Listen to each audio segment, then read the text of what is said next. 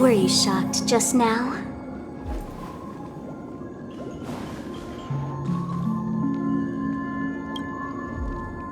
Ah, friend. My expression wasn't much better than yours when I first saw this. Your eyes aren't deceiving you. It's her. The famous singer, Robin.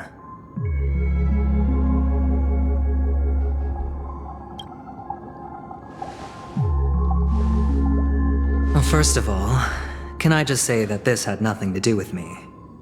I'm just an unlucky bystander here. The family can testify for me. If you don't believe me, just ask anyone in the Bloodhound family. They hate me and they hate the IPC, so they'd never lie. This is not where the crime happened. What I showed you was a memory. The most basic light cone manifesting tech, authorized by the Garden of Recollection and owned by the IPC. Did you really think the Galaxy Rangers were outsiders this whole time? Peniconii has made a solemn commitment to protect the safety of anyone inside a family dream. Any person in distress will be forcibly awakened and safely returned to reality. What gives them the confidence to make such conclusive statements? Because behind this promise is the harmony. The family's Dreamweavers link up their minds together to construct an unbreakable defensive line. Breaking through this line of defense to create death in the dreamscape. Not even a memo keeper could do that without the family's permission. Who could have done it, friend? The only one is her. The girl who calls herself a Galaxy Ranger. An imposter. An unsought guest. An emanator who hides her true identity. Ifrit's death was a foregone conclusion. And Robin? Her misfortune was staring right at her. Who will be the next to die?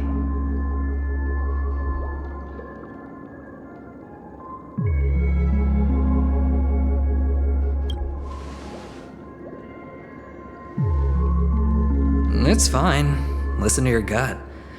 Building trust always takes time, and I'm willing to wait.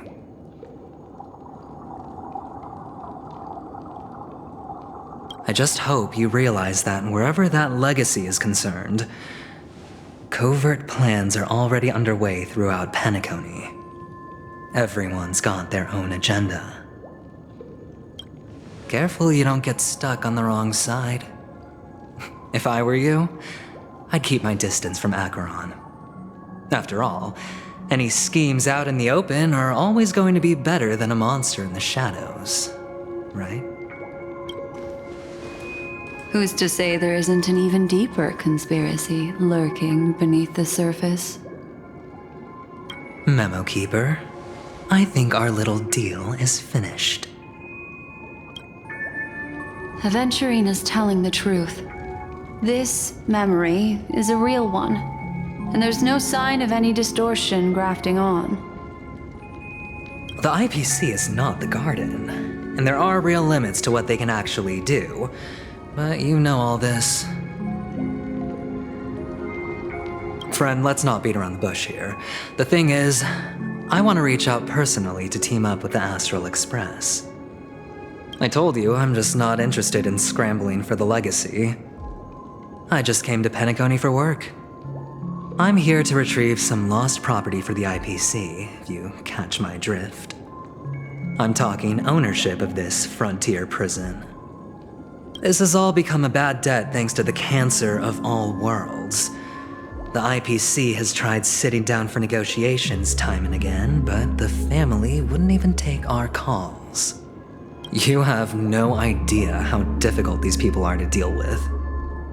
Put it this way, they've hushed up the existence of death before, so they can definitely cover up any news about Robin's death. It'll just quietly float off like a bubble and pop. Nobody ever being the wiser. That's not fair, right? So then, friend, I need your help.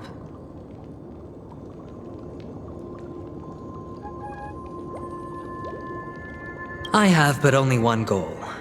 The family's front door is like a high wall, and to tear the whole thing down, I'll have to dig out a few chunks first. Once I find a weak point, the IPC will have plenty of means. Now we have our chance. So long as we can get to the truth behind her death, we can have justice for Robin, while also gaining a valuable bargaining chip for bringing the family to the table. Truly a once-in-a-blue-moon opportunity. I've been investigating and making lots of friends all over Peniconii precisely for this very moment. This tragic news would be extremely bad for the family, so they'll be doing everything they can to stop it leaking, especially to the IPC. But I trust that there are still a few factions that remain exceptions, and that's why I need you all. The reputation of the Astral Express precedes you, and the Harmony will give you the fairest of appraisals. You get to find out really what happened and seek justice, and I get to put it toward completing my mission for the IPC. It's what you call a win-win situation.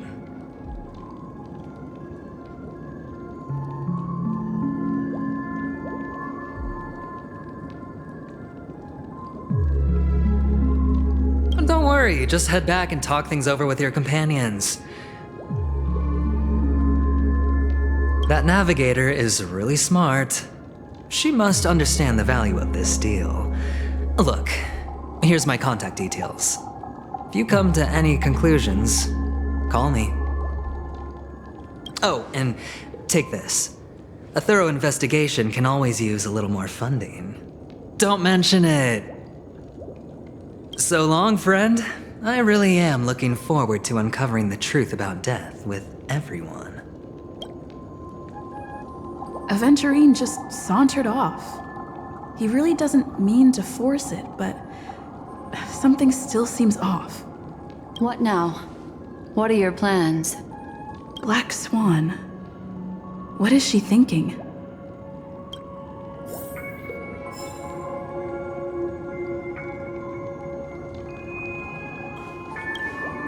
On the surface, this doesn't look like a bad deal for you.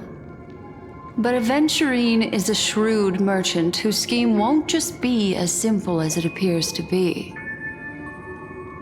He doesn't know about Miss Firefly yet, but judging by your reaction, he may have noticed something going on and deliberately shifted topics to the truth of death to try and pull you in line with his way of thinking. That's quick thinking and very sound logic. Aventюrin is no fool, and working with him definitely has its dangers.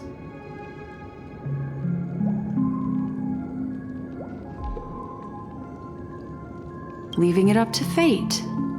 It's just how that gambler thinks. Anyway, be careful out there. There's more than one way to blaze a trail. In a dark forest beset by wolves, ensuring your own escape to safety should be your primary concern. As for the other questions,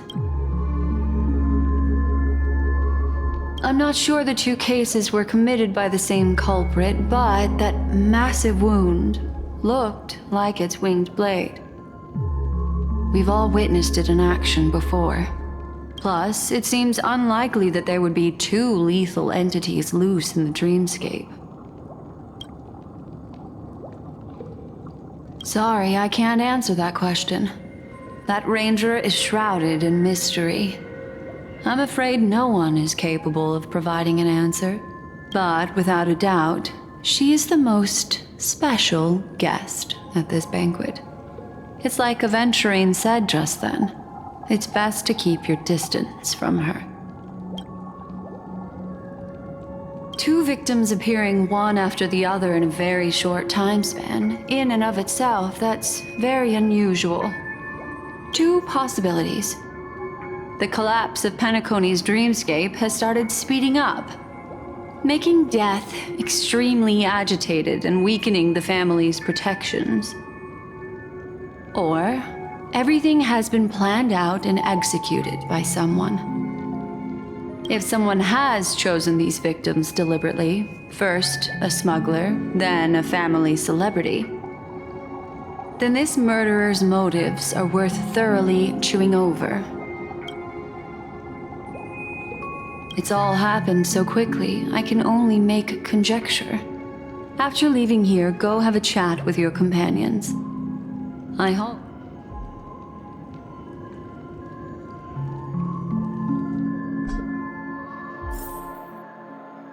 Come, this way. It's a short walk. Don't get lost.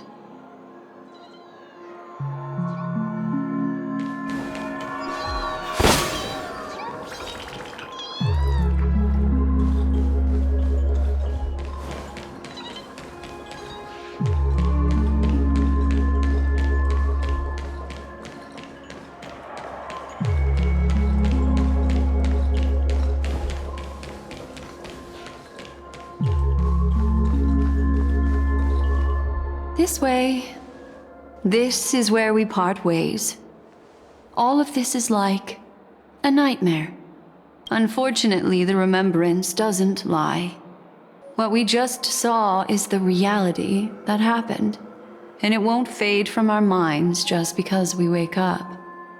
But follow your heart and don't be afraid. We all walk through this world casting shadows of different lengths, and ultimately, all we leave behind are precious memories. Hold on just a sec.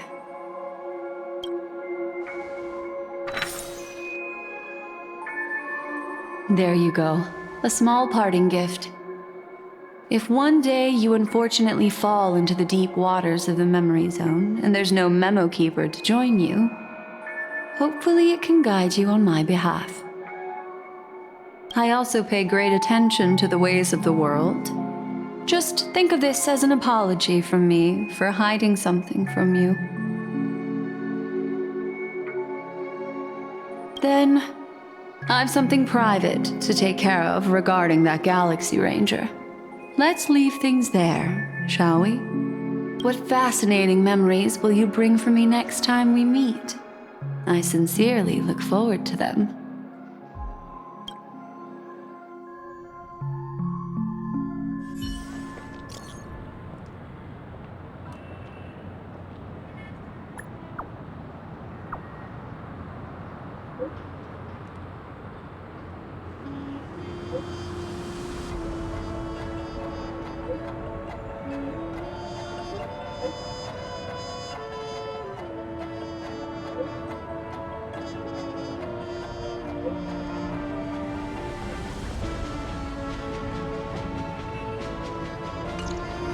A family rep. Is Himiko okay?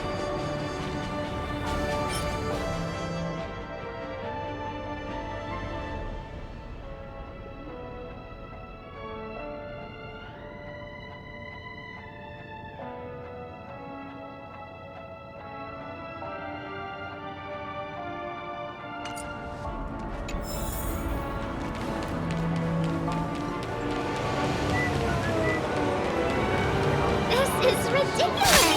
How come I keep bumping into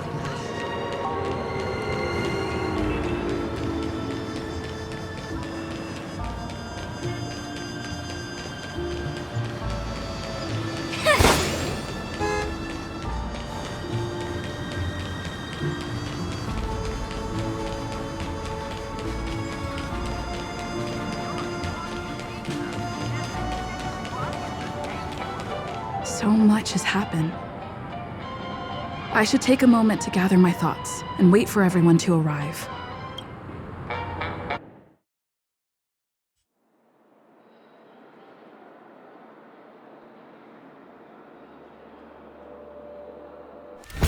Better unsheath that blade now, Ranger.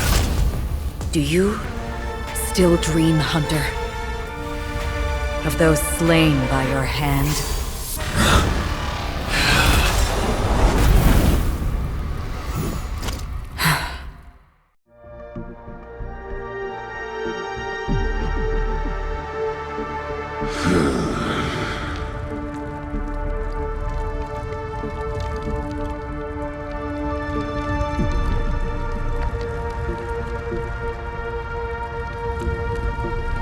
It appears the outcome has already been determined.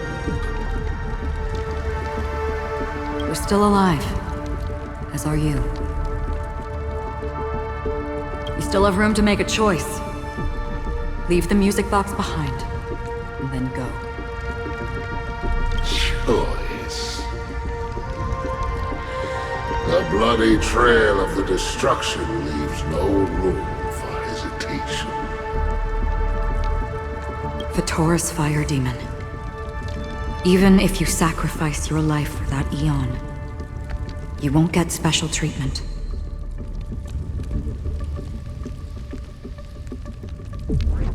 Ranger, you tread the narrow path of the hunt. You could never understand. We come from the fire and are born bathed in fire. We spread, burn, and destroy until all the kindling has burned out and we leave only ashes on the ground. Burning forms the entire life of a fire demon, from the beginning to the end. We are born to die, just to put into practice a profile of another universal truth. All things are created for the destruction. Your companions don't seem to think so. They fight for your chance at survival. They are my children, and just as I was, they are flames that have yet to burn wide hot. They're still young, and I don't blame them. And my flames are faint, and time is running out. Can you see the planet of festivities in the distance? I plan to bring Purgatory with me there, and before that, I must surpass you. Why? Because on the path they have forged, you have traveled farther than I have.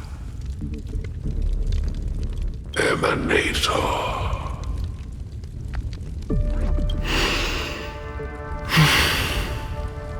You cannot hide your true identity. Draw that sword, for we shall indeed remain here, bound to fight a decisive battle to the death, for I choose this.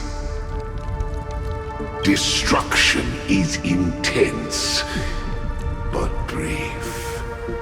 To cravenly cling to life is to endure an endlessly prolonged existence. Even if the answer turns out to be your own destruction. What is important is not the answer, but that it exists, just as you exist. Everything exists to be destroyed. Emanators are no different.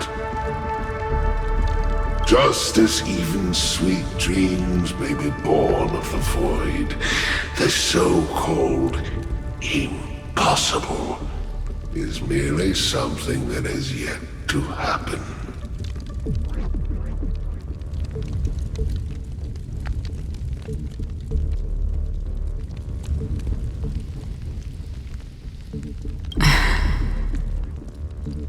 All right.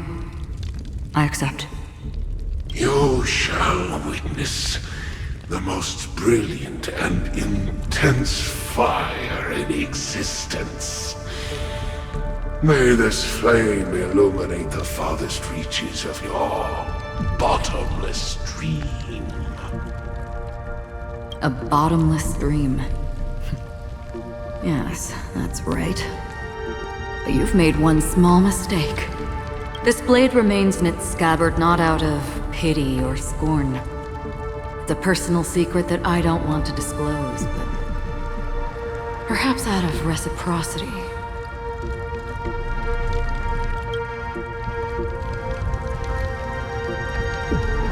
I'll reveal the truth to you.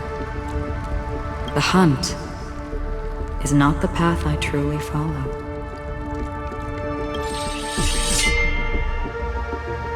May death be the end of your boundless dream, guiding you back to the waking world. I still see them in my dreams. Hold it. Your time hasn't come yet. My time? I've seen many clever disguises that can conceal appearances, but they can never cover up who a person really is. And you're no different. You had no desire to kill the Trailblazer. You only did what you did to drive me and the Memo Keeper away, but why?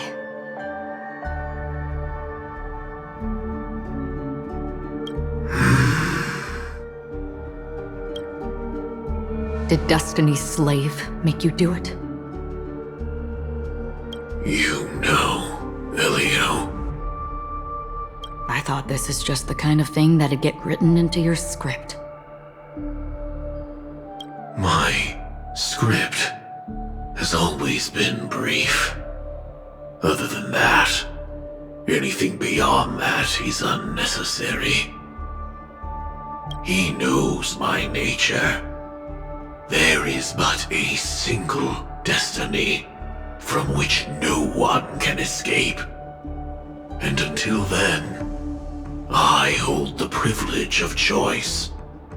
However, you appear to be ignorant of this, so it's time for me to inquire. Who exactly are you? Not your enemy, perhaps. That's not what I asked. I don't deserve your curiosity.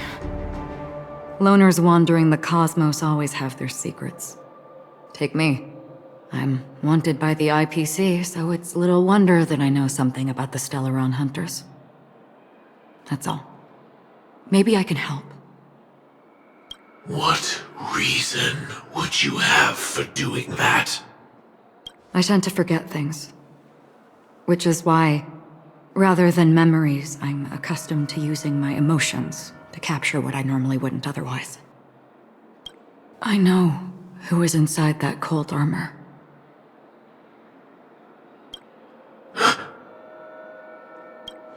How about it? Ready to take off that armor and sit down for a talk? It's not yet time. I don't need help, but I can give you a suggestion that would make things better for you and me. If your goal is the Watchmaker's legacy, then go look into the family. Not only are they covering up the existence of death, but they're burying the past and the truth about what happens inside the dreamscape. Already on it. And the Astral Express is no enemy of yours. I know that. I just never expected to hear you say it. What's next, then? The Trailblazer's been taken by Black Swan. Will you go look for her? No need for that. No harm in mentioning that Elio's only given me one instruction. Get all of the Astral Express to track down the Grand Legacy. I tried settling this in an easier and more direct way, but as you can see, here I am, confronting you. I failed. Can't ever go against the script. The so-called impossible is merely something that has yet to happen. That's it. Before we split, can I ask you one more thing? Is there anything else in your script about me? I'd like to know what kind of footnote I get to leave in that future foreseen by destiny. Unfortunately, not a thing came up. I knew it.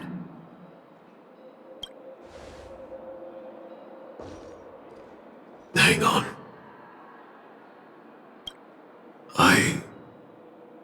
Don't. What? Your first question was, do you still have dreams about everyone who died because of you? I don't. Never have. I was born without the ability to dream. I live for this cold, harsh reality. For a little light, and to burn, to keep on burning. And so, I really envy you.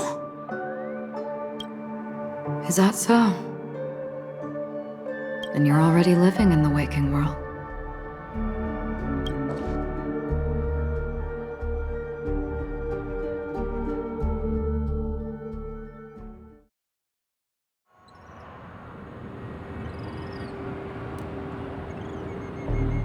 We heard about Miss Firefly from Black Swan, but we know... I'm sorry that I couldn't be with you then. Reality cruises on in serenity, while undercurrents bubble up from the dreamscape. Stay strong, everyone. We can still do what we can for them. Starting with finding the murderer. Let's recap everything then. The Trailblazer just reminded me of something. March, do you remember what that family rep who negotiated with us said? Indeed, we trust that the Nameless has nothing to do with this, and we also beg each of you to help assist the family in verifying the identity of the deceased. That's how it was put, in reference to Miss Firefly. Looking back, he seemed a little evasive at the time, and he also failed to mention anything about the earlier murder, too.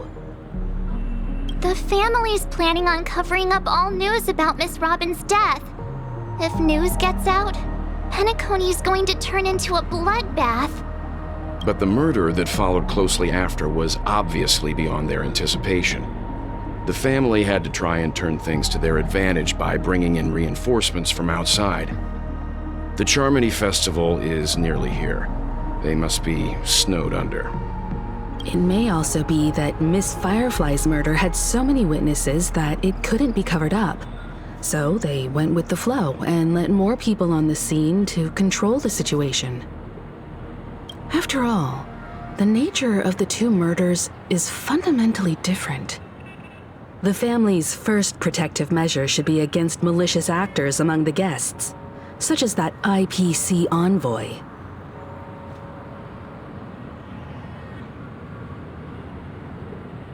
Indeed, he was particularly concerned about that Galaxy Ranger.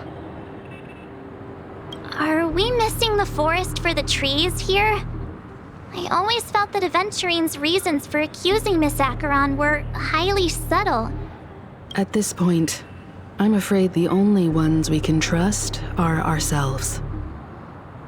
Look, let's try to gather intel first and then list all the possible outcomes we can. Then we go through them, eliminating contradictions one by one. The fewer facts remaining, the closer we are to the truth. I've still got this sense of foreboding. It's like we're stuck in a whirlpool, spinning around that legacy even after everything that's happened. This time we're playing the role of a real detective. But before we start, what are we going to say to the family and Aventurin? As I see things, the family harbors no ill will towards the Astral Express, If they didn't trust the crew, they wouldn't have casually commissioned outsiders to investigate a case that's, in all likelihood, a scandal. Plus, this is the family's turf. Teaming up with them should make things easier for us in the future. As for that Aventюрин, well, I'd like to hear your thoughts. He's complex. He deliberately slow-played his hand during negotiations while running circles around us all the while. He appealed convincingly to both reason and emotion. It wasn't forced, but the intent was obvious. Still, it's good to have contacts among all this uncertainty. Aventюрин showed his skills, and as far as our interests are aligned, he can become a reliable ally. We also need to keep a certain distance from the family. Never let them get too close. Teaming up with the IPC helps balance that out. If either side makes a move, we have the option to pull out. So you suggest accepting Aventюрин's proposal to team up?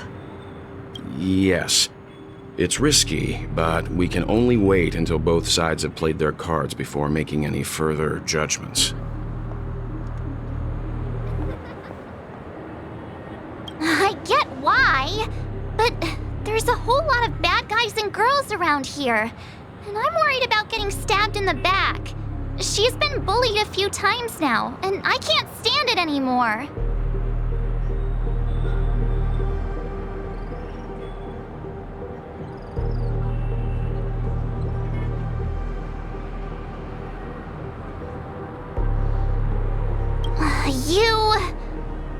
No, I can't accept this. Forget about it. Just let me keep an eye on him.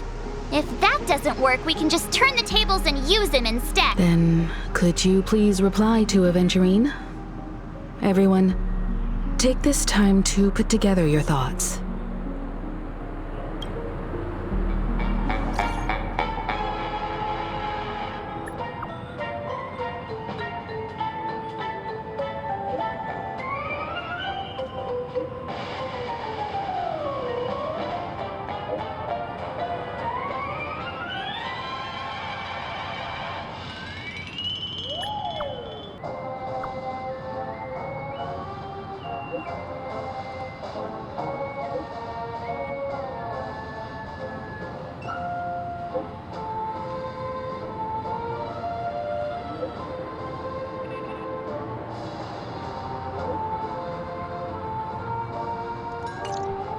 Looks like Aventюрин is happy with this outcome. Let's tell everyone about it. Aventюrin's goal is to try and recapture Penaconii for IPC. To do this, he'll have to bring down the family in its entirety to create a big enough chance. The existence of death will be covered up by the family. So how does he plan on taking them down? It's gotta be something important enough that everyone will notice.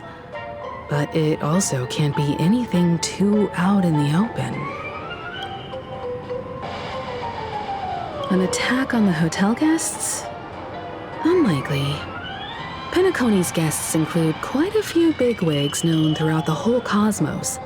People who not even the IPC would dare take lightly. Aventюрин is a shrewd merchant, and there's no way he doesn't know that. He's definitely going for the family, and it's just a matter of how.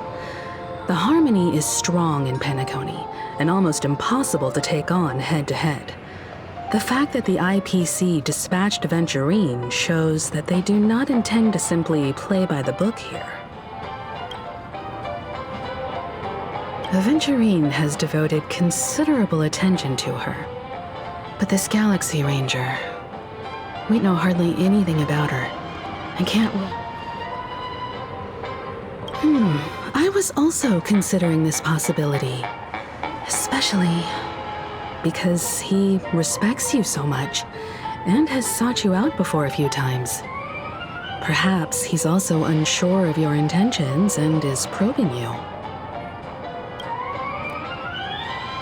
I'm just speculating. In any case, We have to be careful when handling Aventurine. He's skilled at reading people and discerning the right moment to strike. Also, he's clearly a born gambler if he's willing to go all in to win.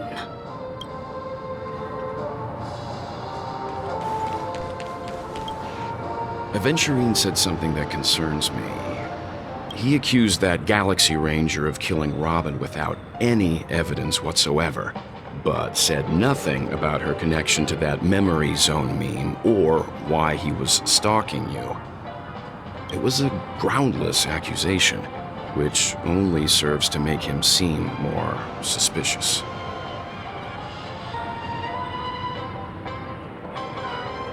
Maybe Aventurine's goal was never to gain our trust. Maybe he wanted to foster a feeling of enmity towards Acheron and make the situation more volatile. Two birds, one stone. However, I asked Don Hung back on the Express to confirm that story about the Annihilation Gang and the lost messages. It wasn't something that Aventuriene made up out of thin air. You've met her many times now. What's your impression of Miss Acheron?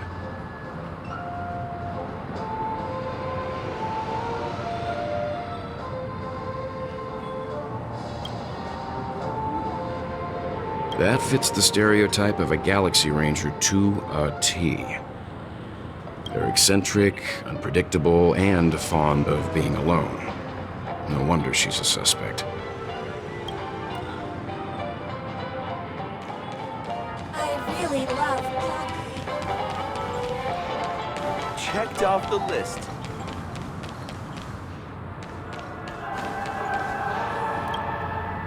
I hope it's not too soon to bring it up, but I feel like Miss Robin isn't actually dead, but that she's still alive and well. Somewhere. Because aren't we supposed to be inside a dream? How could someone die in a beautiful dreamscape like this? Shouldn't only good things happen here? Whenever I see the Grand Theater, I just can't stop all these thoughts from flooding my head.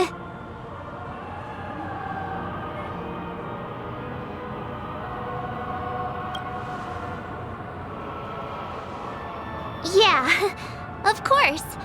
At times like this, we're so lucky to have our crew. The family and the IPC. Everyone has their own plans going on. Everyone's still having a great time out there on the streets. Nobody knows what's happened. It's all so unreal.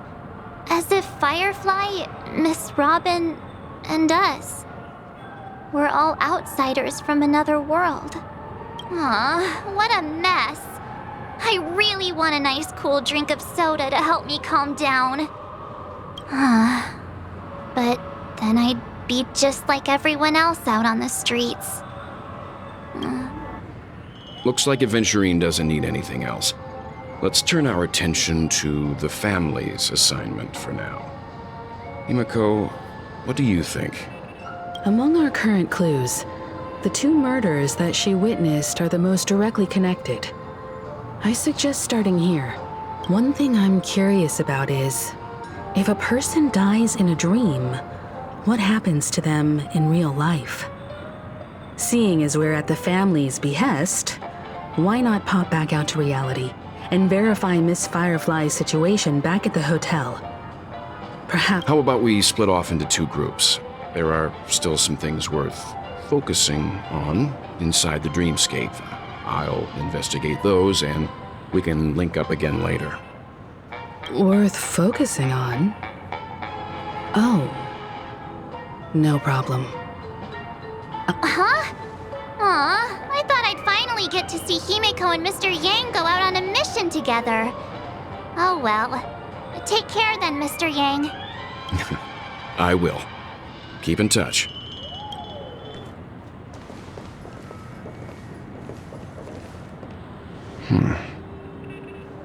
Honored guest, could you come out for a second?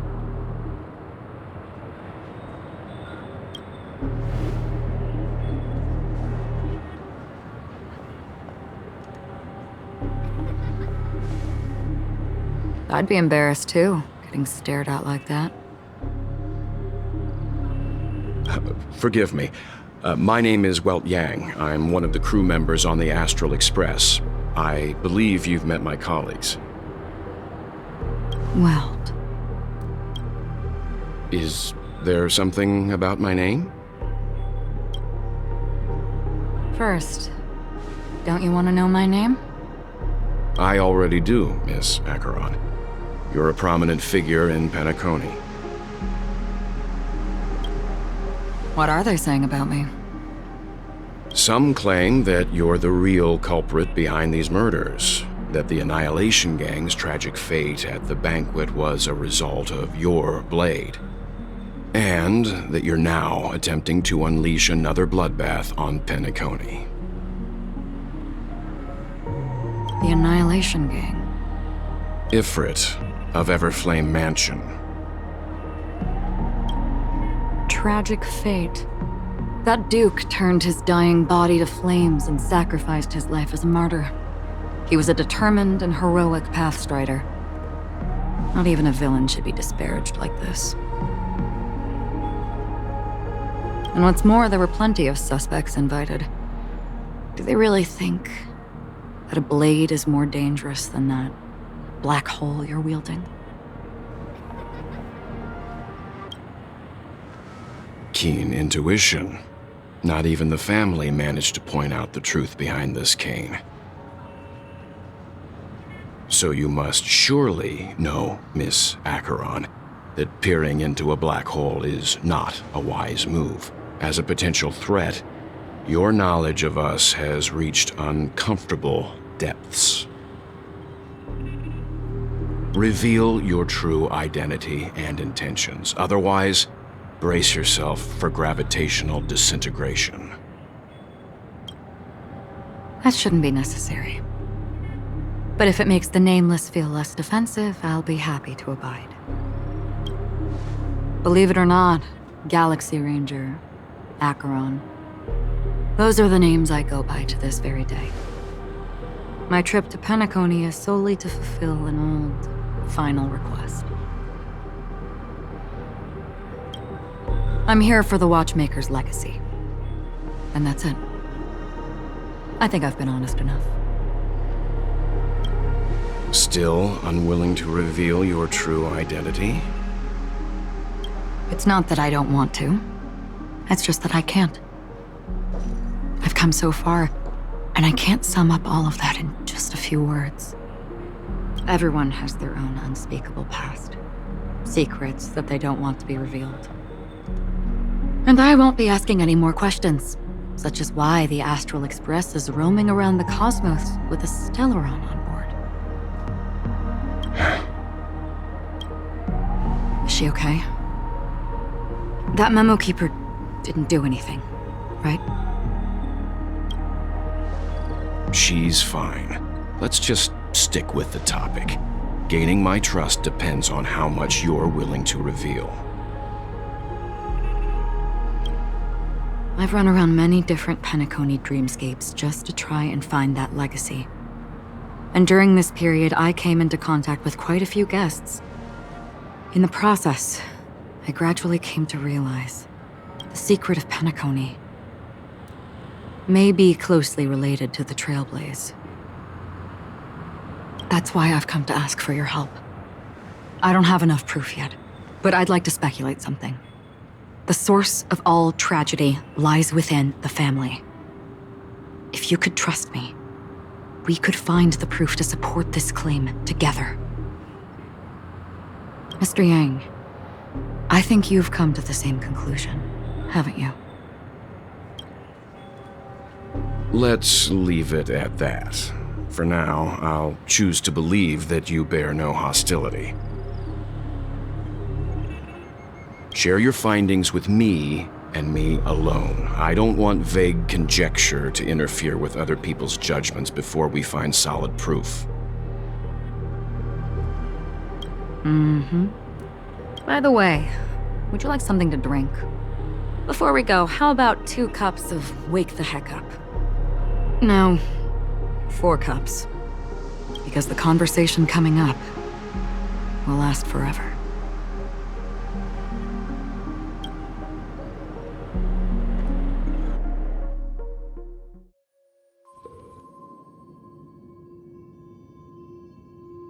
I've been watching her closely for a while now, and the first invitation was in the banquet hall of the hotel. She just sat in one corner, keeping silent, chugging down a couple cups of Wake the Heck Up. I told her it's a pungent, bitter beverage, not the taste of sweet dreams, only for people allergic to Soul Glad. And she said, Really? But I don't taste any difference at all between them.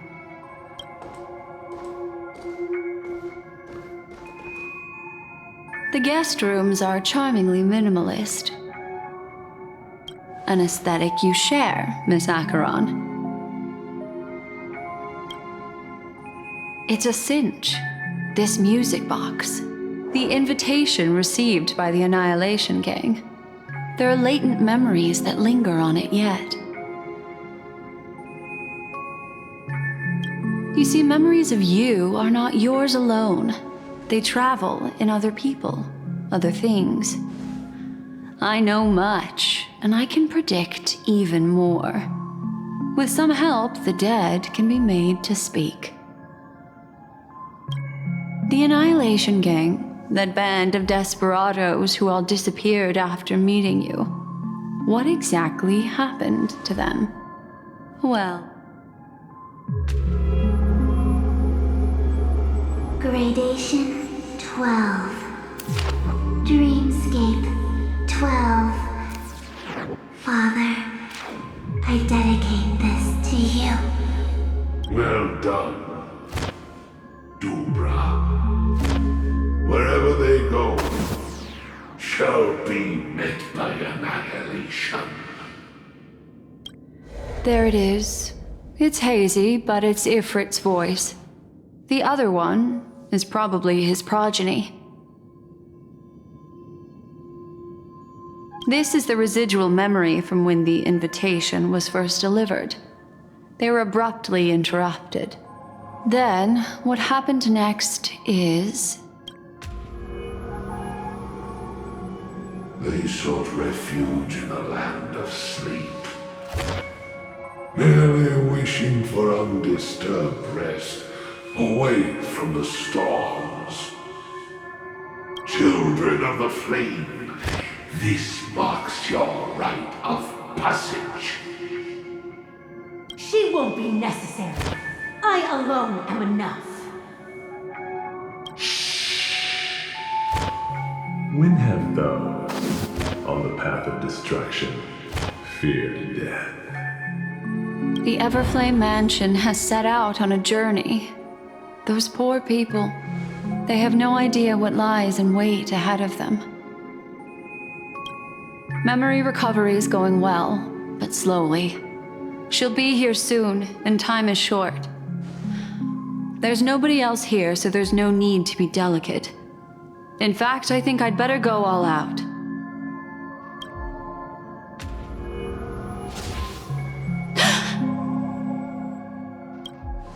What happened? The memory after that is blank. How is that possible? This music box fell into Acheron's hands, and she brought it to Peniconii. That's a fact, and that's how it should have gone. But it's like it's been erased. Who's done this? Who are you? Who are you? It's... No. Is this not... Oh, a memo keeper. Do you serve the Garden of Recollection? Or the Cremators? My name is Constance. A pleasure to meet you. We were supposed to meet in Peniconii and spend an unforgettable time together. But that seems unrealistic. Dahlia's not welcome on the banquet star, and I don't need a coming-of-age ceremony. And you, I know what you're looking for. Want her secret? I can give it to you, and then you can enjoy the banquet for me.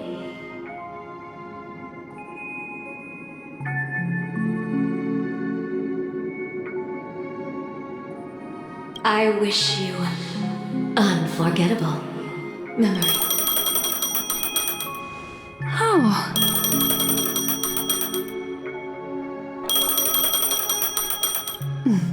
A phone. Wanna listen in?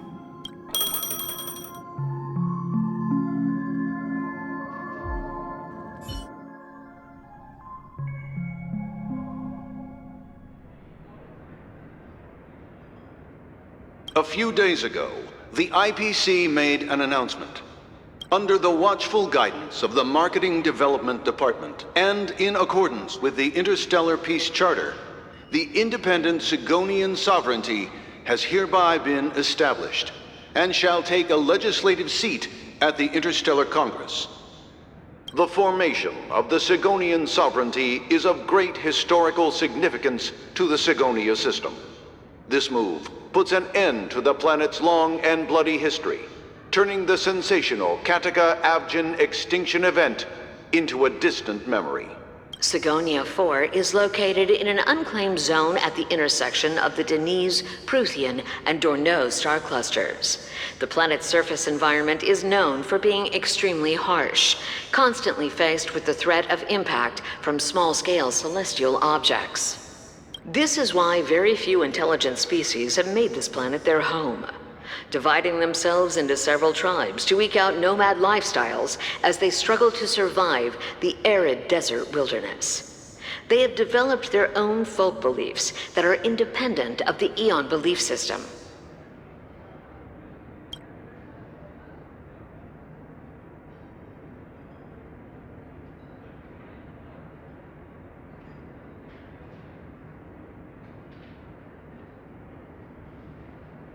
Sigonia.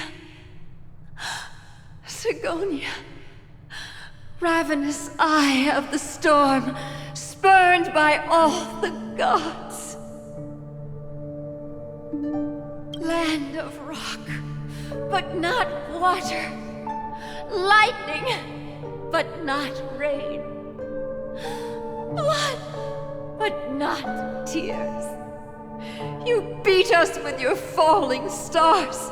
You lash us with wind and storm. You chew us up with the cracked earth. You promised us a land of honey, yet yoked us beneath a sword of bitterness. Oh, Gaiathra Triclops, if thou can hear me, please open up thy 3 eyes and gaze upon this child. When you took his father, my child was still sleeping in my belly. And where my husband went, I too soon must go. I don't ask for a peaceful death. Just for you to tell me, does the baby swaddled sweetly asleep?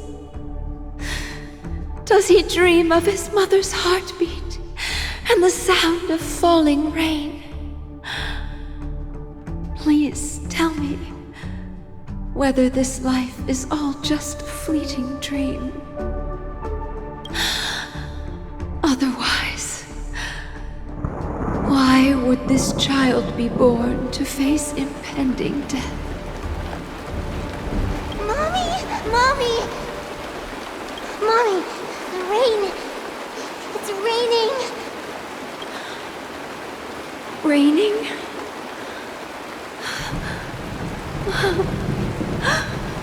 Raining! It is raining! It's true! Those Outworlders weren't lying to us. They really did summon the rain. Only we can leave here. We can go back home.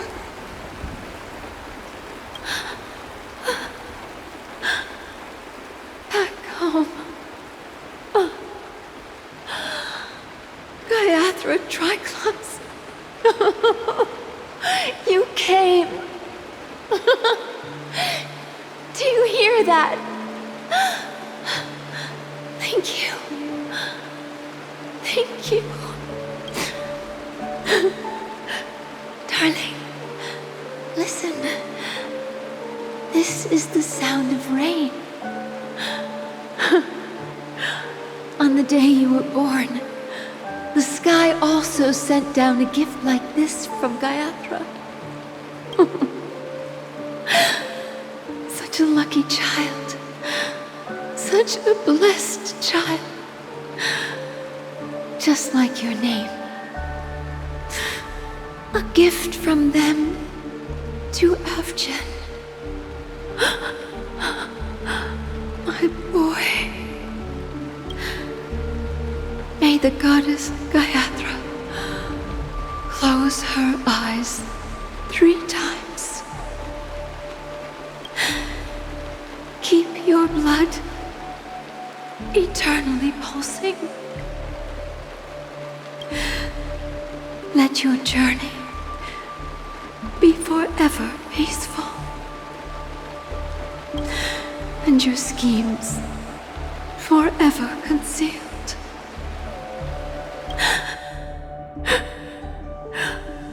Welcome to this sad world, Kakavasha.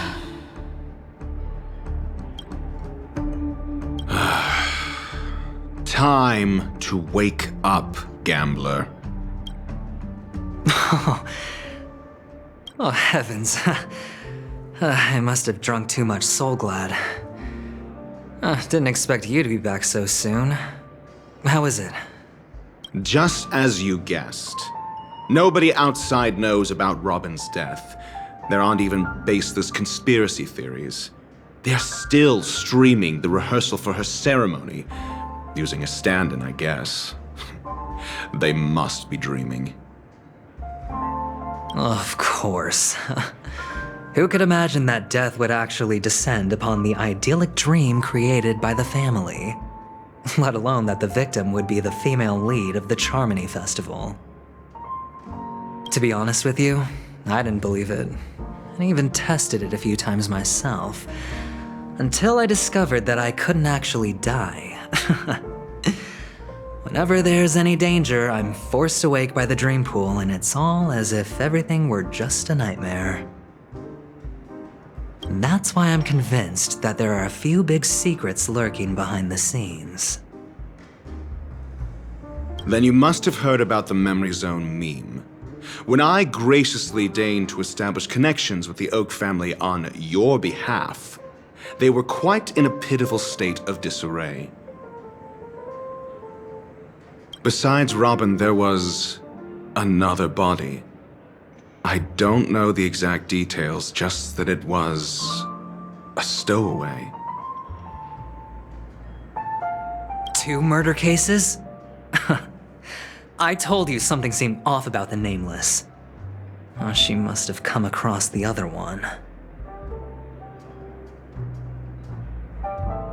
This murderer is a psycho. But I have to admit, the case should be easy to crack. We can leverage the family's malfeasance and let the IPC use this as a reason to intervene. It's just that their trickery runs deeper than I thought. Robin's stand-in was all ready to go. These 2 murders are definitely getting hushed up.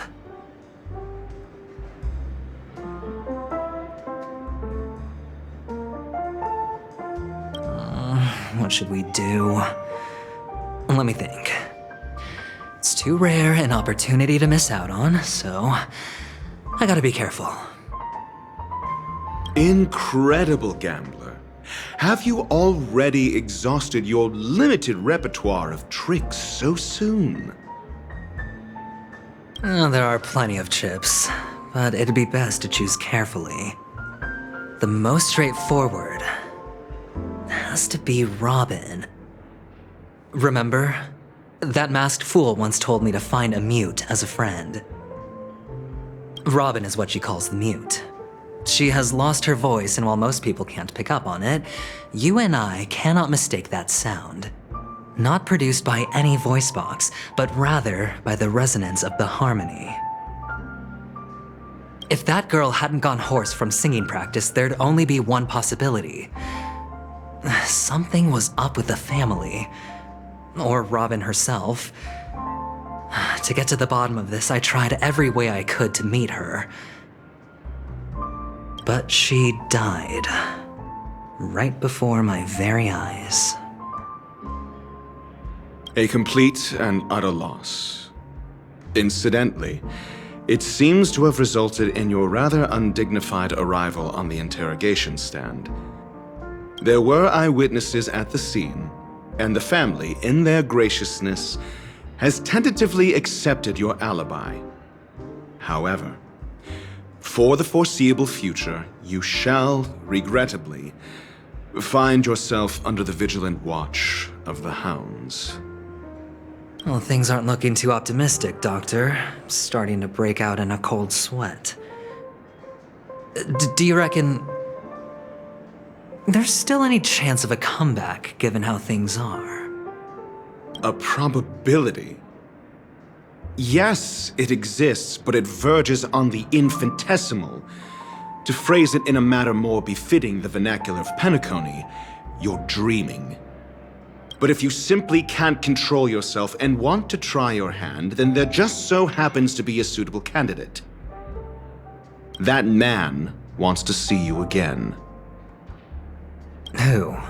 Sunday.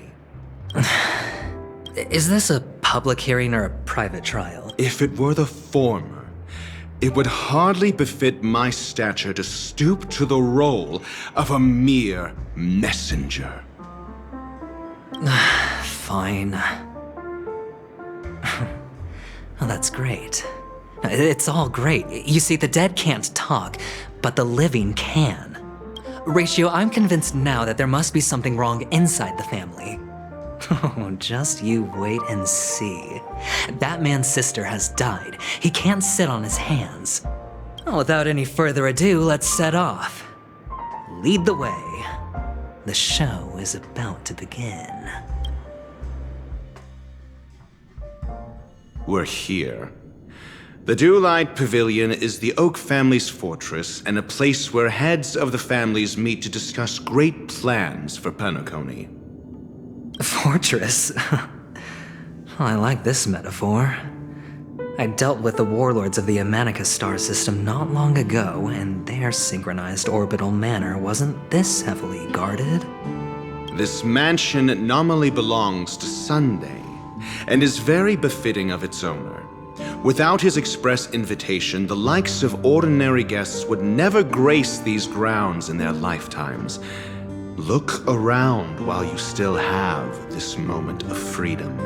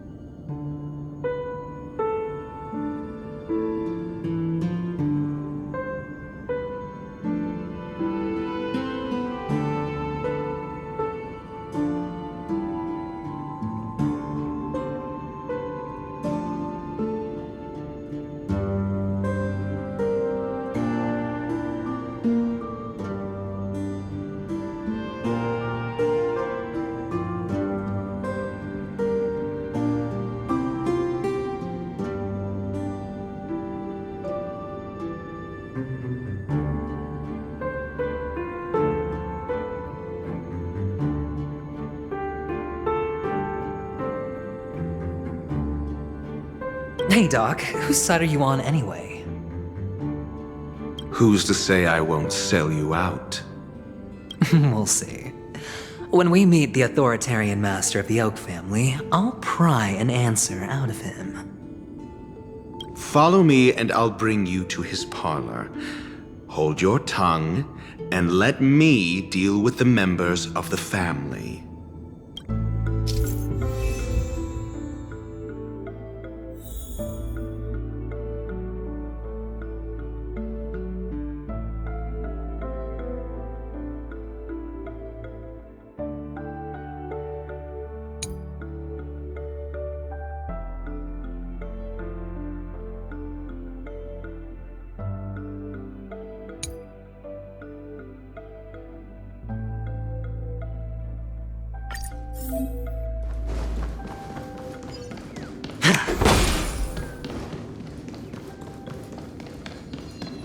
Feeling lucky.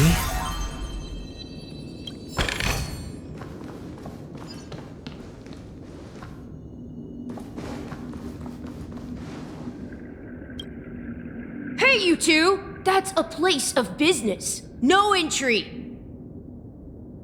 I was requested by Mr. Sunday to bring him the suspect. My name is Ratio. He should have mentioned it to you. Oh, I remember you. Veritas Ratio. Your punch virtual particle clock is impressive. Excuse me? The one on your head. Of course, it's nothing compared to my full pocket dimensional annihilating power armor of the Mobile Knights. Right, and as I mentioned, that fantasy raiment of yours doesn't exist. That's because you can't see it. Like I say, only family can see the glory of the Mobile Knights. Enough. Get going. Don't keep Mr. Sunday waiting. It seems like the idiocy index here is no better than it is out there.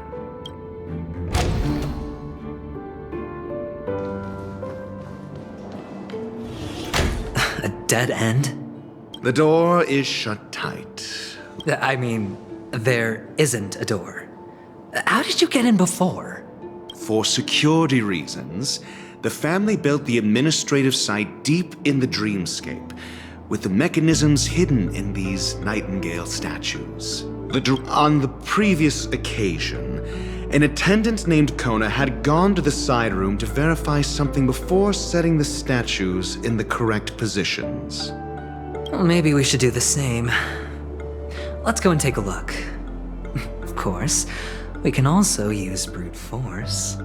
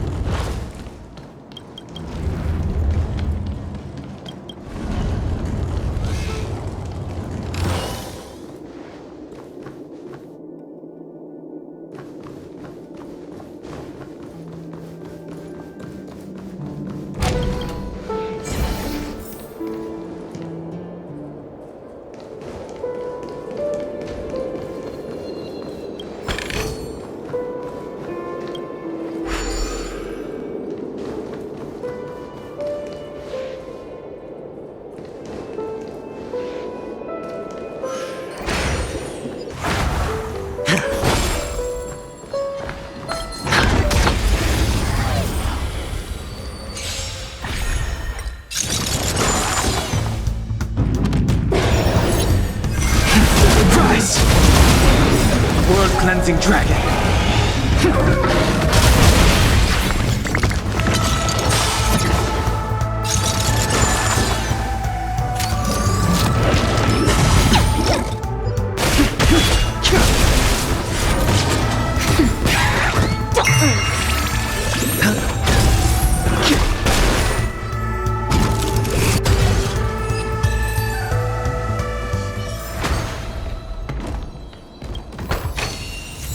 reward with no risk?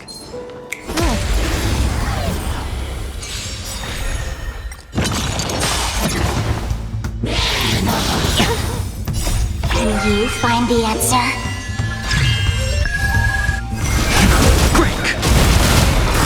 World-cleansing dragon!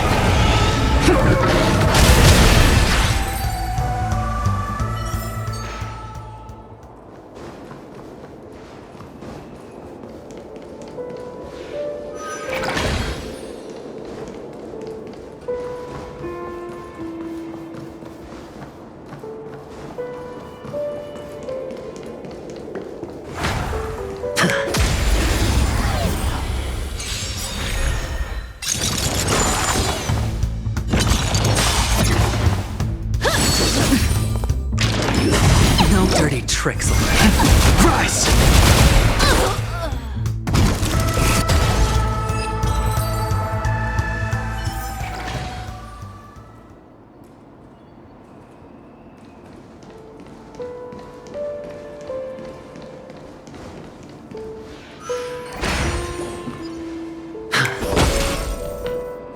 Six nightingales facing in different directions. An obvious hint.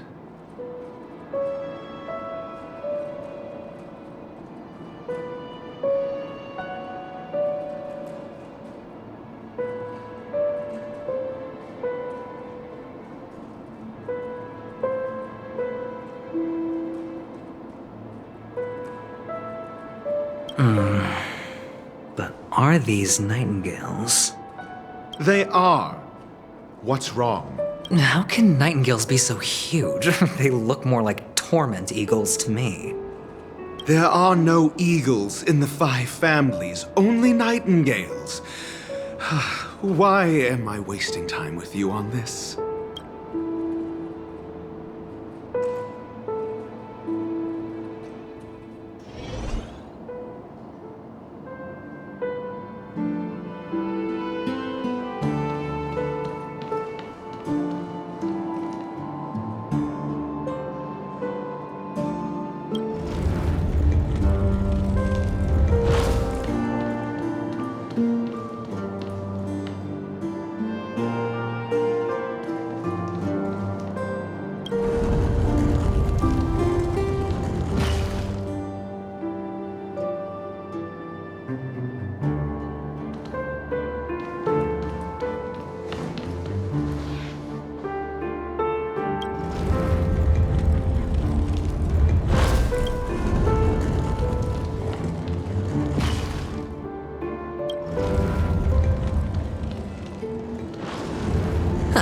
Just as I thought.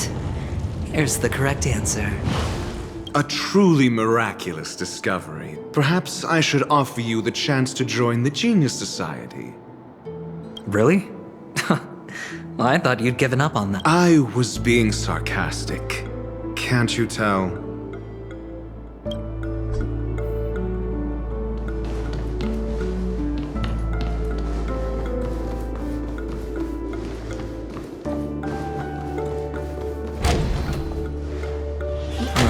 Impressive. So much for Mr. Sunday's reserved, virtuous image. Do you need me to remind you? We're in a dreamscape. No matter how grand the mansion looks, it'll not affect Peniconii. Stop wasting your time nitpicking the family here. Yeah, you're right. The only way to destroy the family is death. Sunday must have thought the same. Let's head down.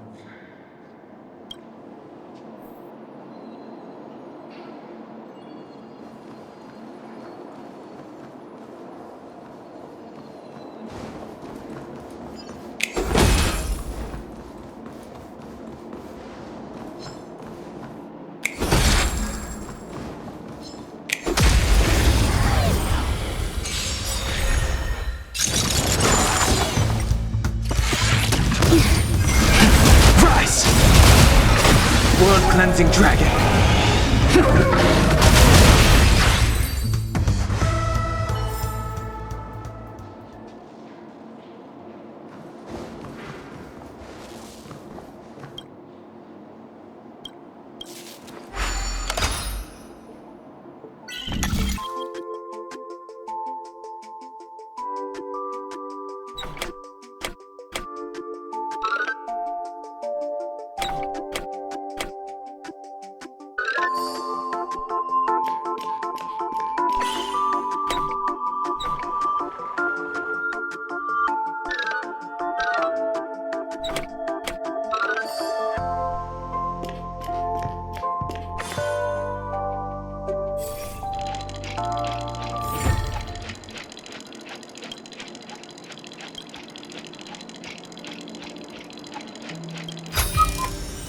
A reward with no risk?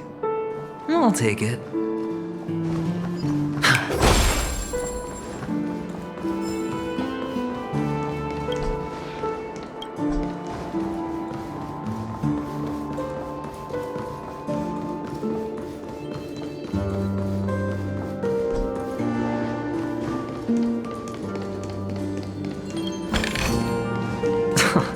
This is hardly enough for a seat at the table.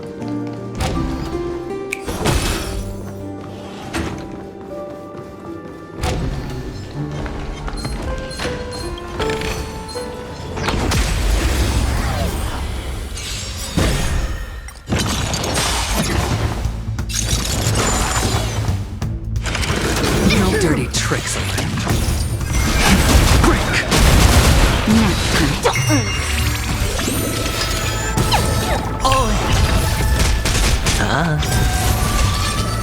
Bust.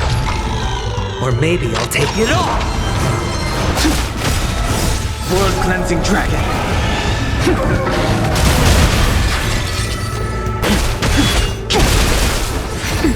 Feeling spiffy? No dirty tricks, alright. Watch your head!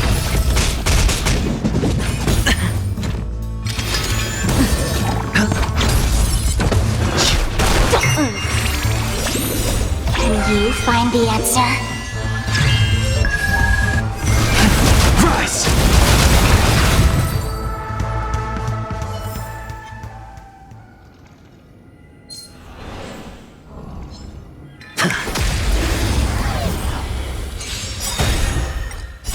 World Cleansing Dragon!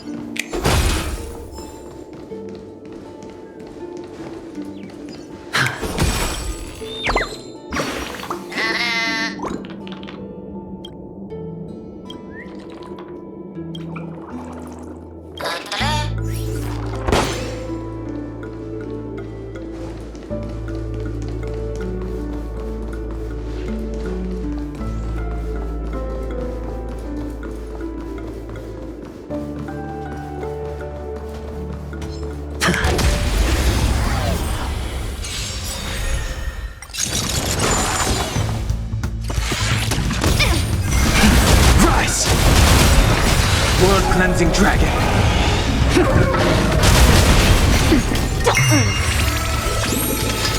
Oh, Grace.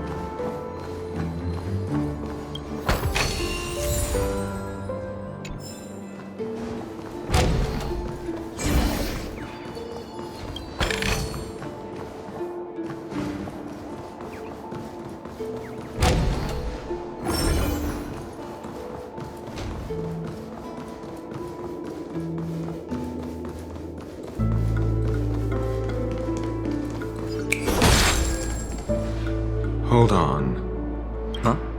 What's wrong? Are we heading the wrong way? No, but this door is locked. My friend? Did you really make an appointment with him? It's a trial. You got to prove your worth to Sunday before you can speak with him. If I'm not wrong, we need to find a way to open this door in the hall, or this place will be our prison. Oh, an escape room. Get serious. I've no time for games. Let's head back. The hint is probably in that prominent sandpit. Wow. That's an enormous sandpit. I'd love to build a tall building for myself. Once I have enough savings. Oh, look. There's a noticeable gap in the model. There wasn't a gap before. That man must have done it intentionally. Well, with your brilliant mind, you shouldn't have any trouble recalling what was here last time. Right, Doctor? Of course. Let's look around. When I see it, I will know it. Fine. Fine. Why do I feel that we're pursuing a degree in burglary now?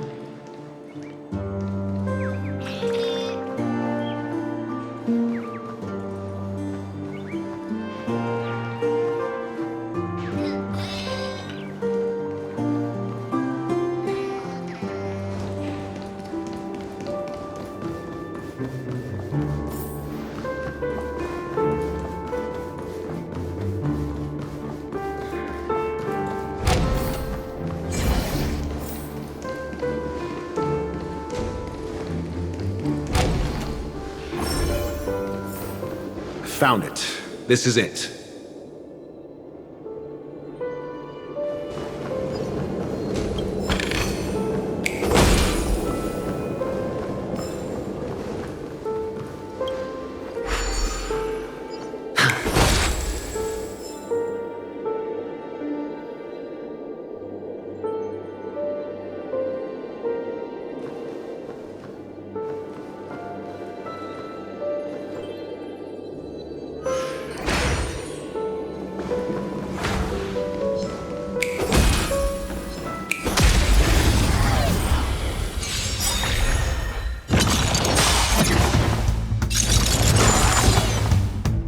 Bust. Or maybe I'll take it off! World Cleansing Dragon!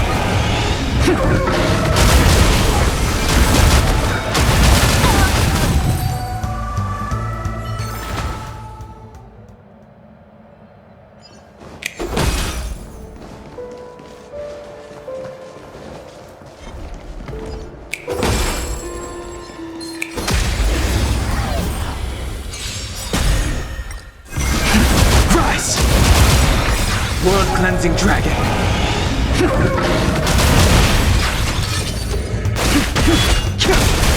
Nap time. Feeling spiffy? Can you find the answer?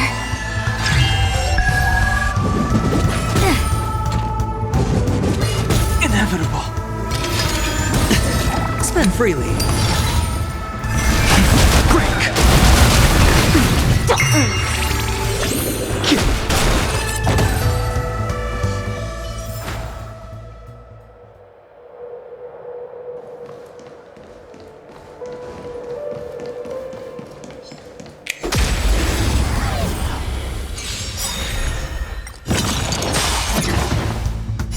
World Cleansing Dragon!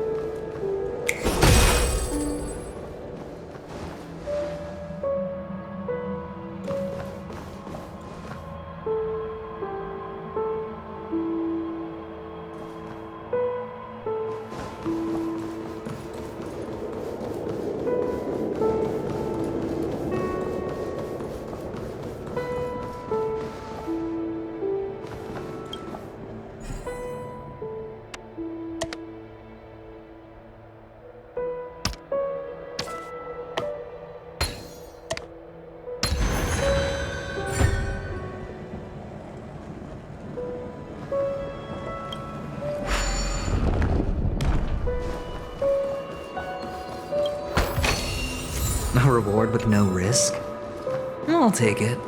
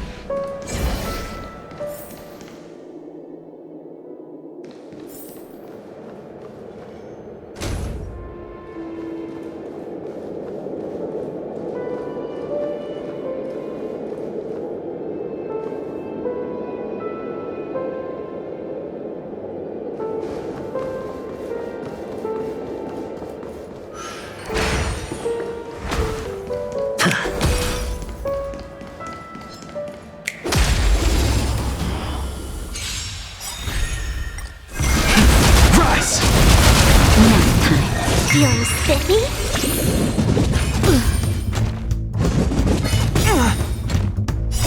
World cleansing dragon.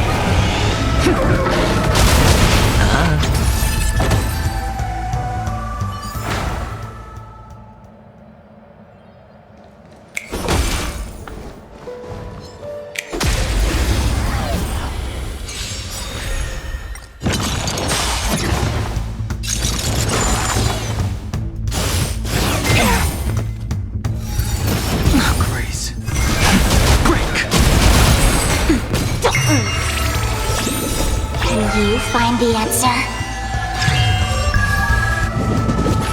Inevitable. Watch your head. I'm okay. It's on me. Bust. Or maybe I'll take it all. Rise! World cleansing dragon.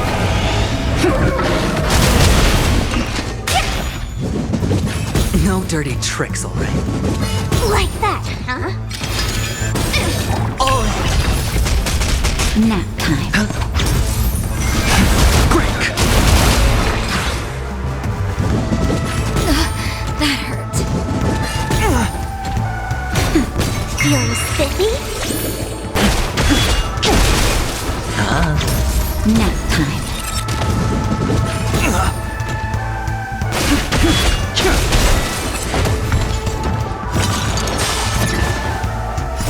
World-cleansing dragon.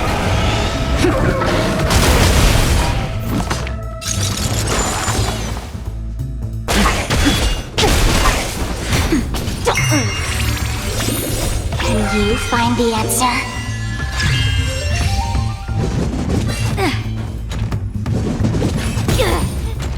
Spend freely. Rise! Nap time. Feeling spiffy?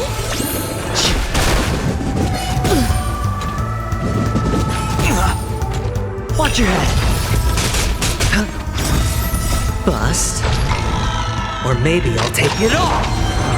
That's better. World-cleansing dragon.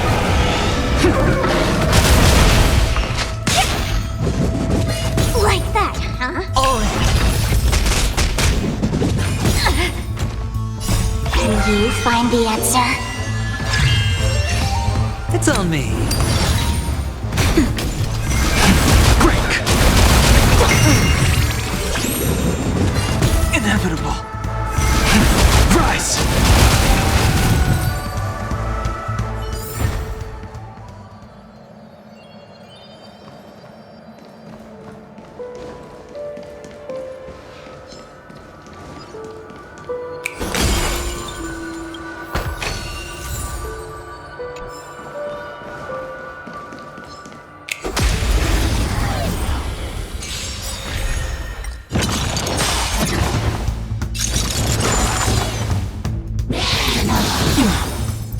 World-cleansing dragon.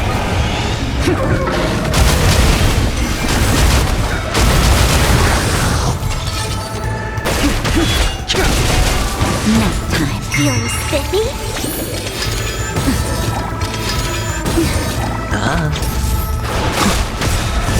World-cleansing dragon.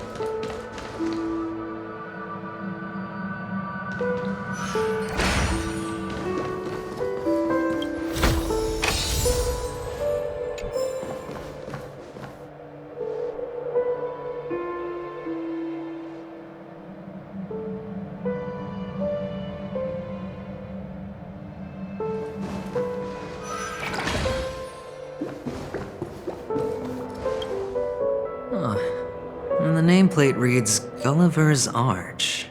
Well, I'm amazed you can remember something this tiny. You know, this reminds me of a If I were you, I would shut my mouth. It's wise to remain silent.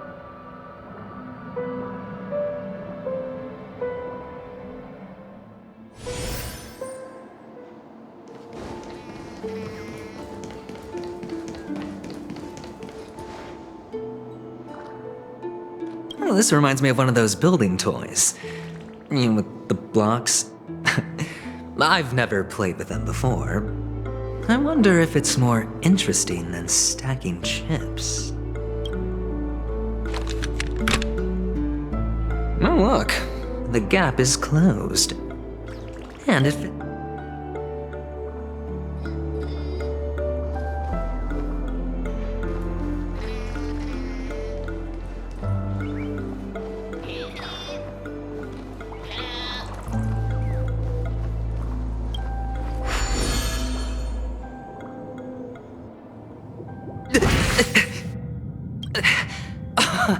Oh, good heavens.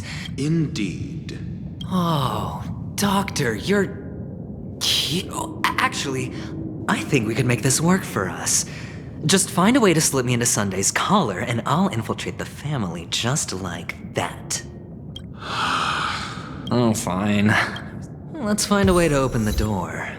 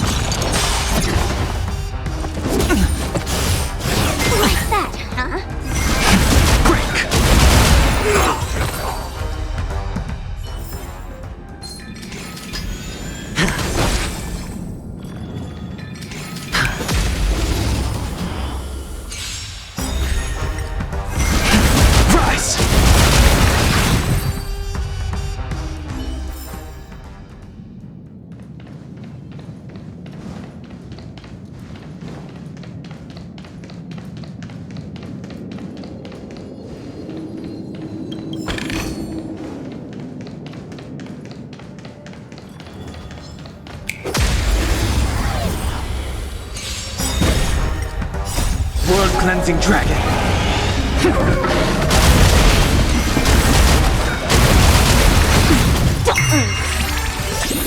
Can you find the answer?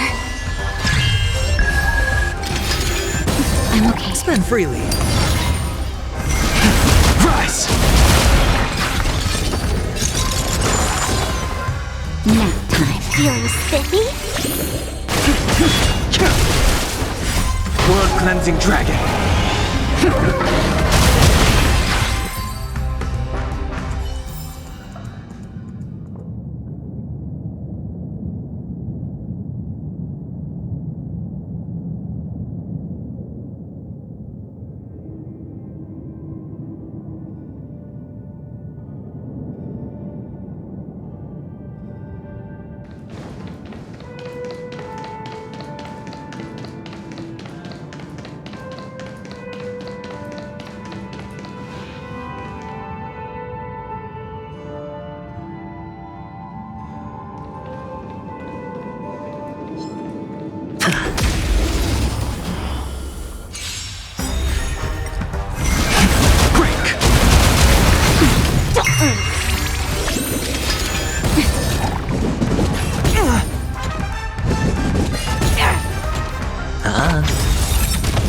Bust. Or maybe I'll take it all. World cleansing dragon.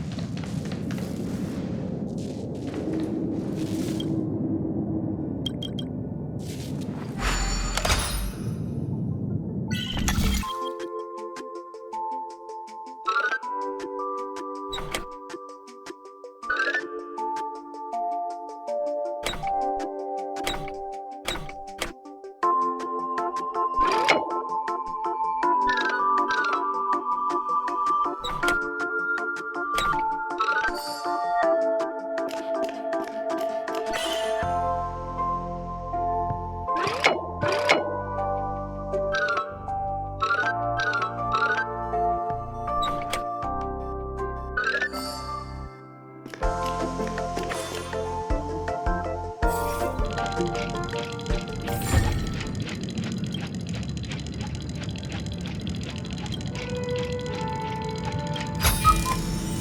reward with no risk?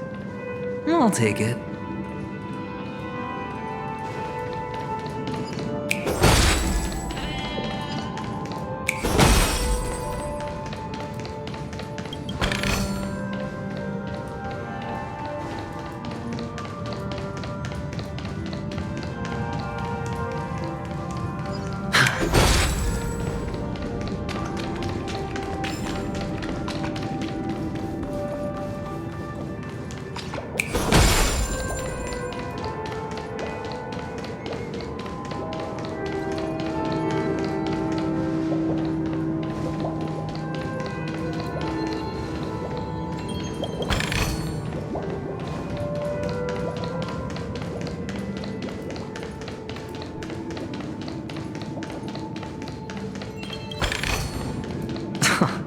This is hardly enough for a seat at the table.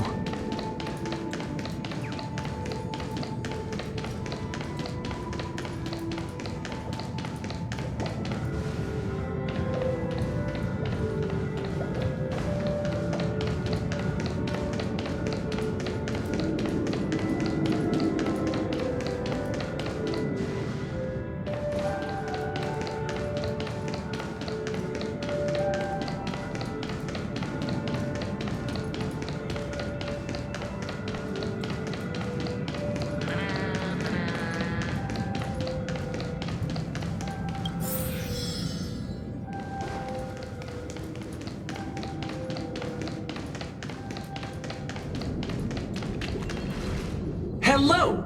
Welcome to the Golden Hour. I am an Oak Soldier. I will be here to guide you through the tour of the base model. Happy to be of service. And tell me about the tour. Hello!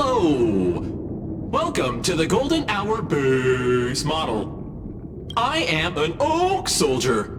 I will be here to guide you through the tour of the base model.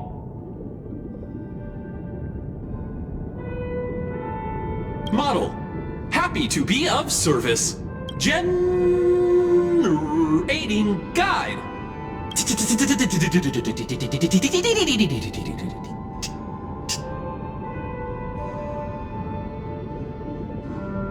Found the nearest check-in spot. Please look behind me. A capsule machine model.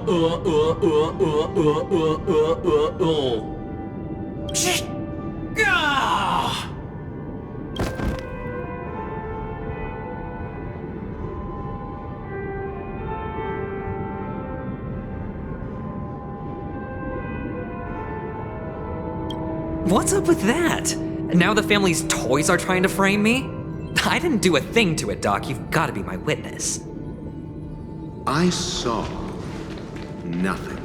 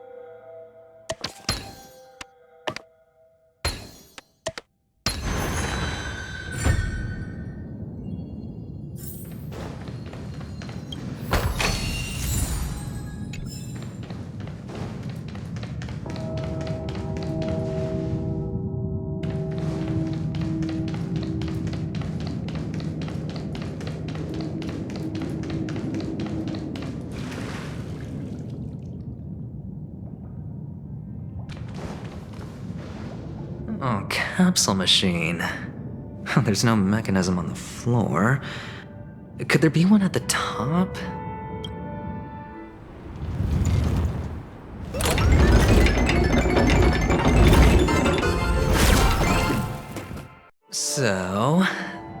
I was right. These models have interiors that look exactly like the real buildings. The only difference is that no one lives in them. Funny that Sunday puts a miniature that makes him seem like a giant by comparison right where he can see it first thing in the morning. Insecure much?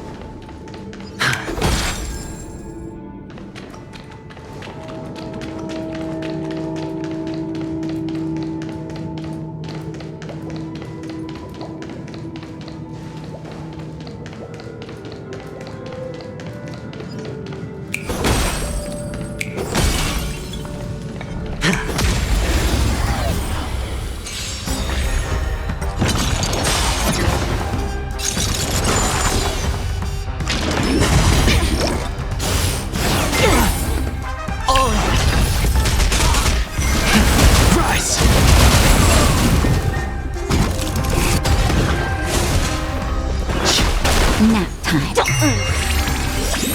Can you find the answer?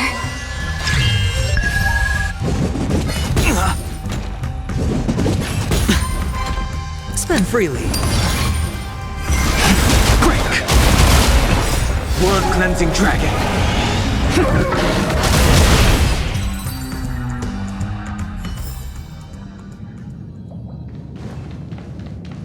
Oh, one of the fragments flew upstairs. I'll need to use the pinball machine to flick myself up there. But it's tough.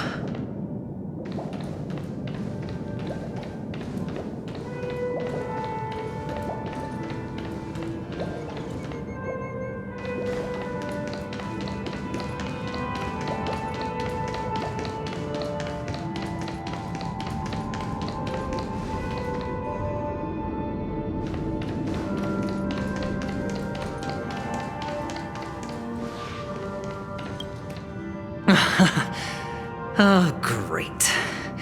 There's another pinball machine base here. And it's empty too. Doc! I'll need your brain power again.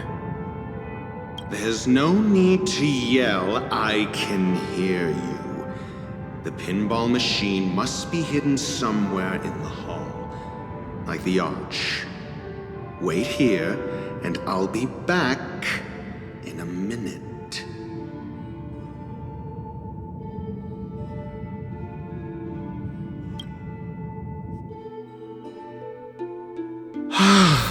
Finally, a moment of peace.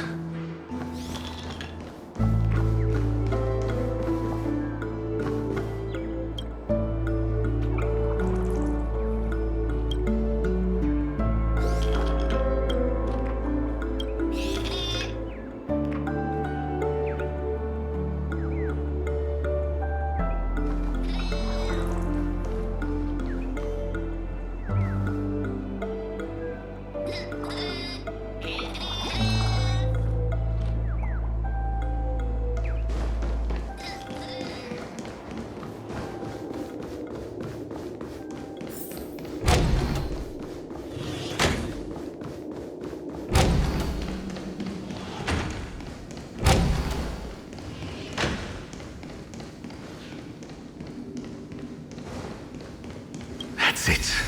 Pleasant moments of solitude are always fleeting.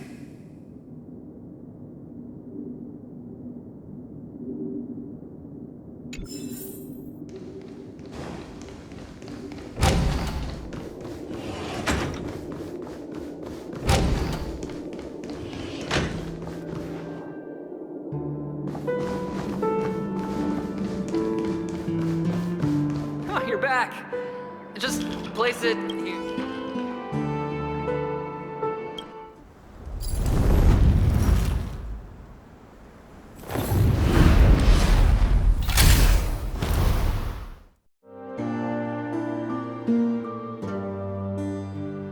Thanks, Doc.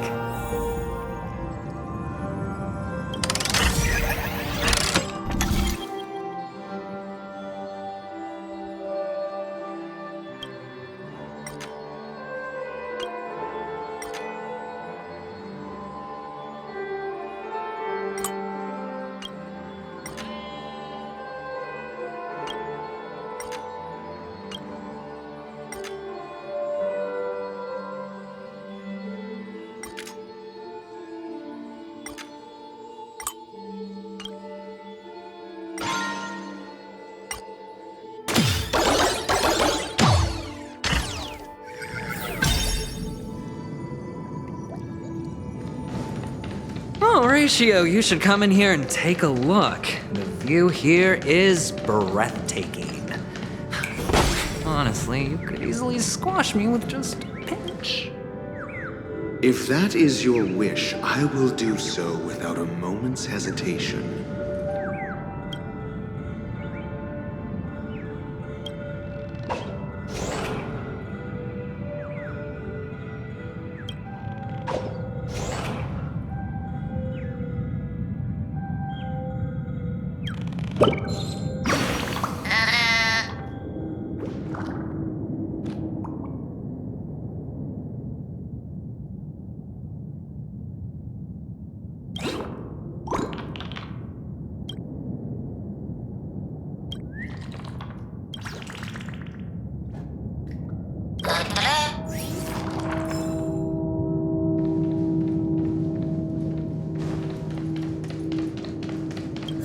All done. Piece of cake.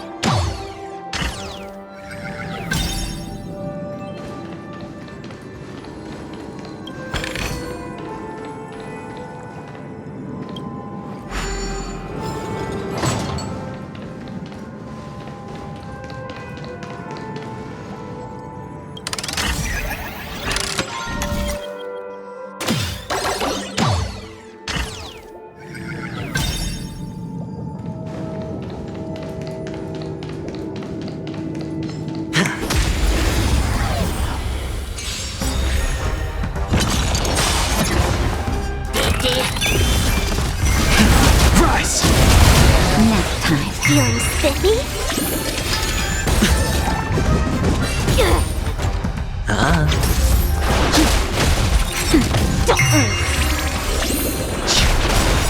Blood cleansing dragon.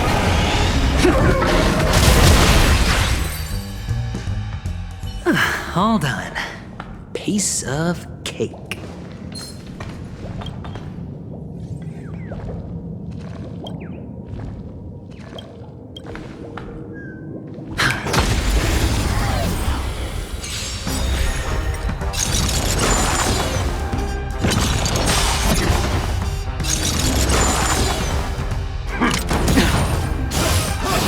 No dirty tricks allowed. Can you find the answer?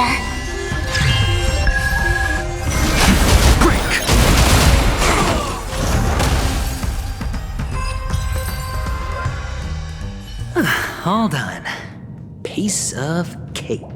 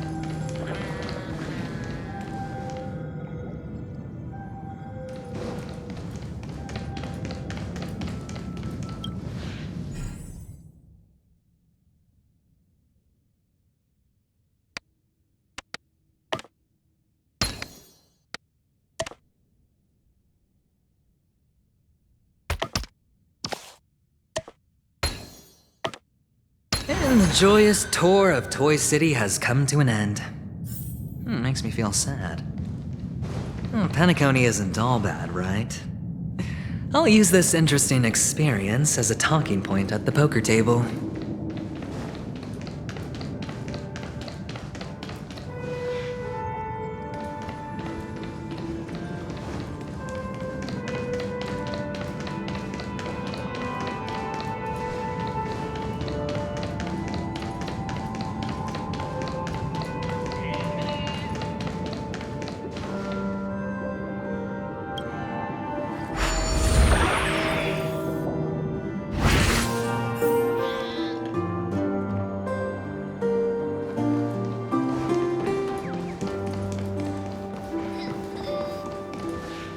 It's a pity you made it out of the sandpit alive. Sunday is just beyond this door. From my limited understanding, he's not someone easily handled. Yeah, only I believe he's the one who should be prepared to face me. Tell me about your plan. I don't have a plan. I'll just play it by ear. There are only two kinds of bargaining chips when dealing with people. Benefit? Looks like sincerity isn't in your dictionary. Am I not sincere enough? There's no need to emphasize it. We've got to make good use of death. That man's sister is dead. He won't be able to turn a blind eye, and I'll help him find the murderer. He can't do it due to his status and position, but I can. And that's benefit.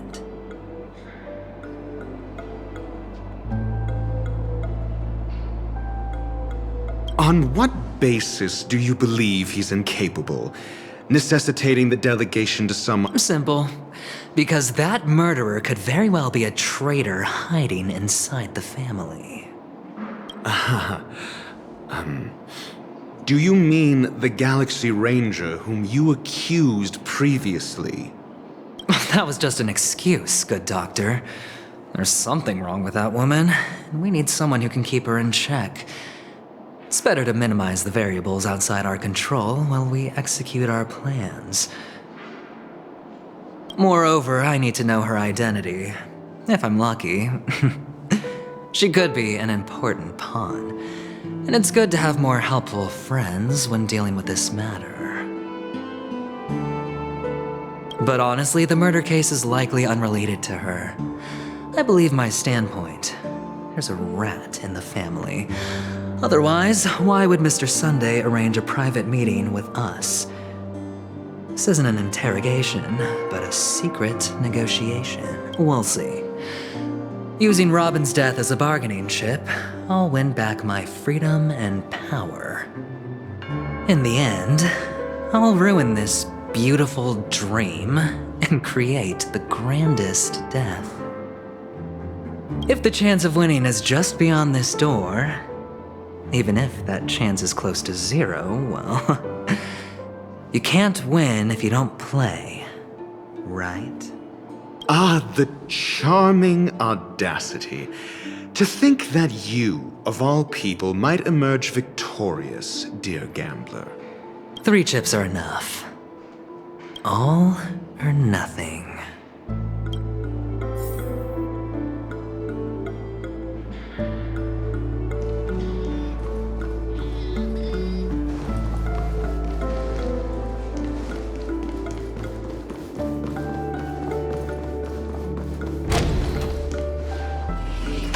It seems my puzzles are too effortless for you, IPC Ambassador. I appreciate your words. And I see you put a lot of effort into welcoming me, Mr. Sunday.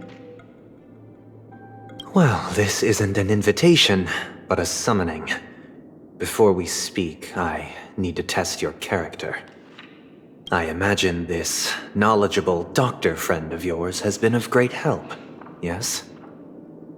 Certainly. You ought to know this better than I do. He's already faithfully fulfilled his duties, hasn't he?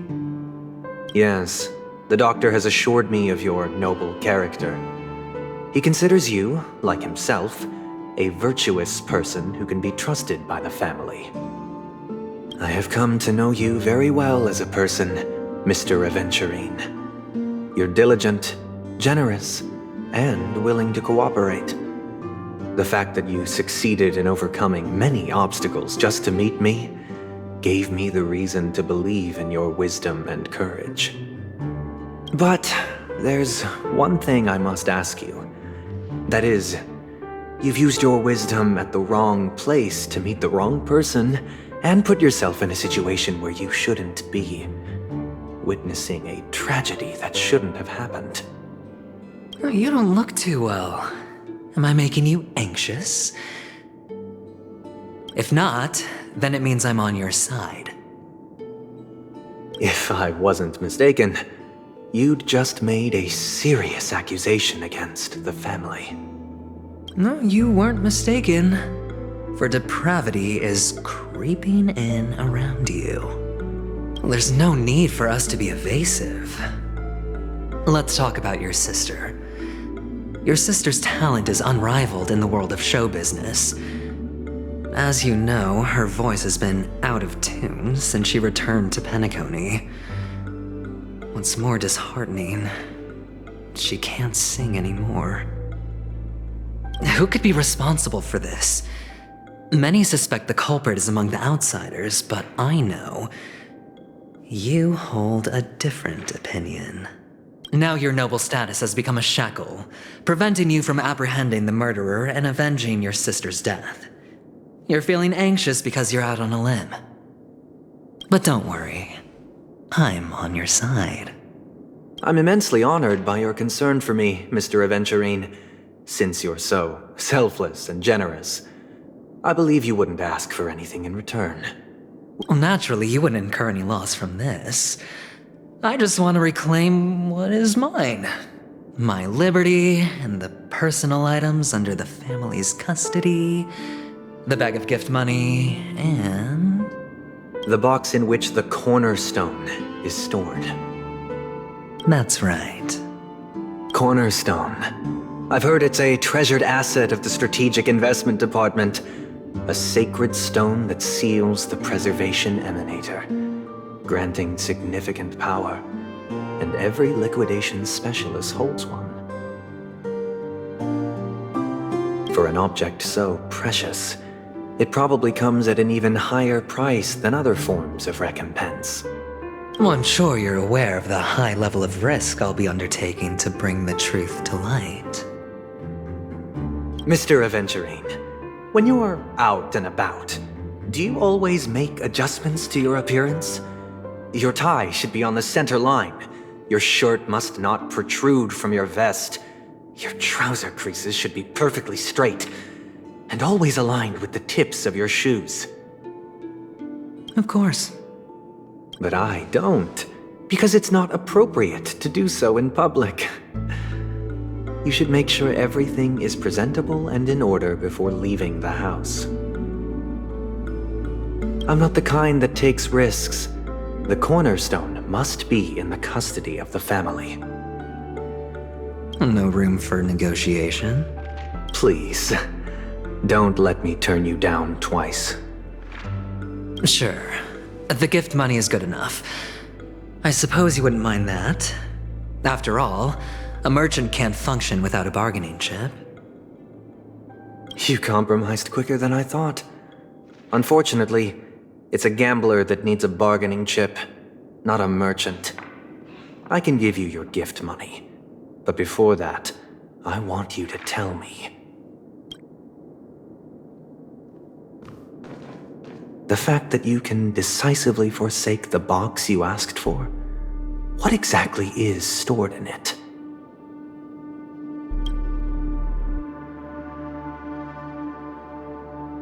Oh, triple-faced soul, please sear his tongue and palms with a hot iron, so that he will not be able to fabricate lies and make false vows.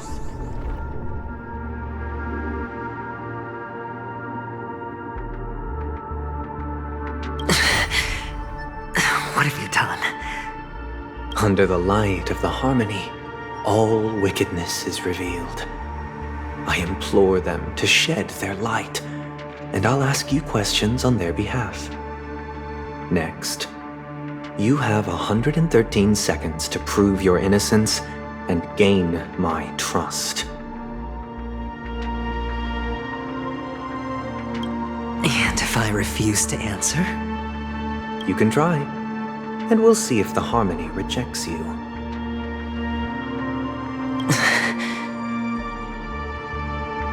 Question. Do you own a cornerstone?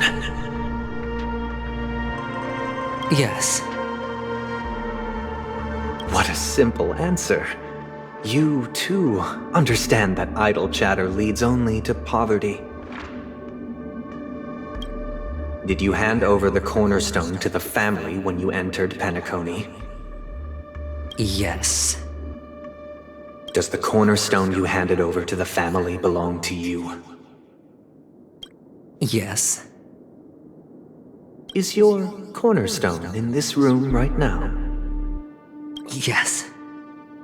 Is your memory free from any kind of tampering or deletion, encompassing but not restricted to the techniques of the Garden of Recollection? Yes. Are you an Avgin from Sigonia? Yes. You even know about that? Do the Avgins have any ability to read, tamper with, or manipulate one's own or another's mind? No. Does it matter? Do you love your family more than yourself? Yes. All the Avgins were killed in a massacre. Am I right? No. Are you your clan's sole survivor? Perhaps. Do you hate and wish to destroy this world with your own hands?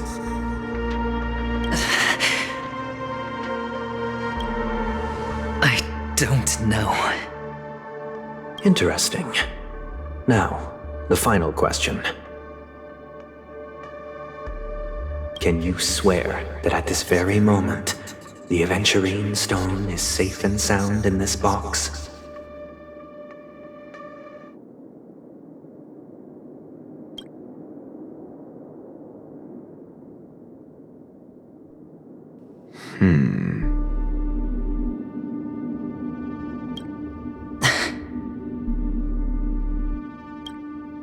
Of course. Looks like we can get an answer. Open it, Mr. Aventyrine. It's your last chance to defend your honor.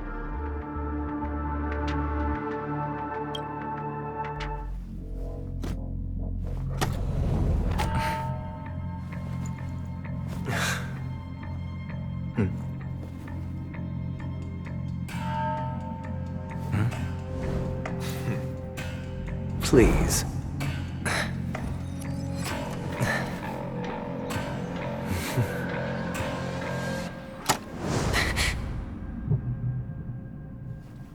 Are these what you're looking for?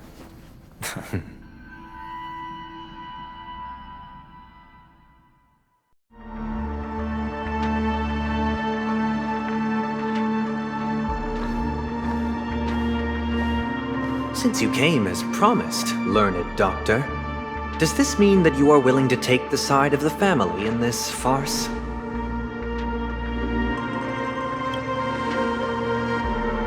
What makes you think you can convince me? I've heard you haven't enjoyed Mr. Aventyrine's company. I also understand that you're an avid learner who sees the pursuit of knowledge above all. In that case, you ought to realize that a competent scholar knows their position and wouldn't forsake more vital matters for the sake of petty pride. If you agree to assist the family, I'll share our research findings on the Stellaron.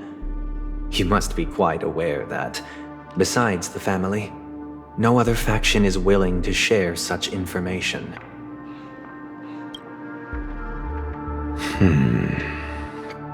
Cut to the chase. What do you need from me? I need Mr. Aventurin's comprehensive plan. Haven't you confiscated his cornerstone?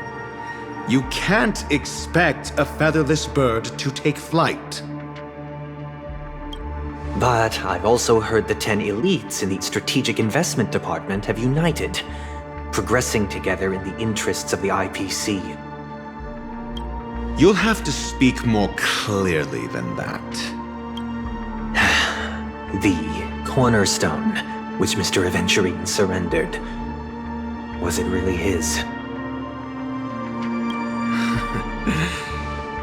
You question whether he would entrust you with someone else's cornerstone. The 10 Stonehearts aren't as united as you think. Cornerstones are significantly more precious to them than their very own lives.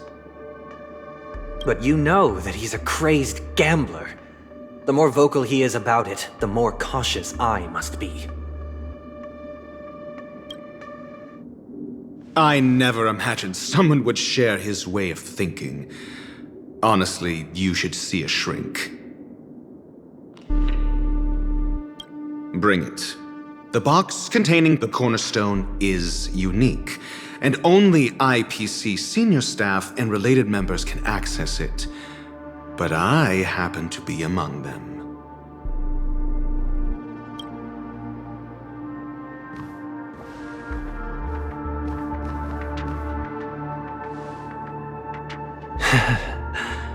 I appreciate it.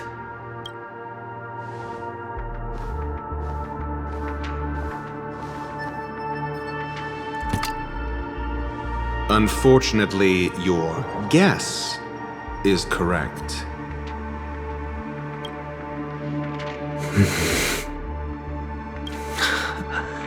The golden stone.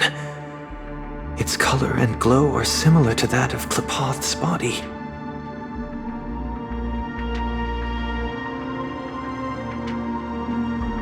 This is the very ruse he intends to use to fool you.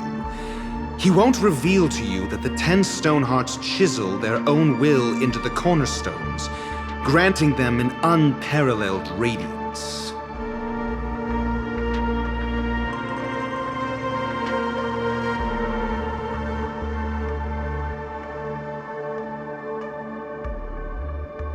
And this golden statue is also known as Topaz, not Aventurin, and it belongs to Topaz.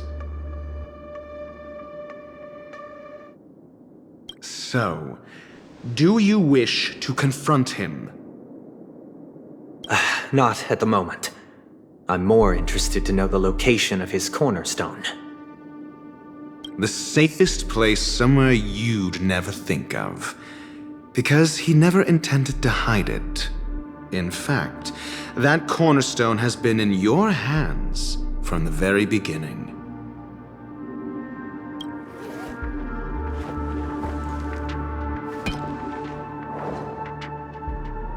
I see. This bag.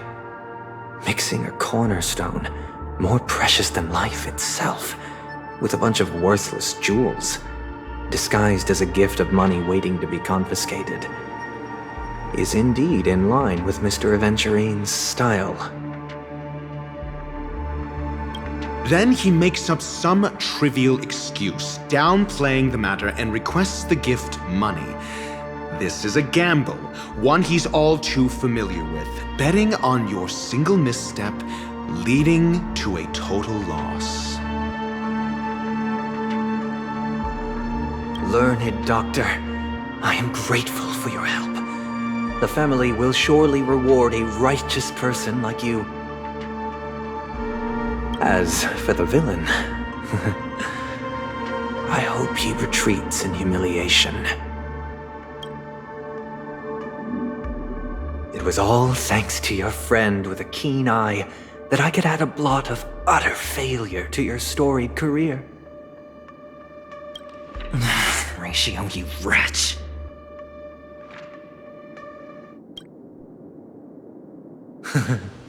Finally shown your true colors, huh? Oh, and just to remind you, you currently only have 17 system hours left to live.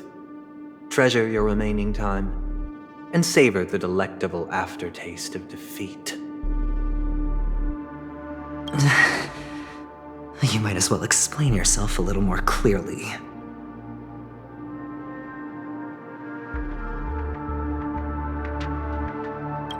What I performed on you just now was the Harmony's consecration. You were to show allegiance beneath the illumination of their grace. Yet you acted willfully, uttering nothing but falsehoods, transforming the consecration into a trial. I genuinely see no reason to absolve you from it.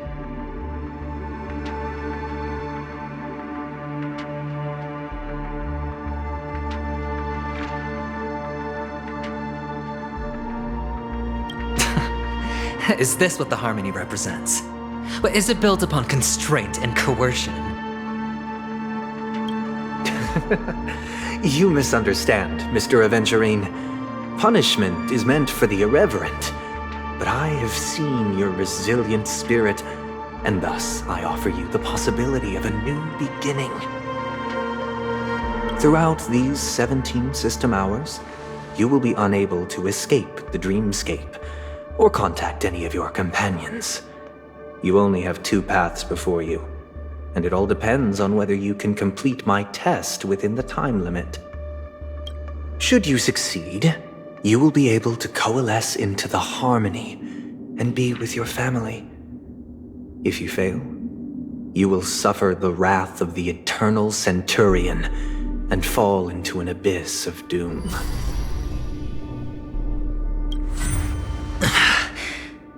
Sounds like I'm gonna end up the same either way. I indeed do need a servant to help me uncover the evil hidden in the family from an external perspective. I will purge the evil from the inside and bring the real culprits to justice within 17 system hours. When the time comes, compare your findings with mine. If both our findings align, or if you can provide me more insights, then they will truly be able to grant you mercy and honesty. Shameless hypocrites. You took everything from me and still demand the truth? That isn't fair. Your carnival reeks with the stench of cash. Nothing is achievable without it. This is meant to be an act of personal virtue, not requiring the family's support. Your bag is over there. Do as you please. I believe you can trade this bag of worthless jewels for everything you need. That's what gamblers excel at, isn't it? Off you go, Mr. Aventurian. You are free. I will wait here for your good news.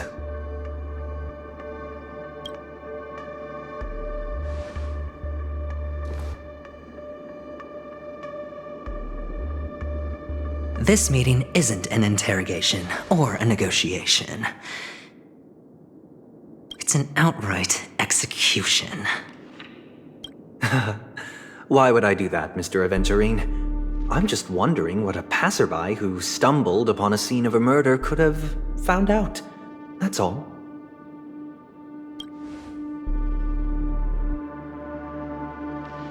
By the way, before you go, I have a personal question. What is it now? Do you truly wish to bring about the destruction of this world?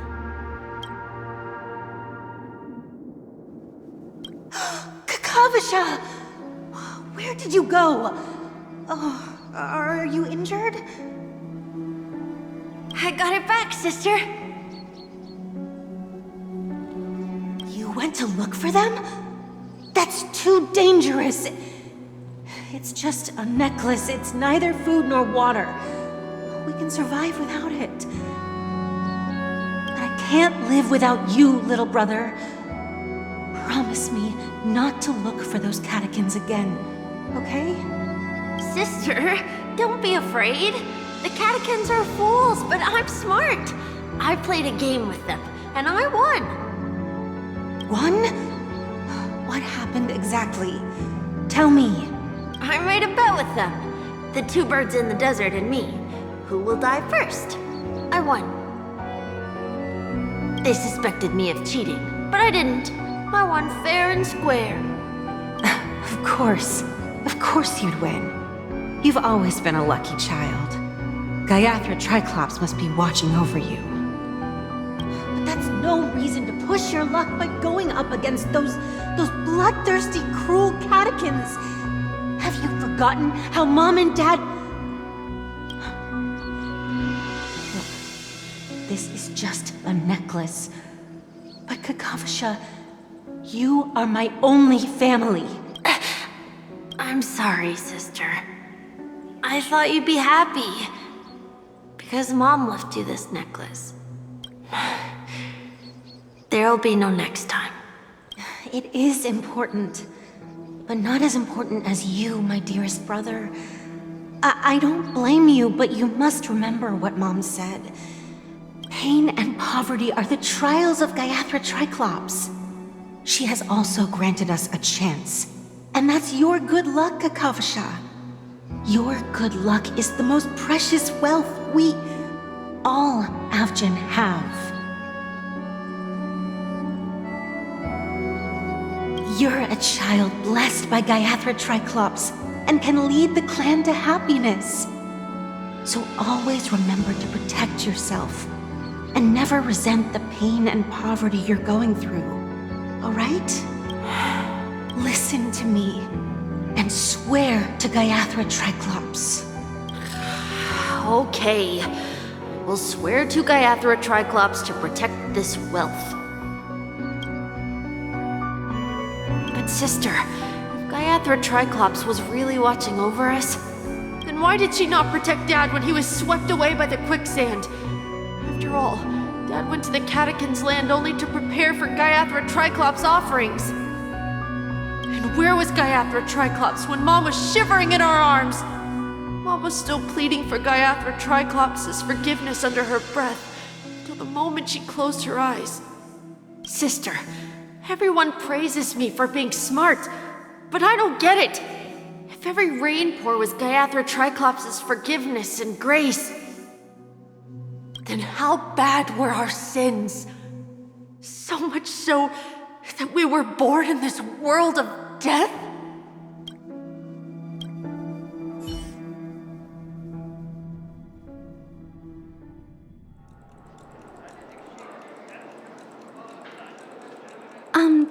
Excuse me. I can't seem to find any information on this artist in the Iris family archives. The photo you provided also doesn't show any matches. Just as I thought. I'd like to ask, what kind of traces do people leave when they enter a dream? Are you referring to the records when you enter the dream pool? The equipment will monitor physiological indicators such as heart rate, blood oxygen levels, and body temperature in real time. This data will be included in statistics and handed over to the family for the screening of any data anomalies. Immediately.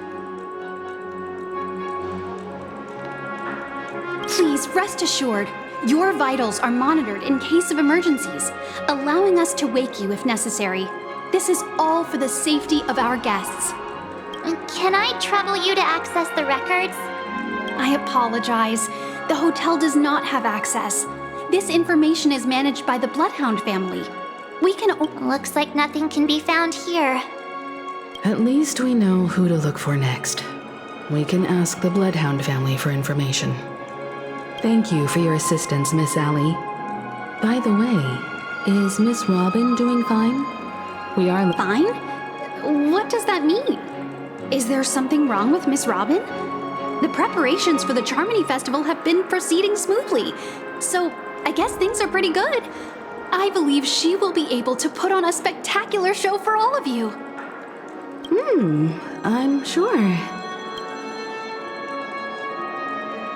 Sure enough, no one knows about Miss Robin.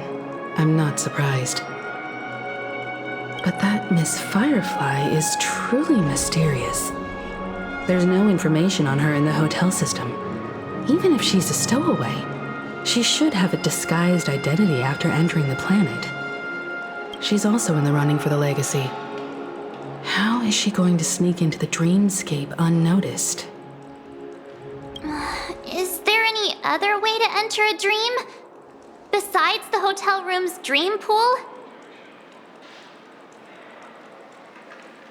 The Memo Keepers have abilities that are difficult for normal people to comprehend.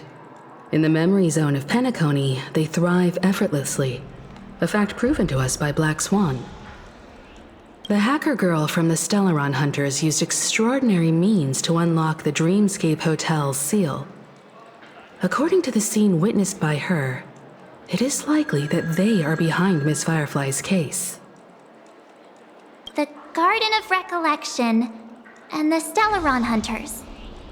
Both are possible, but what about the IPC? Since they want Peniconii all for themselves, they're bound to have a plan. Who are you guys? The Bravo team has arrived at their designated position, ready to execute armed evacuation operation. Armed evacuation? Boss, aren't you drunk? What do you know? It's more efficient this way. Just don't let the director find out. Act first, report later. Understood? Help! Help me! I spent all my year-end bonus on the snowball! I don't want my name on the department's major disciplinary notice! Hey, check it out! That voice. Could it be the IPC workers from Belobog? To all guests, the IPC will be conducting special operations within the hotel. Please follow the staff in charge of evacuation to the designated safe zones, or compulsory measures will be enforced. I'll request a beating for you lot! You've been told not to drink during work hours. Take him back to the hotel room. I'll organize a meeting later to properly go over how this incident report should be written. Miss Topaz? I never thought I'd run into you on Peniconii. Oh, long time no see, Astral Express crew. Avantюрин has told me a lot about your happenings. Huh?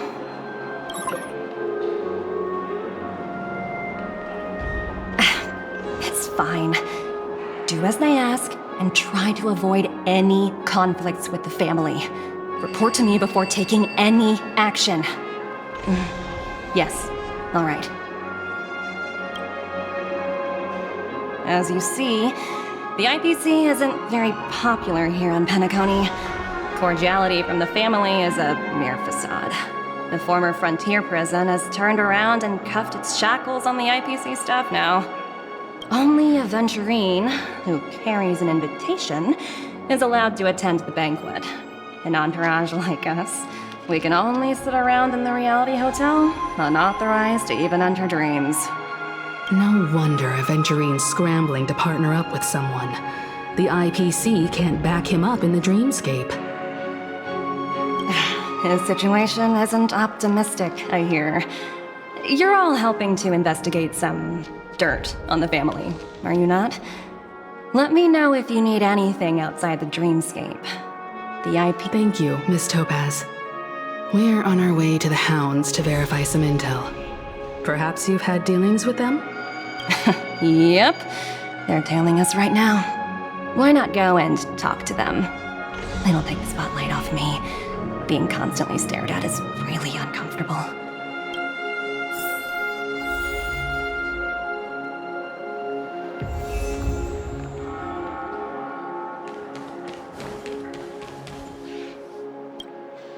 We're carrying out our captain's orders. What do you want? We made a mistake last time, and we're working hard to rectify it now. We don't have time for anything else. Surveilling the IPC executive Topaz, ensuring that she stays put at the Reverie Hotel during her time on Peniconii. So that's it. They were the pair who were after Firefly at the time.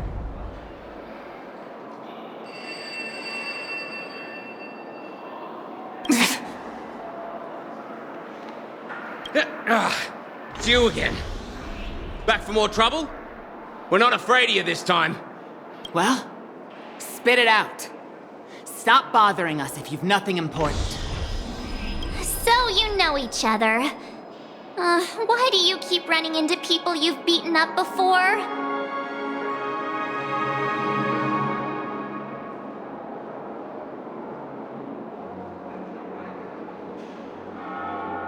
Oh, sheesh, why do you keep asking me that?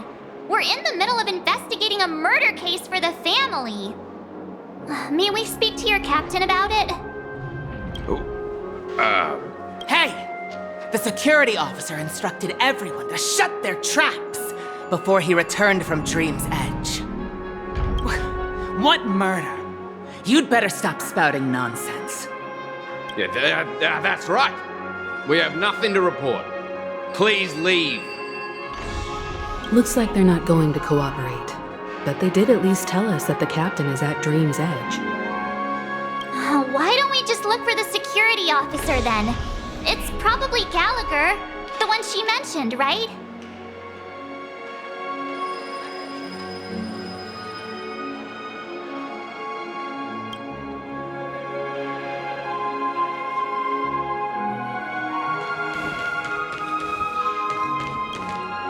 How does it feel to be in business with Avantюрин? I bet you're not used to it. That's just his style. All or nothing is his mantra. He's always cozying up to his clients while egging them on to undertake some dangerous assignment with him. But everyone has their merits, so I won't comment further. But Avantюrin's luck has always been good. He's always closed all his cases without a hitch and basically never lost a gamble. Which is why, on the issue of retaking Peniconii, I'm watching with keen interest.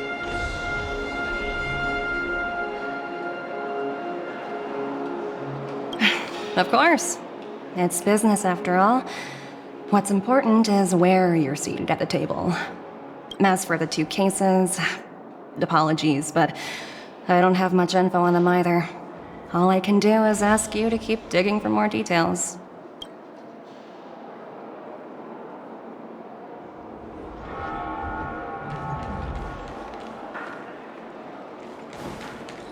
Welcome to the Reverie Hotel!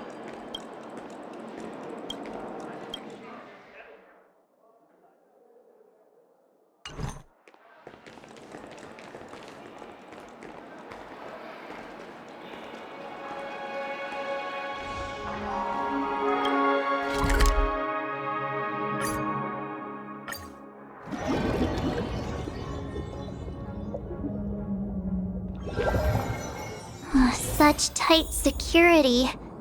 I bet they're stumped by the case as well. Constructing dreams. Gallagher. Gallagher.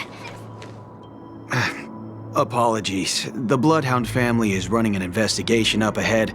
No unauthorized personnel allowed. Hold on a minute. I think I've seen you before. The gray-haired one. How much trouble have you stirred up exactly on Peniconii?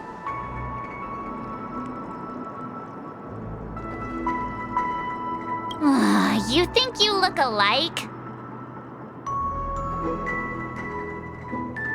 Wait, are you for real? Not possible. It was you the last time yelling about some clockwork friendship while beating me up with that silver-haired girl. I'm not letting you get by this time. Please leave, or I'll have to get on my knees and beg you. Huh? What kind of heinous crime have you committed now? Hold on, sir. We have documents authorized by the family that would aid your investigation. If it wouldn't trouble you, could we see this Mr. Gallagher? Who exactly is this Gallagher you keep talking about? There's been a few people mentioning this name. Even the one with the gray hair. He didn't send you all here? It was the security officer who dispatched us. That's all I can divulge. He'll do. He's the one we've been looking for. Sorry, no can do. The boss said that since it's a matter of the family's reputation, no one's allowed through. Everyone, please leave. There's really no need for us to make things difficult for each other, right? We're really sorry for troubling you. Let's think of another way.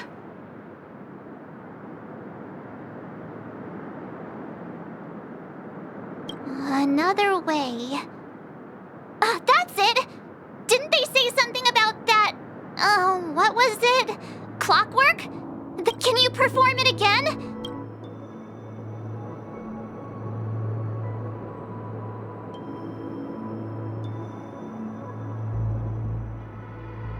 Please?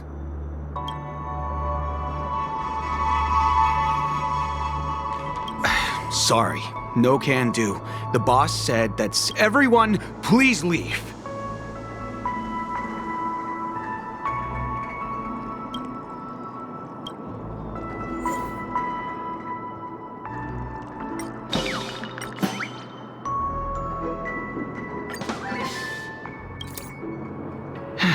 Let me see what... Whoa! It's this time already! What? Time to clock out! And no one's gonna stop me. What? Huh? This clockwork trick of yours, it's kinda dangerous. At least he won't be getting in our way again. Let's go find that Gallagher and ask him the intricacies of the case. I was wondering what all the commotion was. Huh. Oh, it's you guys. Welcome. Since you made it here, what can I do for you? Hello, Mr. Gallagher, sir. Judging from your tone, it sounds like you were expecting us. Miss Himiko, you're too polite. There's no need to call me sir.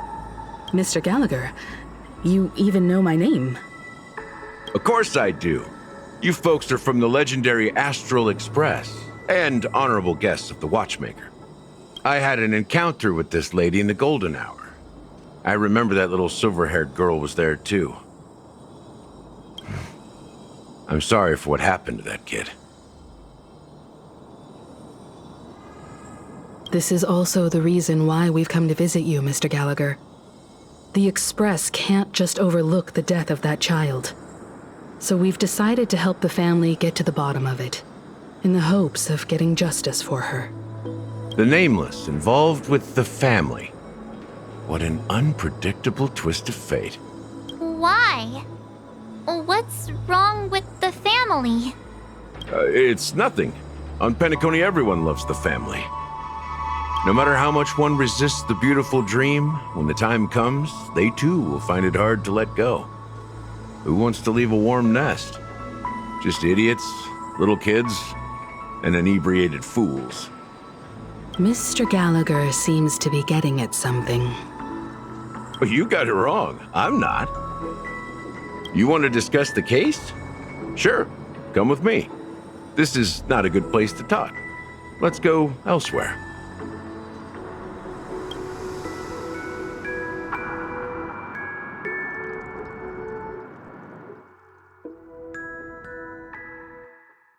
Even after that chilling tragedy, this dream is still running effortlessly. Other than the family of the Harmony, it's hard to imagine any other power in the universe that could sustain a building of such magnitude. The family itself is a huge, perfect building, like a living idol. Each member of the family sees themselves as a piece of the divine puzzle, revolving around a singular core and a shared ideal. Under their command, they loyally fulfill their roles, offering themselves while also receiving sustenance in return. Interesting analogy. Perhaps that's why Penaconi's beautiful dream has persisted for so long. But the human body has its limits, and so does the Divine's. That doesn't sound like the kind of comment a Galaxy Ranger would make. Just pointing out the facts. Mr. Yang will definitely have a better sense of what's going on than I do. Why do you say that, Miss Acheron? The beautiful dream is crumbling. But not because of a particular eon, a particular faction, or a particular visitor. Its collapse stems from a certain inevitability of human nature. The family refuses to acknowledge this, and it has ultimately backfired and become a catalyst. As people immerse their souls in the dreamscape, where consequences and pain cease to exist, and only ease and pleasure prevail, they draw closer and closer to necrosis. Also, this necrosis will diffuse and spread. One piece of the puzzle's mutation will eventually cause the entire building to shake, break, and crumble. In the end, the dreams that people built in the name of freedom became the cage that imprisoned them. I'm sure you've gained a lot from this trip, Miss Acheron. Are you willing to share your findings with me? Of course. That's if I remember.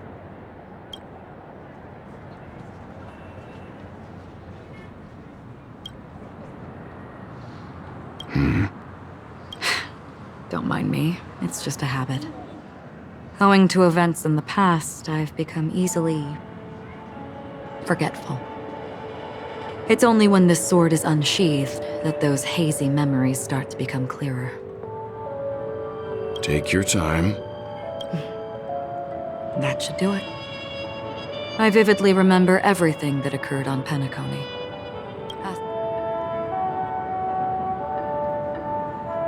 The moment of daybreak. I've heard that's where the Dawn Factory, which processes the foundation of the dreamscape, is located. Behind the dreamscape's song and dance stand many imagination factories. Workers create all kinds of whimsical works day in and day out in their dreams. Then they return to reality and sleep on a narrow bed in a room. A far cry from luxury. They say it will suffice. Experiencing the bizarre and motley dreamscape is the best reward. There I encountered a young woman who had just come of age. The perfect time to indulge in beautiful dreams. Her greatest wish was to one day move to the golden hour and see the magnificent garments she had woven with her own hands. For certain reasons, her wish was difficult to fulfill. But Gilded Hour. It's said to be Penaconi's currency center. Yes, it is a fortress-like financial city, the economic heart of the dreamscape. The Pepeshi people of the Alfalfa family are there to keep it running, sending blood that is made from money everywhere on Peniconii. Everyone there is exquisitely dressed and always in a hurry. The greatest wish of the local Pepeshi people is for their future generations to work in the Gilded Hour. I've never met anyone who is willing to talk. I could only stand at the crossroads, watching crowds of people hurrying like the wind through the jungle of steel, only to deposit the alfalfa credits that they'd earned into the bank's vault. I don't know if they would open the vault door, but before I left, I witnessed a well-dressed Pepeshi person plummet from the sky, while those around him continued on their way, unfazed. I hear the Blue Hour is very romantic. Do you have any tales to share? Perhaps Mr. Yang has heard. There is a large boat called the Eventide, anchored along the Sea of Dreams, where soft music and dancing persist endlessly every night. I ran into a wizened lady there, She was at the dock, waiting for her long-departed lover to return. Waiting for countless hours within the humid sea breeze, she spoke of her own youth. Like many who desired wealth and love, they came to Peniconii to pursue their dreams. Alas, her lover's consciousness was lost in the dark depths of the Sea of Dreams. Finally, she suggested we continue our conversation on a boat in the shallows. I agreed and boarded the boat with her. But she never said anything.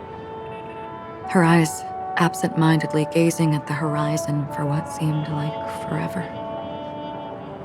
Finally, we retreated to the beach. The dreamscape of chic, luxury, and consumerism, the moment of dusk. My companions have been there too. Then you all must have seen those who are attempting to realize their dreams. Or have realized them. Scattering money as if it were dust and betting it on all or nothing. Everything has a price, and everything can be bought or sold. Even dreams themselves. I saw an Intellitron there, who was preparing to auction himself. When someone wins a bid under stipulated periods and rules, he would do the buyer's every bidding, becoming that person's very possession. That Intellitron had been auctioned off a dozen times, and I participated in his 13th.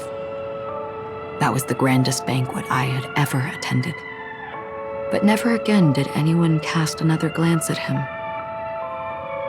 This time around, there were no successful bids for him.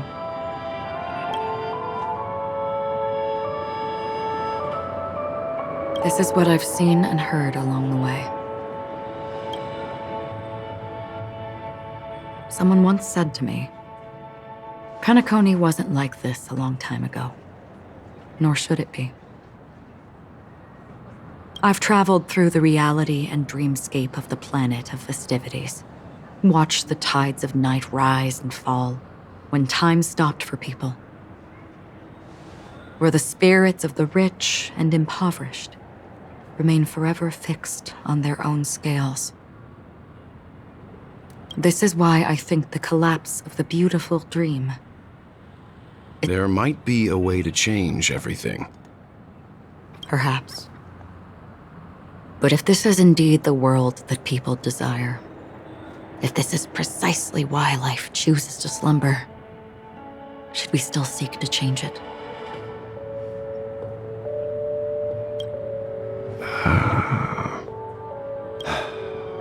Miss Acheron, now it's my turn to share a story with you.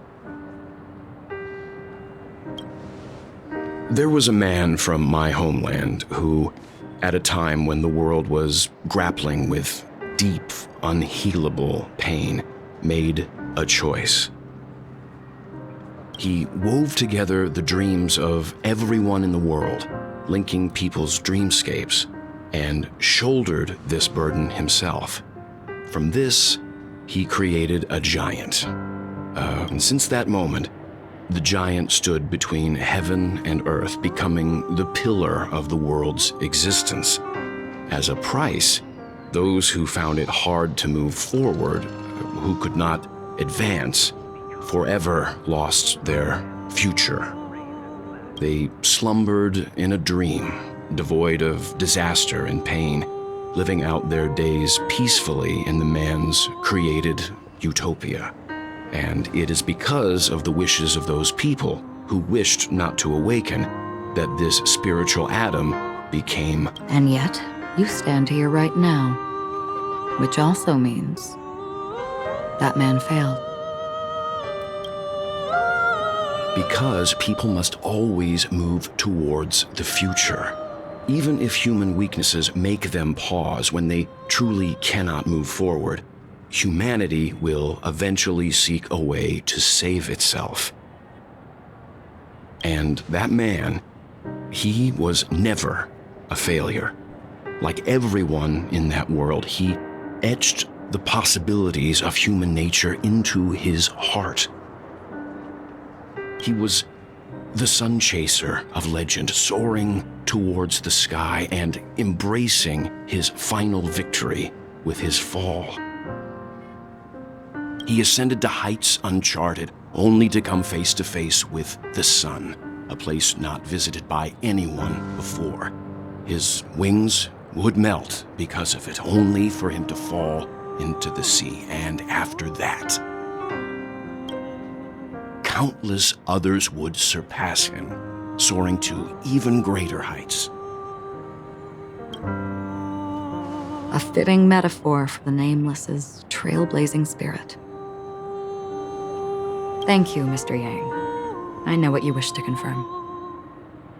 The universe has innumerable similar, yet different worlds. In these worlds, there are innumerable people who look alike, yet don't. I too have embarked on journeys, encountering old friends with familiar faces on different worlds, witnessing their destinies follow paths similar to mine. So I will tell you, even if not completely similar, the story you just told, it overlaps with my past.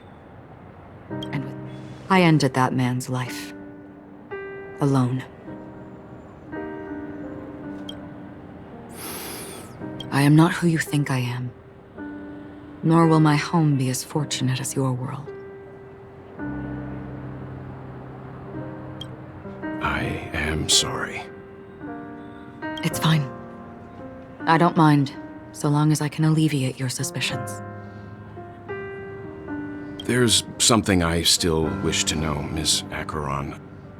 Under that representation of the hunt, exactly what sort of power is it that has motivated your solitary journey thus far?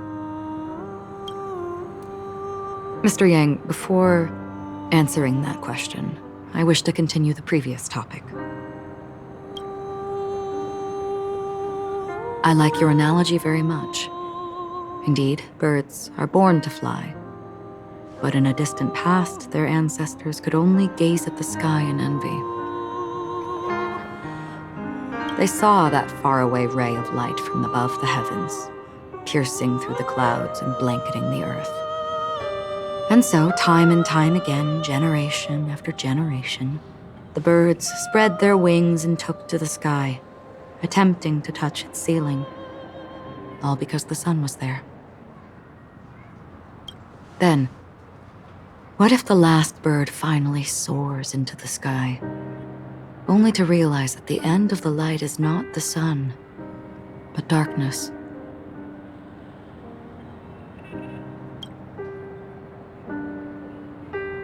Then why, exactly, do we even walk towards the light?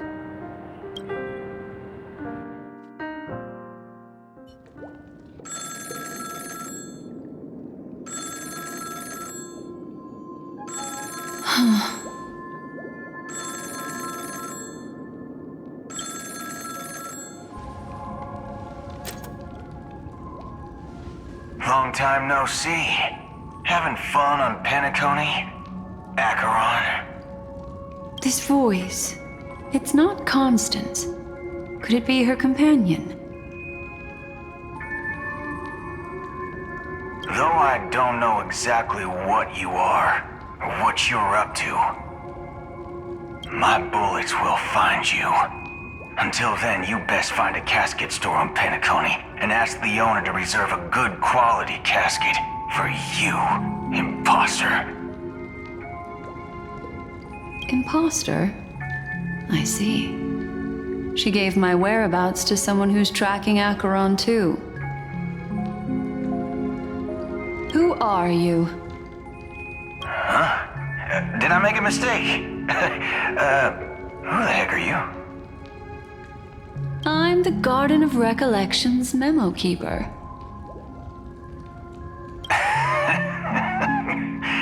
Not bad.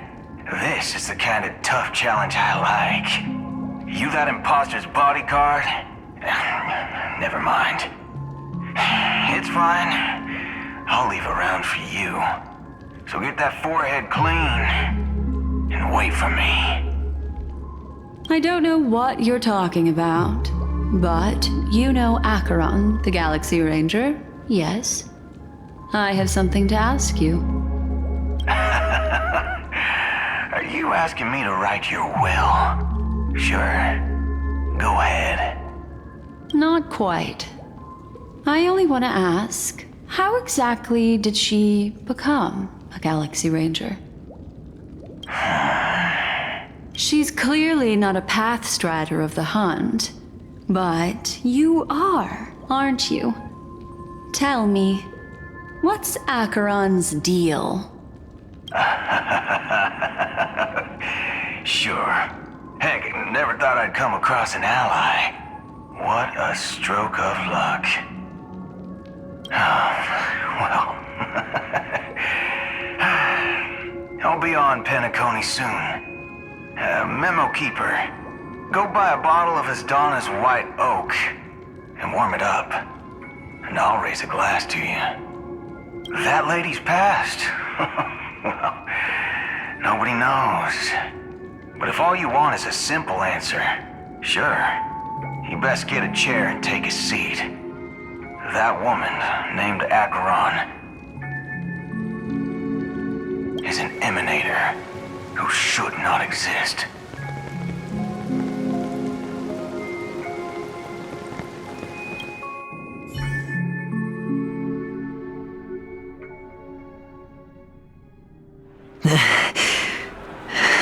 You look pale. Or is that also part of your act? I didn't think you'd have the nerve to show yourself. I thought this was exactly what you wanted. After all, I faithfully fulfilled my duties as you instructed. Just tell me if you can't hold on any longer. So, the genius of the Council of Mundanites wants to be my Undertaker now. What an honor. Yes, and I'm pretty sure the people at the Strategic Investment Department would love to be notified of your death in due time.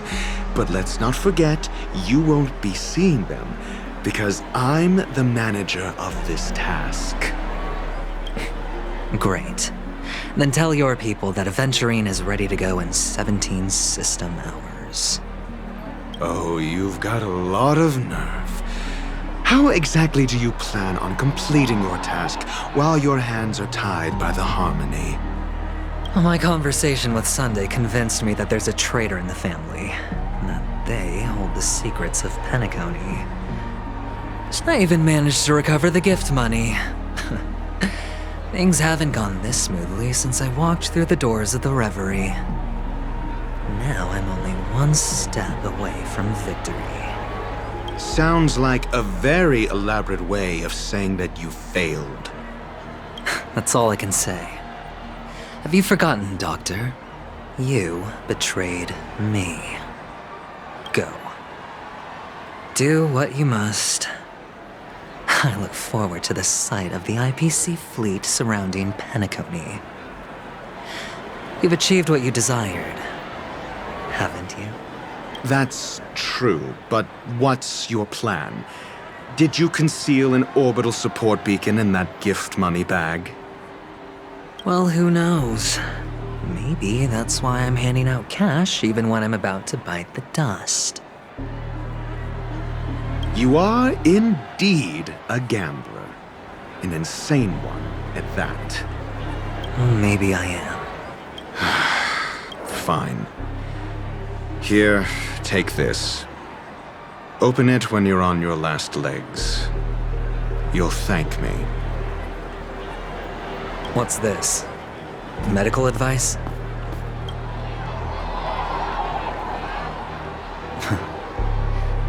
You asking me to solve a case without giving a single clue. How typical of you, you wing-headed scoundrel. But the way you're all on edge about that stowaway, it's just as I guessed it would be.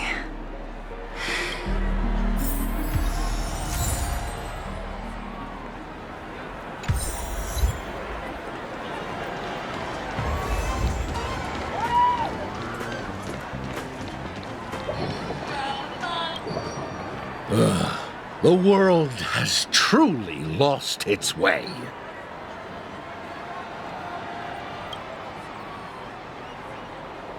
You... wait. I get it now. This is some sort of prank show, right? You must have some cameras set up around here to film yourself doing good deeds, right?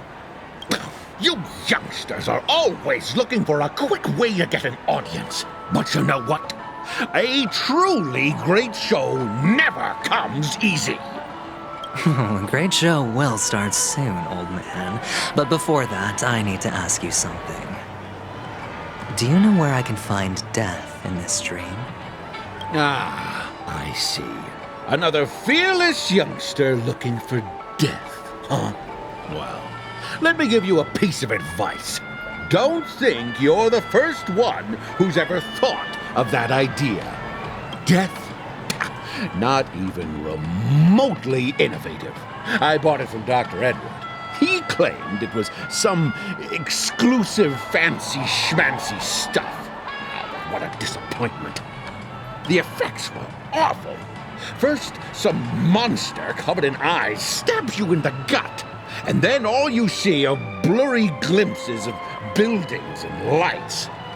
The sky was spinning so fast it almost made me puke. Is that all? Yeah, what else can you expect?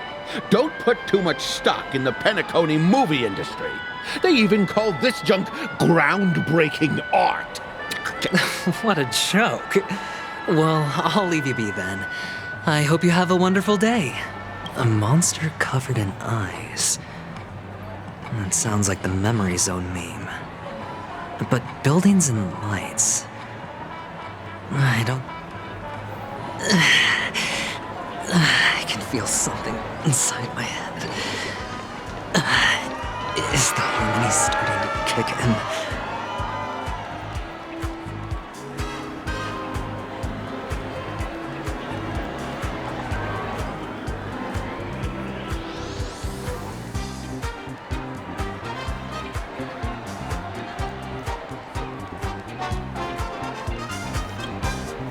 Would you be willing to support my performance?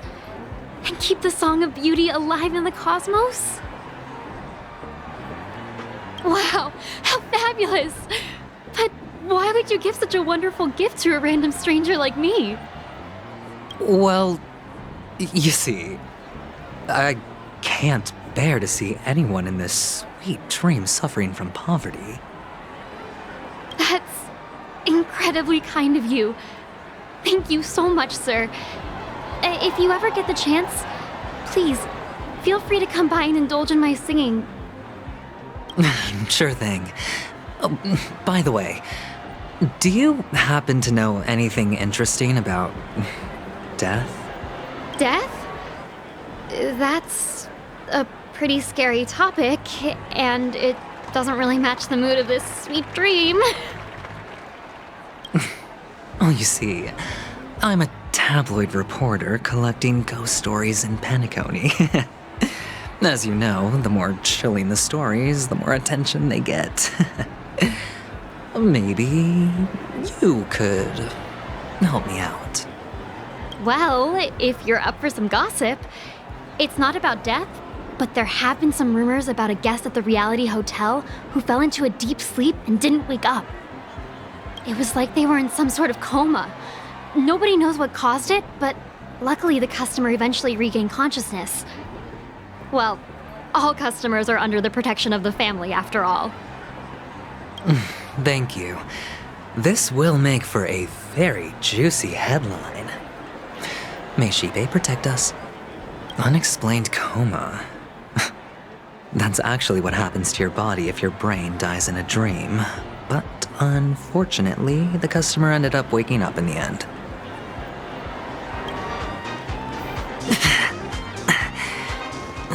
The disturbing voice in my head.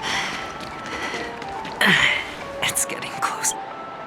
A sip of liquor. A blissful reprieve. To drown 1,000 sorrows. Let worries leave. I know I have what it takes to become a poet. Oh? You're giving these gems to me? Didn't expect to meet such a generous soul in this place. Or are you just pitying me? Well, it really doesn't matter. As long as I have Soul Glad, that's enough. This is just a dream after all. You really shouldn't drink so much Soul Glad, my friend. It's not good for your health. Oh. Maybe I really should quit. But not before meeting the Devil of Soul Glad. The Devil of Soul Glad? Care to elaborate? Yeah. It's a seahorse with a long neck. They say it loves to appear to drunk people, especially the ones who are passed out on the side of the road. How funny. Yeah, very funny indeed.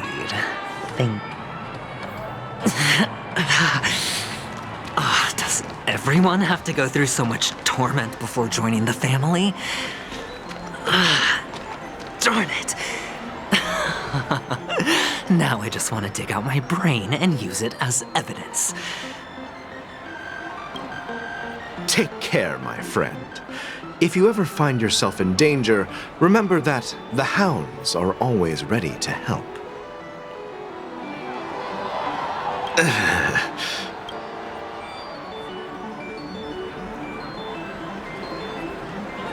You don't look good, my friend. If you need assistance, I can contact the hotel and have them wake you up forcefully. That won't be necessary. I have some business to attend to. But thank you all the same. All right, then. If you ever need help, don't hesitate to reach out to us hounds. Well, actually, I do need a favor.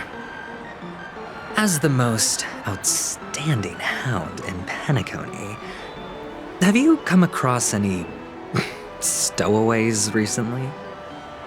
Stowaways? How could there be stowaways in Peniconii? We've never had anything like that before. All right. Good luck with your work, then. What was I even thinking? Family would never share intel with the IPC.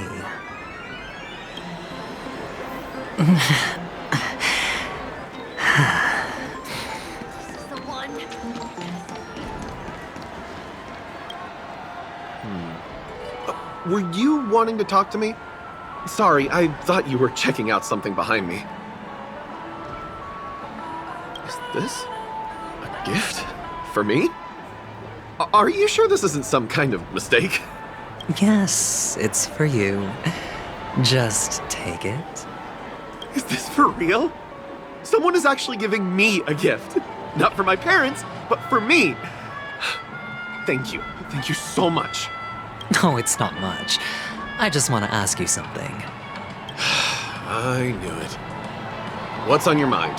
Are you trying to ask about my father or my mother? Neither. I just wanted to know if you've ever heard about death and... Oh, you sound just like my father. Always warning me about danger, even in dreams. He's an Intellitron, so his dream entry methods are different from us organics. Can't count on him to protect me if something does go haywire. Funny, right now I'm still under his protection. How ironic. Hey, stay positive. Gold will always shine one day, right?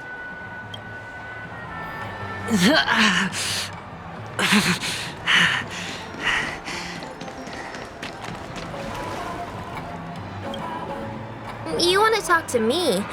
Sure, but nothing too... Wealthy people have fancy ways to enjoy this dream. But to be honest, I've never seen anyone who gives out money to others like you. So, are you Trying to be the prince from the tale, handing out his gold leaf garment and melting his lead heart in the fire. I'm flattered. I'm no prince, and I just thought these gems would help you speak.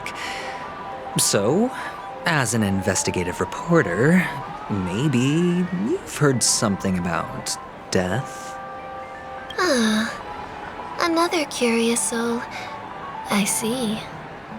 Well, that was actually the topic I was most into when I entered the industry. But my boss shut it down. How did your boss talk you out of it? Well, she simply said, covering baseless urban legends like that would make us look like some third-rate tabloid.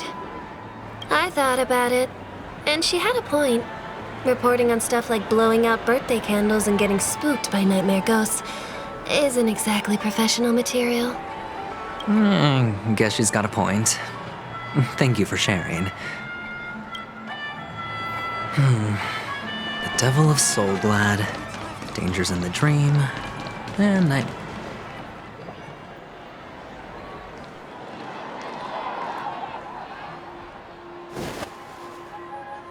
Remember what I said. You Sigonians are better off hiding in the sewers.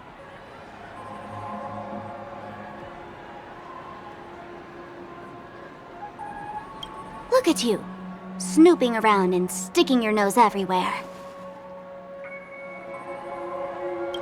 Is the smell of death so enticing, my fine fellow?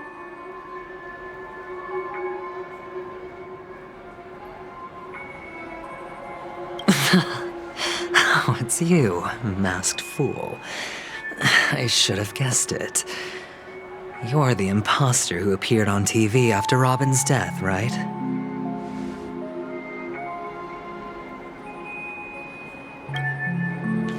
I heard you got caught by the family. I gave you a clear clue. Befriend a mute. Simple and straightforward, you know? And what did you do? You messed it up and ended up as their prisoner. I told you to make friends with a mute, not become one yourself. You really let me down. What do you mean? You know better than I do. Who watched the little songbird that couldn't sing perish right before their eyes? You did, Blondie. No, I mean... What did you mean by becoming one myself? Well, it means you'll soon end up like her, unable to speak ever again.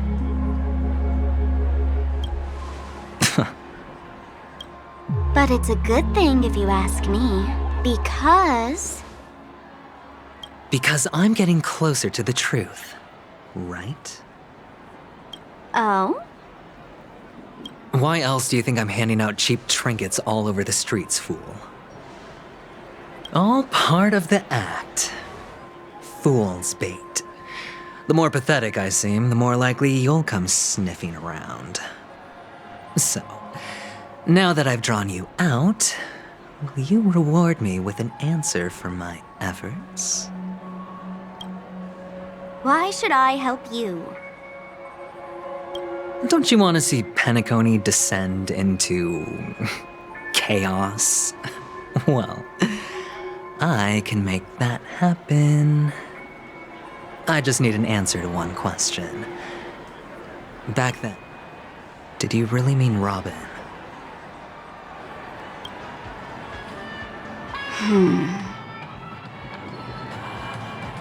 And what if I say no? Then I'll thank you. Oh, the word no has never sounded so pleasing. Well done. I admit I underestimated you, but what difference would it make? Let me tell you something. There were 2 mutes, but one is dead now, and the other, though he's still in Peniconii, I'm afraid you'll never find him again.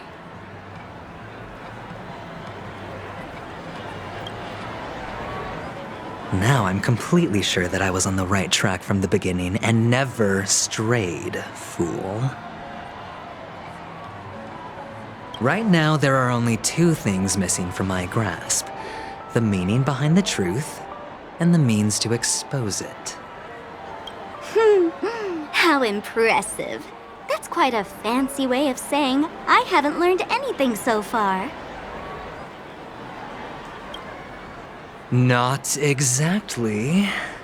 I've gathered enough clues to prove its existence, and that's enough for me. As for the answers to my questions, I'll find them within 16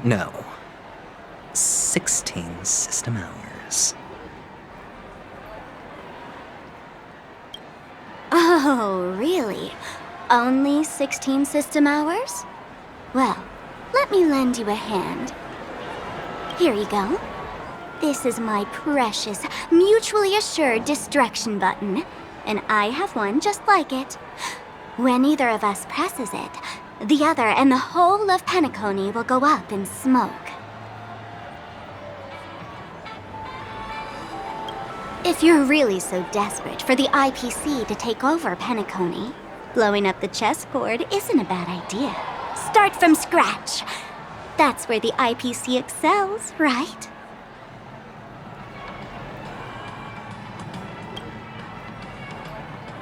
Just press the button when you're at your wit's end. And of course, feel free to reach out to me for my hospice care too. Oh, a deadly button, huh? Well, I guess the family didn't take your threat seriously at all. Otherwise, how on earth did you manage to bring it in here? I have my own ways. That's all you need to know. Well, I'm afraid I'll have to decline your offer. Who knows if your little gadget will actually work. By the way, I have no plans to search for the other mute friend you speak of, but it's good to hear that he's still here in Peniconii. I'll handle the rest myself. I'll orchestrate a grand finale for the downfall of the family. And at the climax, the walls will crumble, people will wake up, and those who couldn't speak will find their voices again. When that time comes, go ahead, press the button, light up the sky with a magnificent fireworks display for me. You're still talking big, but sure, if that happens, I'll stay true to my word. Just don't let me down now, okay?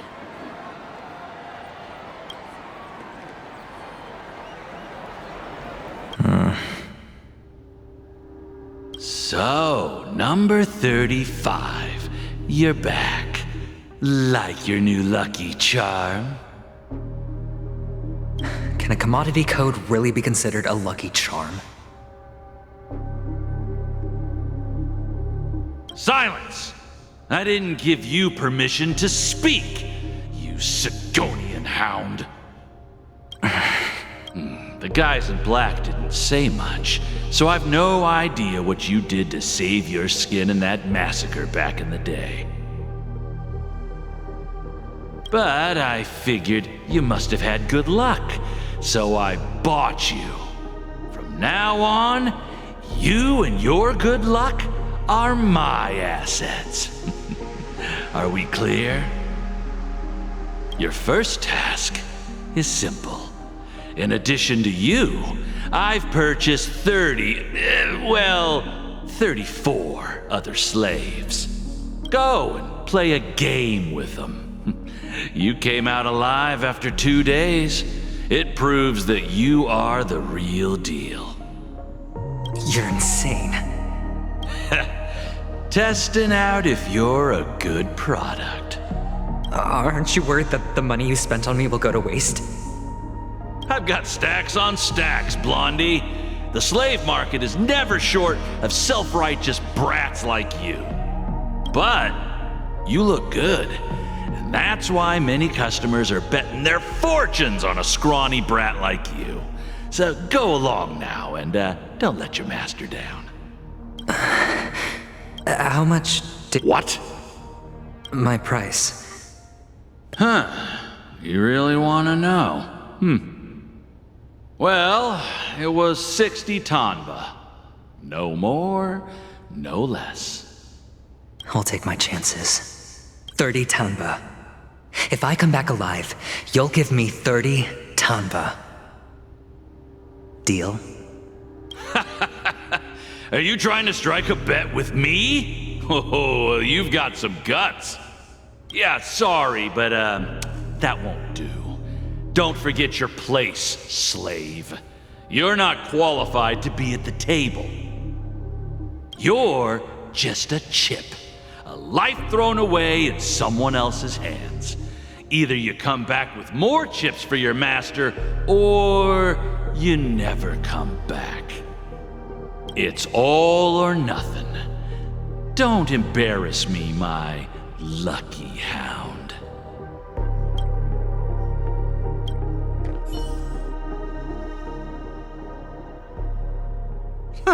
What brings you here, Gallagher?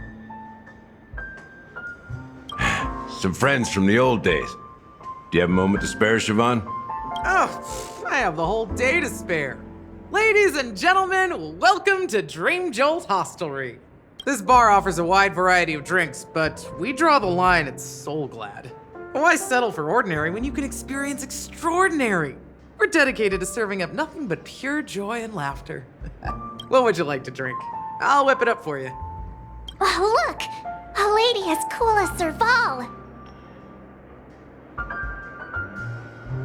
Who's Serval? Will you, introduce me to her? Huh? Oops. She's heard us. Just spare them, my esteemed bartender. I'll take over the bar today. I'm getting up there in age, and I need some practice before I forget the skills that used to put food on my table. Where did you stash the ingredients? They're all under the counter. Since our guests have traveled from afar, shouldn't you whip up some special drinks? That's exactly what I had in mind. Hey, my friends, do me a favor. Go around the bar and bring me any ingredients you fancy. The discussion might take quite some time, so I'll In the bar? But aren't all the ingredients right there on the counter? Why, we're in a dream, my lovely lady. You can help yourself to anything if you wish for it. Comfort, hunger, confusion, or even boredom. It's all— Oh, did you hear that? She just called me my lovely lady. Even in reality, mixing drinks is more than just throwing ingredients together. A bartender needs to capture the bar's atmosphere, master technique, and spin a tale of mystery and anticipation. Only then can a perfect drink crafted with a customer's life story be created. In other words, what you get from your drink is down to luck, so don't overthink it. Indecisiveness has no place when it comes to enjoyment.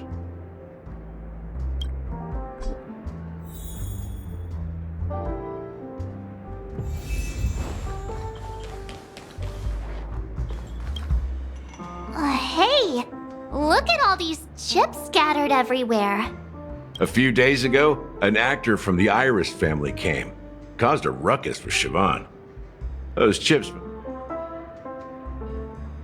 That's a clever metaphor. That being said, opening a bar in this place, filled with monsters, is quite a feat. Siobhan must have a lot of tricks up her sleeve, right? You'll have to ask her yourself to find out. But I have a feeling she won't budge unless you impress her with an incredible drink.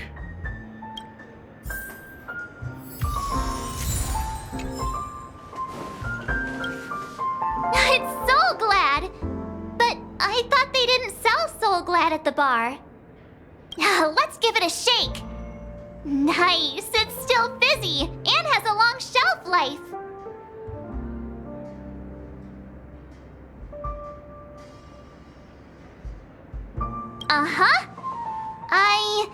Let's just leave it here for a while, and it'll be alright, right? Why don't they sell Soul Glad in this bar? Did something happen? It's all about the bartender's pride. It wouldn't make sense for customers to come here and order drinks they can find anywhere else. That's the mindset I use when I brew my coffee. You're right, Himeko. That's quite a stash. Not sure if it's enough. Stay out of my way. I'm looking for Siobhan. Uh-huh? What's all the commotion about? Can this be used for mixing drinks? Oh, and there's a note underneath. What should we exchange for it? And who...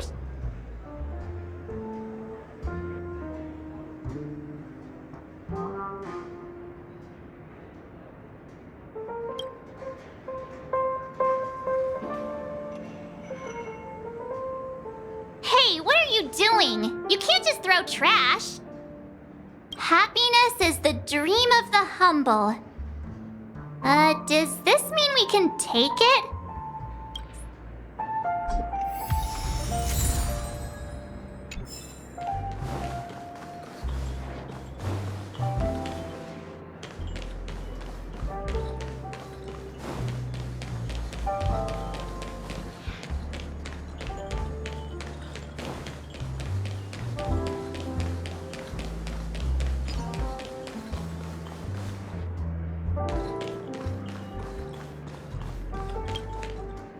Check out this bottle! The liquid inside looks beautiful! And the label reads... Dream syrup, thick. I'd half an amber era ago. Ugh, drinking this stuff can't lead to anything good. That's for sure. That's true. But this really doesn't seem fresh. Did you find the bottle of syrup I've been hoarding? Don't worry, it's all just a dream and it won't upset your stomach. It's been aging for years and should have a refined taste by now. Then we'll keep it for now.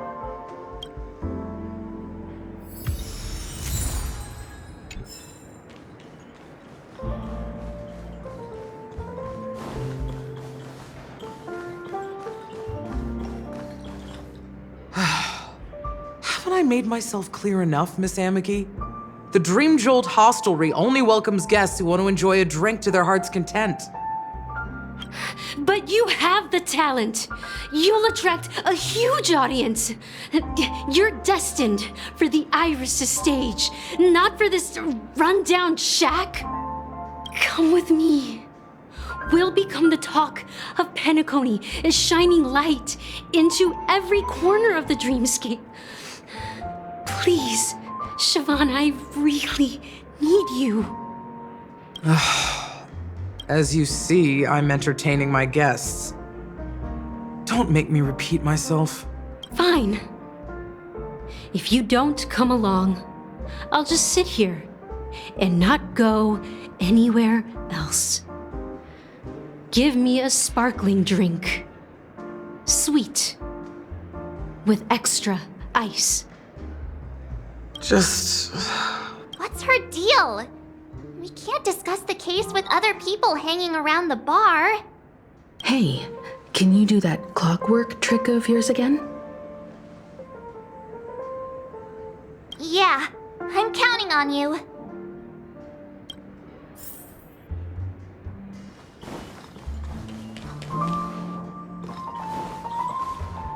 You're one of Siobhan's guests, right? What can I do for you? If you're here to convince me to leave, please stop it. I just don't get why she won't leave this place. This rundown shack with no customers whatsoever.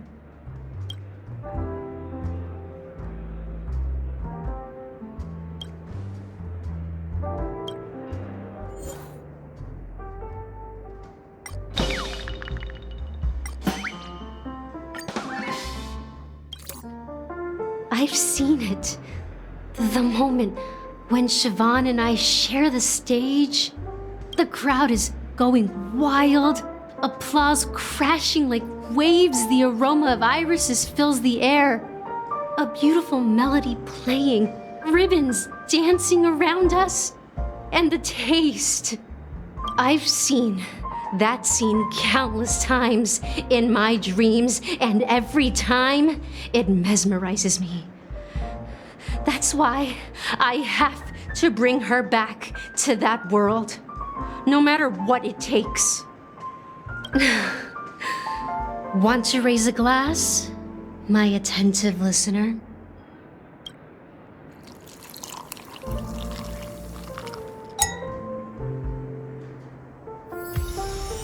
She's still not leaving.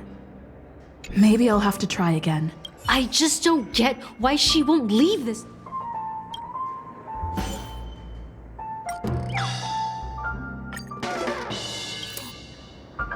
Those darn Iris jerks!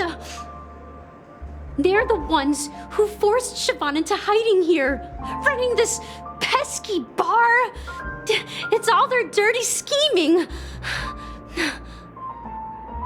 I get it now. She's not leaving because she doesn't want to run into them again.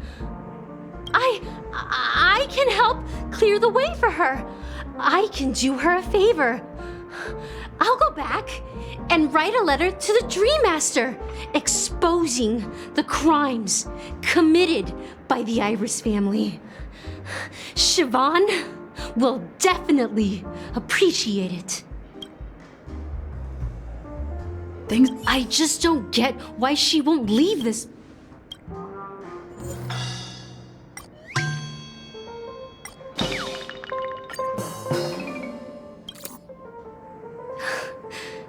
It's ridiculous, right? Our paths were never meant to cross, yet I'm still holding on to her. I'm too timid and shy, longing to shine but afraid of stepping into the spotlight. I need her guidance because I'll never be able to do anything alone. You don't know Siobhan's past, and you have no clue how radiant she used to be. Even among the talented Iris family, her skill was unmatched.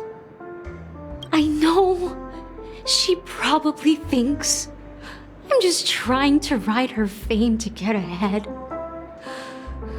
But all I want is for her to reclaim her place.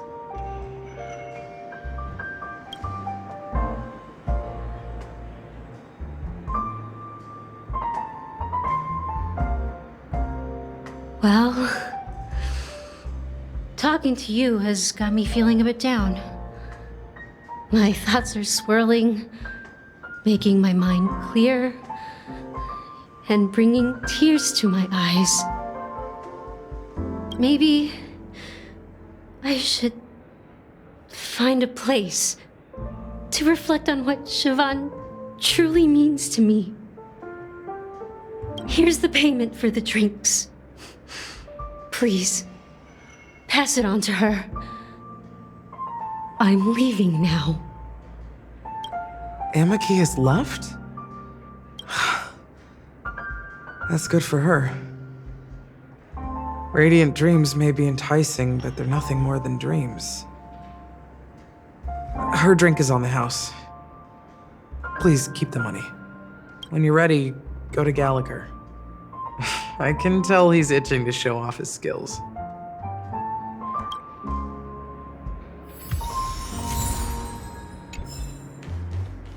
That being said, mixing a drink is way simpler than you'd imagine. Just pick your favorite and so go ahead. Explore the bar and bring me any ingredients you prefer. Nice work. Let me take a look.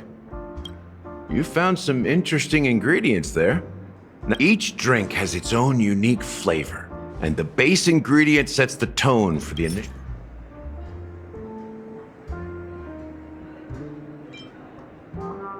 The original formula is said to be Nunu's favorite drink. It's sour and bitter, and the bubbles burst in your throat like swallowing rusty chains, evoking thoughts of dungeons and prisons. Now that you've chosen the base, it's time to pick the adjunct, the ingredient that'll create a marvelous chemical reaction with the base. It should give an unforgettable taste without overpowering the main tone. So,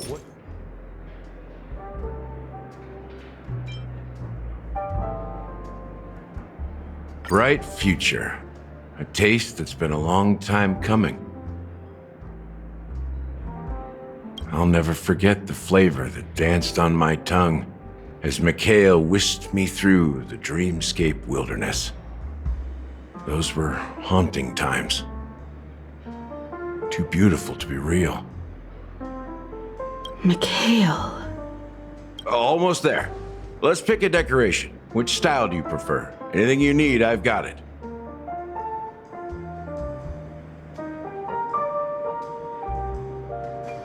A symbol of bravery and dauntlessness.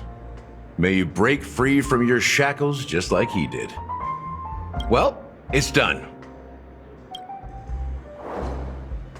Here's to you, the Nameless, with this glass of A Ticket to the Boneyard.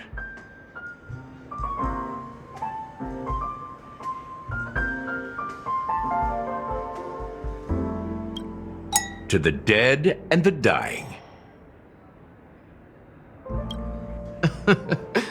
Well done, Gallagher. You're not over the hill yet. So, are you satisfied? Oh, the flavors! They're way more sophisticated than Soul Glad. The richness and layers of these flavors are a masterpiece, especially with the adjuncts. I can taste the spicy and sour notes with a hint of sweetness. I'm not entirely sure what it all means. Maybe Mr. Gallagher can shed some light on it. Well, if you're expecting a profound answer, I'm afraid I'll disappoint you. The imagery it implies is pretty straightforward. It's just a glimpse of what this dream truly tastes like. Nothing more. Does this true taste have anything to do with that, Mikhail? Yeah, that name does sound familiar. When you got knocked out by that masked fool girl, I think I heard someone calling that name. Do you remember? I was right about you. You guys seem to know quite a bit, and now there's no reason to hide anything from you anymore. Let's dig deeper into the case, and of course, I'll tell you a story about Mikhail. All right, let's start with what we know based on the clues the family has. It seems that Firefly isn't a local or an invited guest. In other words, she's a stowaway. She managed to fool me at first. My age must be getting the best of me. But here on the planet of festivities, stowaways are a common sight. You're bound to run into one sooner or later. After the incident, the hounds wasted no time searching for that girl in both the dreamscape and reality. But here's the thing. We only received bad news, and the trickiest kind at that. She simply vanished, leaving no trace in the dreamscape or reality, as if she had never come to Penaconii at all. Huh? Does that mean...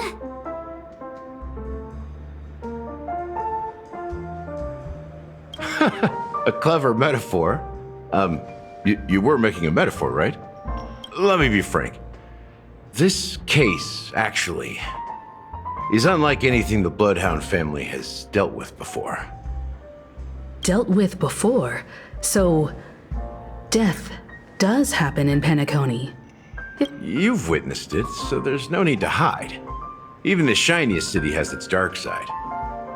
We're all confronting the family based on that alone would be naive. Death may occur in sweet dreams. So what? Such events are highly unlikely and only affect a tiny number of people. If you really want to delve deeper into this case, you need to understand the true problem with the family. I guess it's time to tell the story of that Mikhail. You're very perceptive. The Astral Express has received that music box too, right? Do you know the secrets it holds? There's a message. Witness the impossible in the realm of dreams. Find the legacy of the Watchmaker, father of Peniconii, and thus the answer to the question, why does life slumber? That's the exact wording. Hey, why are you laughing? Wait, did you write it?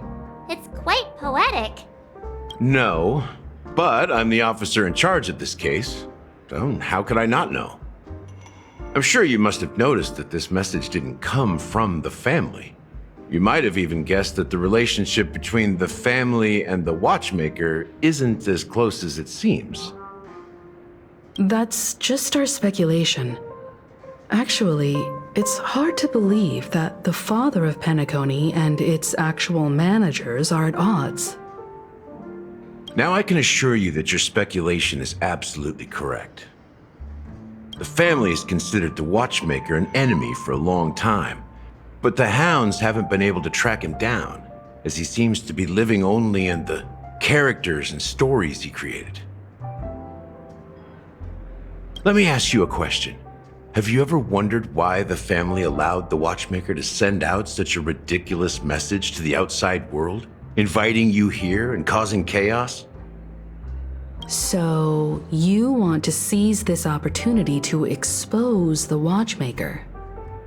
Well, now you understand why the Oak family authorized the Nameless to assist in the investigation, but kept you in the dark, right? Because the Watchmaker is not the legend of the land of the dreams at all. He's the most shameful stain in the history of Peniconii, and he's the root cause of all the anomalies in the dreamscape.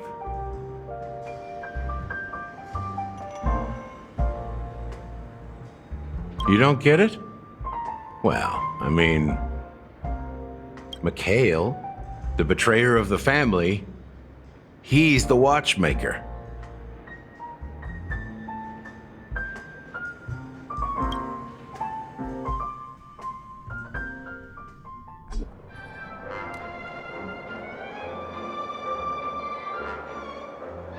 Here we are, Clock Studios theme park, the most popular entertainment center in Peniconii.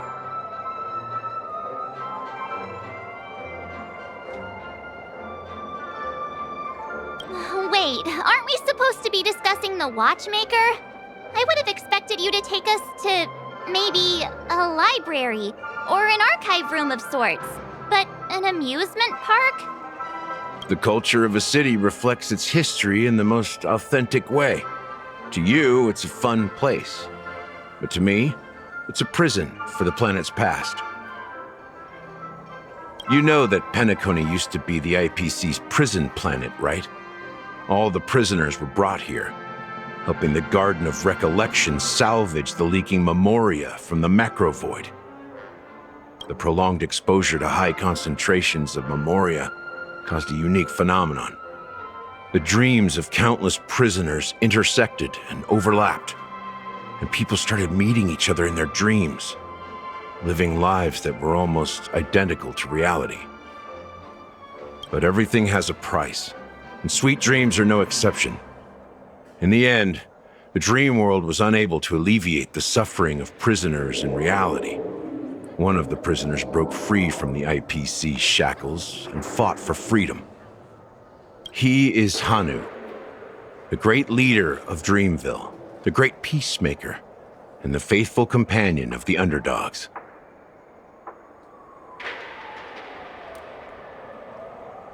History is always written by the winners.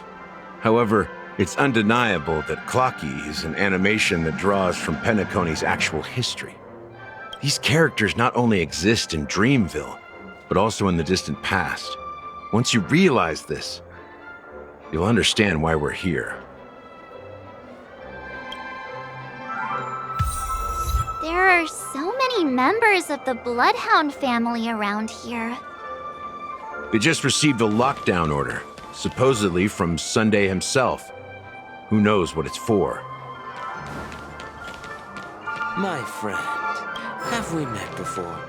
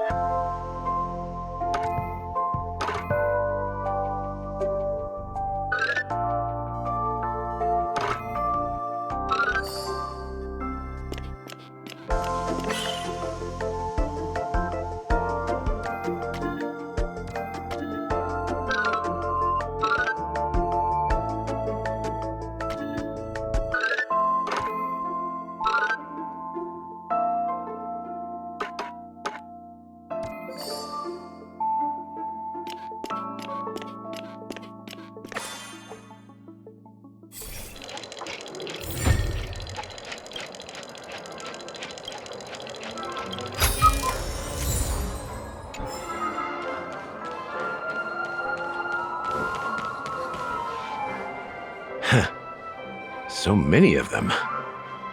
I've never seen anything like this, even when they're tracking down suspects. Well, it's a masterpiece from the family, after all. Besides the followers of the preservation, the family members are the best at creating mind-blowing marvels. Let's find a quiet spot and continue our conversation. View here is great, right? We can see everything from here, including Clocky. If all the characters in the animation are based on characters in reality, then Clocky's counterpart is definitely the Watchmaker. In the animation, he's Hanu's partner and one of the founders of Dreamville. Does that mean the Watchmaker was personally involved in that war and sided with Asdana? It was a monumental war for freedom. Hanunu fought alongside a motley crew of masked fools, nameless, history fictionologists, mourning actors, omen vanguards, even visitors from beyond the sky. In the end, they emerged victorious. Among them was the person who would eventually be known as the Watchmaker. But if you do the math, doesn't that mean the Watchmaker was around for several centuries? I'm not sure, but Mikhail was already the Watchmaker when I met him, so maybe he inherited the title. How old are you now, Mr. Officer? I'm 13. No way. Not even close. Hanunu freed the frontier prison, but peace still eluded him. With limited resources, threats from the outside world, and internal conflicts between major prison districts, the future of Asdana was uncertain. It wasn't until the Watchmaker approached the family with the idea of turning the prison into the planet of festivities that Penaconii finally gained its name and glory. Thus, he became known as the Father of Penaconii. But didn't you say the Watchmaker betrayed the family? And you said you were his companion, so that means you... No, I'm not his companion, but rather one of his many children. But I am indeed a traitor. Not to the family, but to Mikhail. What did you do? I did nothing. And that's the worst betrayal of all. Just like you, I had close companions. We dedicated ourselves to Penaconii. But the Oak family, they set us up. Mikhail was too old to protect his children anymore. So we left the family to find our own path. We were branded traitors of the Harmony, even though the true traitors were someone else. While they continue to praise the Watchmaker's name in the world, behind closed doors, they condemn him on a pillar of shame. Nevertheless, we wanted to clear his name. We intended to find the real traitor, the one responsible for all this, and restore harmony to Peniconii. But we failed. Too much time had passed, and the land of the dreams had become deeply corrupted. After countless fruitless pursuits, I gave up. Like a lost dog. The family accepted me and made me an officer, supposedly as a form of forgiveness. But it was actually a punishment. Since then, I've been completely cut off from my partners and my past. As I heard he died in obscurity, in a place where no one could find him. That's when I realized that the Peniconii I once knew would never return. We're truly sorry for what happened. But this is not the end of the story, right? Apparently, someone has inherited the title of the Watchmaker and has been secretly working against the family all this time. Well, that's one way to look at it. However, only one member has truly inherited the Watchmaker's title. Unfortunately, after all these years, I have no idea who that person is, or if they're even real. Or just Mikhail's lost soul haunting the dreams. So, do you understand why I'm spilling all this info? Because I believe the girl's death must be connected to the Watchmaker's legacy. And at the end of all these mysteries, we will find the answers we are seeking. If it really is Mikhail's ghost, I want to meet him. If only for the last time. For those who despise me could form a line from here all the way to the entrance of the hotel. But those willing to look me in the eye and hear me out? Let's just say, there won't be many. I've told you all I know is a sign of gratitude. Thank you for listening to this old dog. Something just happened at the theme park. Now if you'll excuse me, good luck to all of you. How ironic. What's so different between the stowaways projected by Peniconii today and the dream seekers once hailed as pioneers several amber eras ago? Gallagher does have a troubled past, it seems. While Firefly's whereabouts remain a mystery, his stories shed light on our suspicions about the true identity of the Watchmaker, his connection to the family, and the power struggles hidden behind sweet dreams and death. Exactly. Gallagher suggests that the real traitor is someone else, probably within the Oak family. That lines up with what we've gathered so far. Firefly got involved in this mess because of the legacy, and now we're sure that Aventurine's accusations against Acheron are baseless. You're really into Clocky, huh? He's just a fictional character, not a real person. Speaking of which, that Clocky who only reveals himself to you is quite intriguing. It's a shame we've never met him since then. Now that we've confirmed a lot of our suspicions, let's take a moment to think about the clues we have. Send a message to Welt and see how things are going on his end.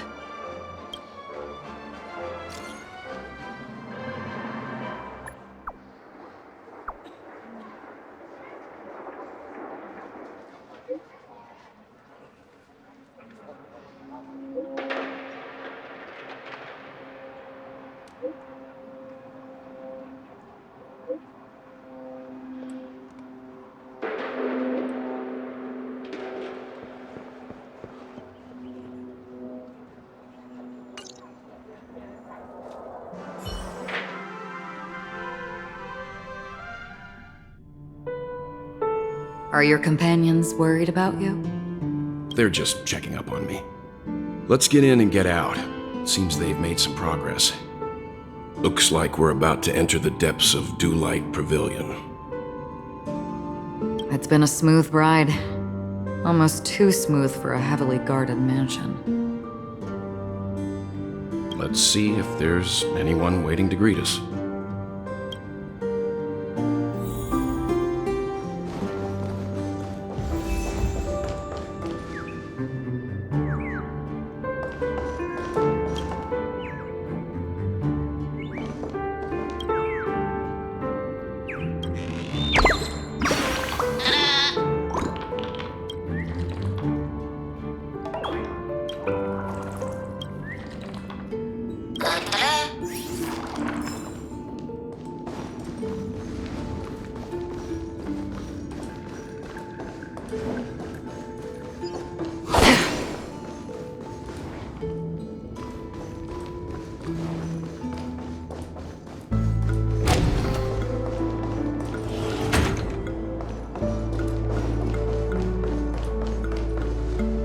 Something feels off. A grand mansion like this and not a butler or servant in sight. Well, this door is open. Looks like we'll have to investigate ourselves. Let's proceed with caution. Just one moment.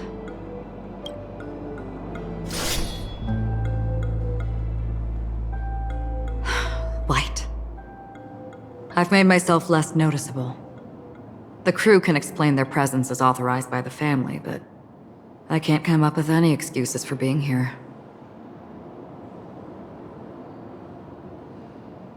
I see. What in...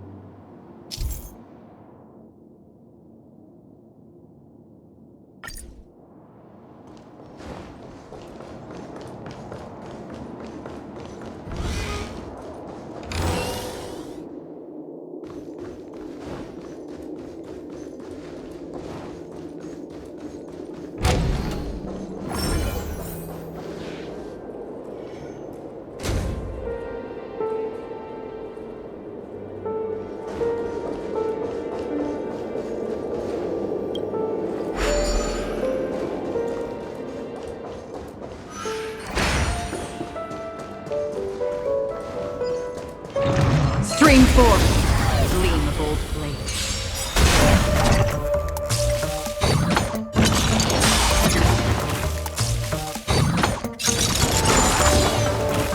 Still waters of oblivion.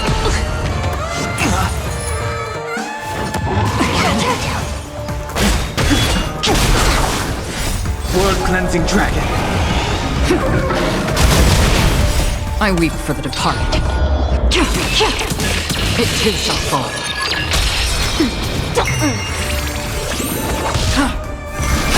Break! Nap time. Destined for oblivion.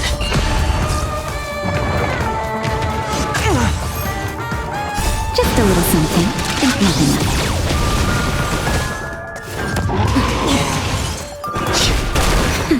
Feeling spiffy? Can you find the answer? Still waters of oblivion. Rise!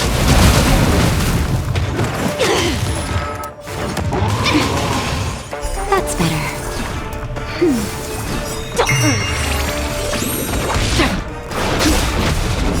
World-cleansing dragon. Nap time.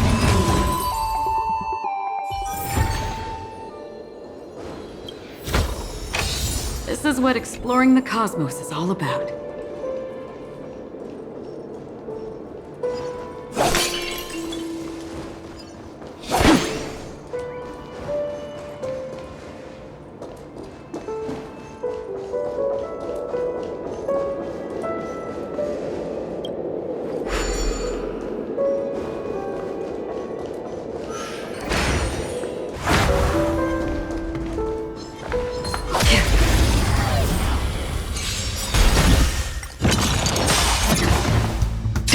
For oblivion.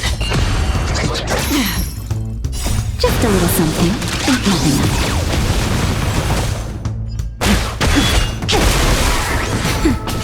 Feeling spiffy?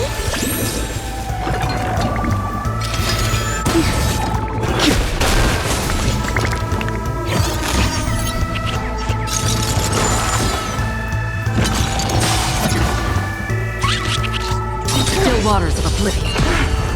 I weep for the departed. It too shall fall.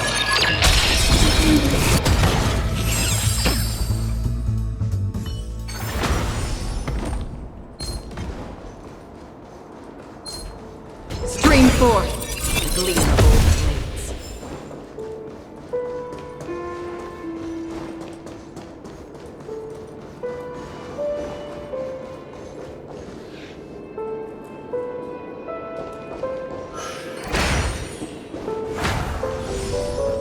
Stream forth the gleam of old blades.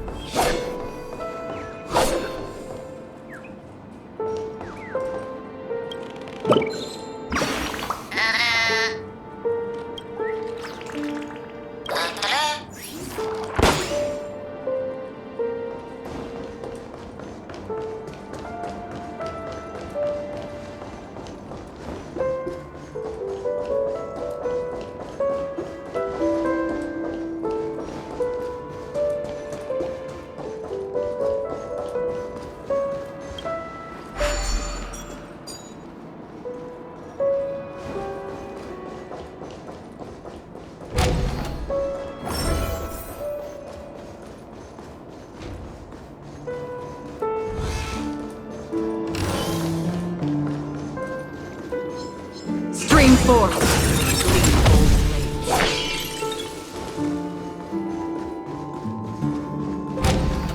The model in the sand pit. It's the golden hour, isn't it? And the footprints here are different from the rest. There are two sets.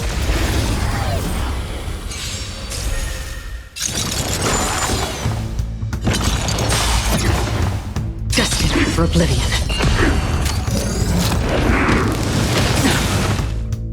Can you find the answer?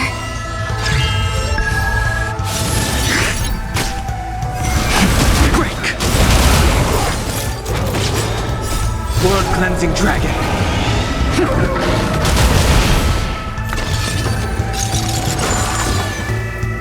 Still waters of oblivion. I weep for the departed. It too shall fall. Nap time. Destined for oblivion. Feeling spiffy? Rise!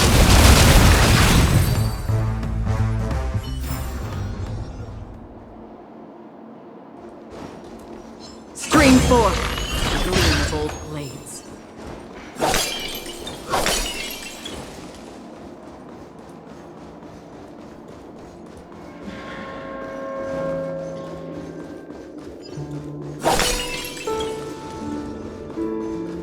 Stream forth the gleam of old blades.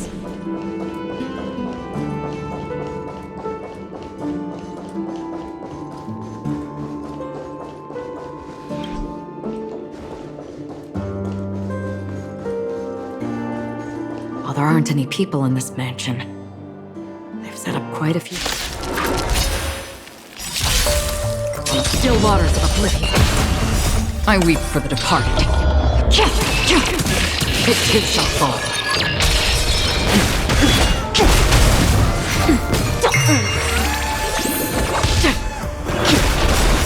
World-cleansing dragon.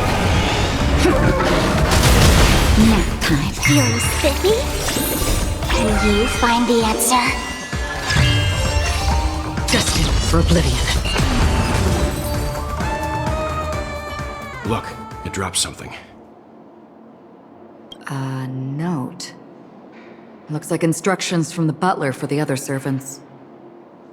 Seems like the mansion's entire workforce were assigned other tasks before Robin's death. It must have been a big project to require that much manpower. The Charmony Festival, perhaps. But no matter what their main priorities are, there should always be someone left at the mansion, right? So you're saying someone deliberately cleared the place out? Yeah, but I don't know why.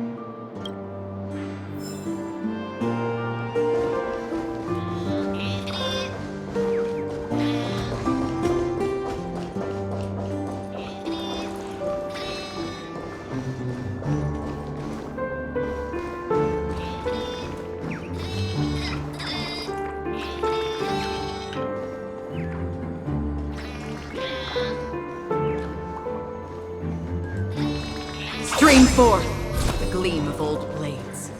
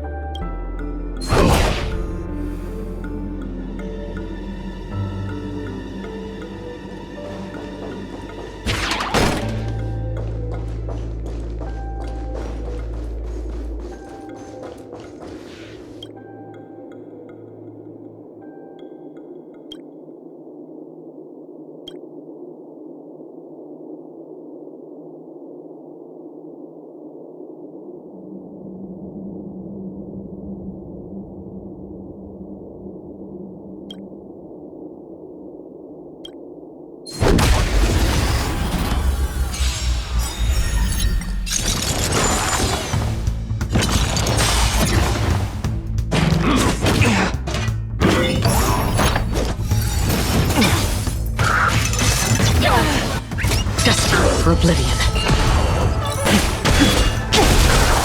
Nap time. Just a little something. Think nothing of it. Feeling spiffy?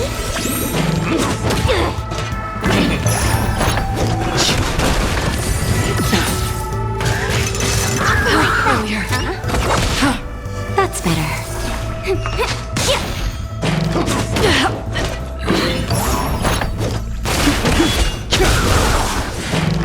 Done playing for today.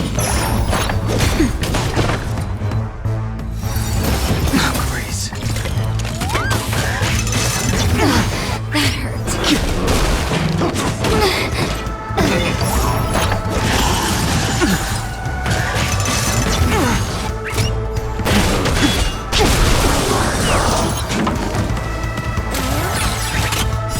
World-cleansing dragon.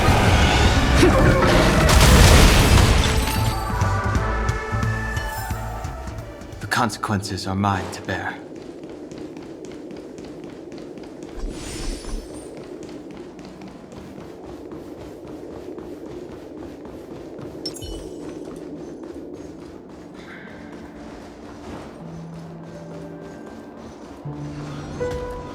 Stream forth the gleam of old.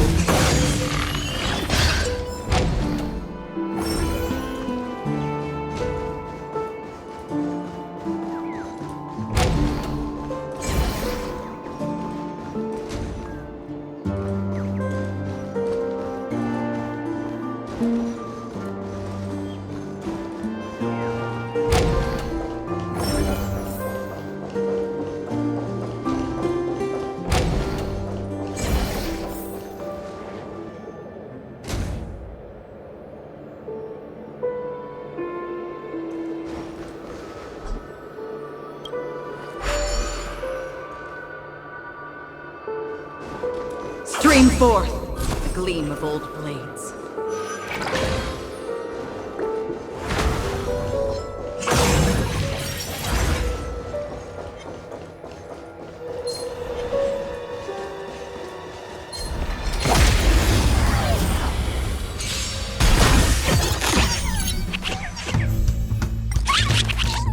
Still waters of oblivion.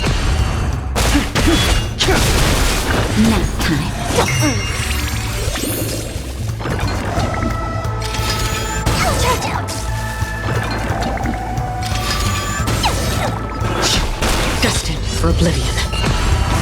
I weep for the departed.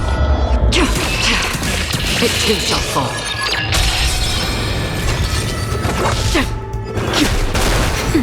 Feeling spiffy? Inevitable. Yeah.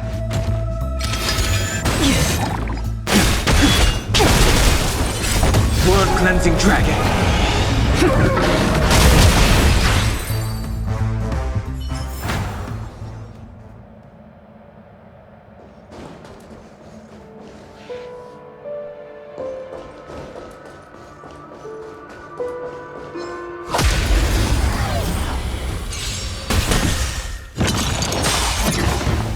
Free will, or was it fate? Still waters of oblivion. I'm okay. Nap time. Just a little something. Think nothing of it. Can you find the answer?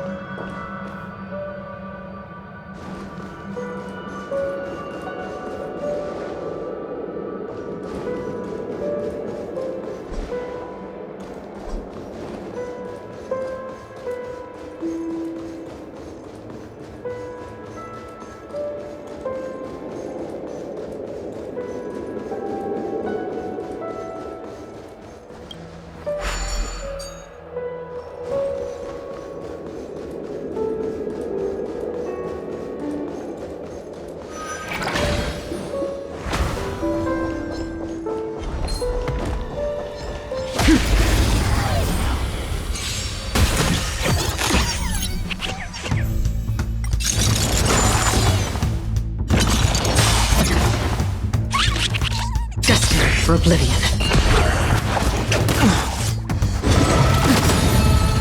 I weep for the departed. It too shall fall. Still waters of oblivion. World-cleansing dragon.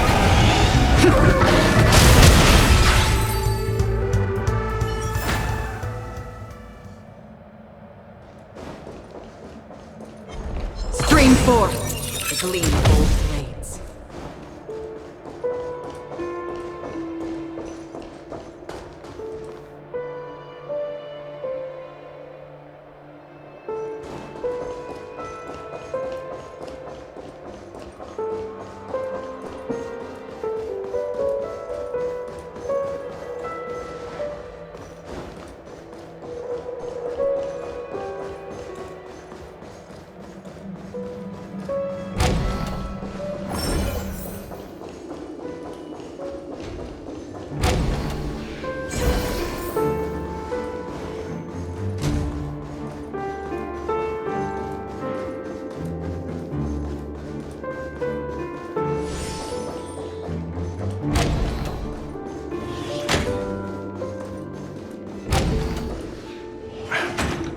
No one here either. Since no one's around to entertain us, let's make ourselves at home. Stay close to me so that my white can cover you too.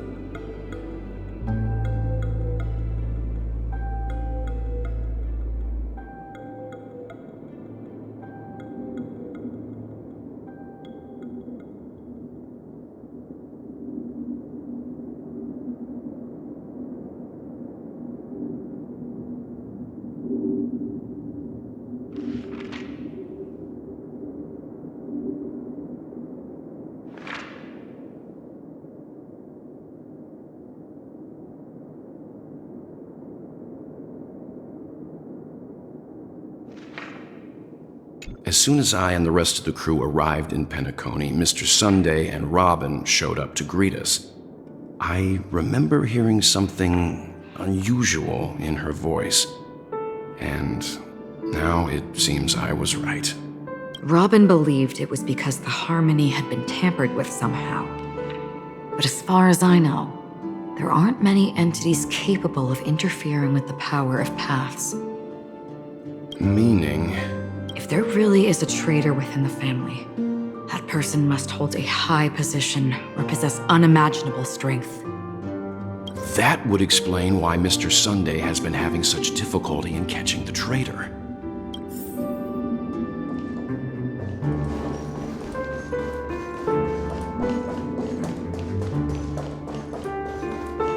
This light cone is securely guarded. It must hold some important memories. According to Robin's interview, despite having performed on so many grand stages, her favorite performance was a pretend show she put on with her brother when they were just kids. I wonder how their relationship is now. Growing up brings gains, but also losses. Yeah, time has a way of smoothing things out. The beautiful...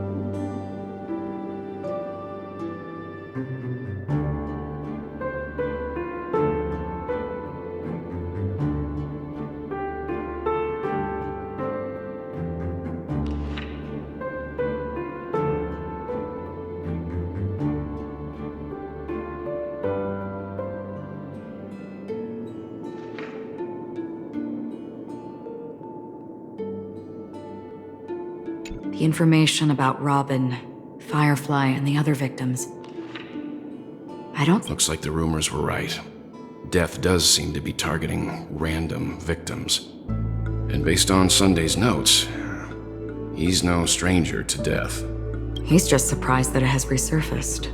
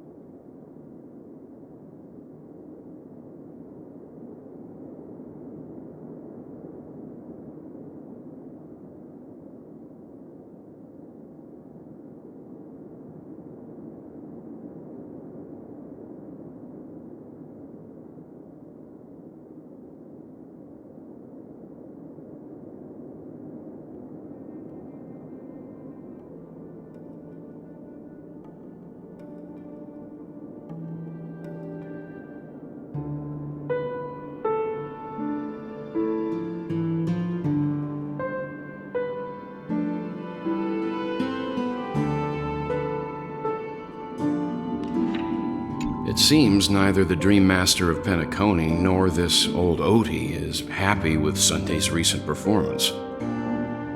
They don't seem to care much about death. Instead, they're more concerned about the Charmony Festival and the Watchmaker. Maybe the other family heads don't think death is a big deal. One thing's for sure. There's a lot of internal conflict within the family, and everybody has their own agenda.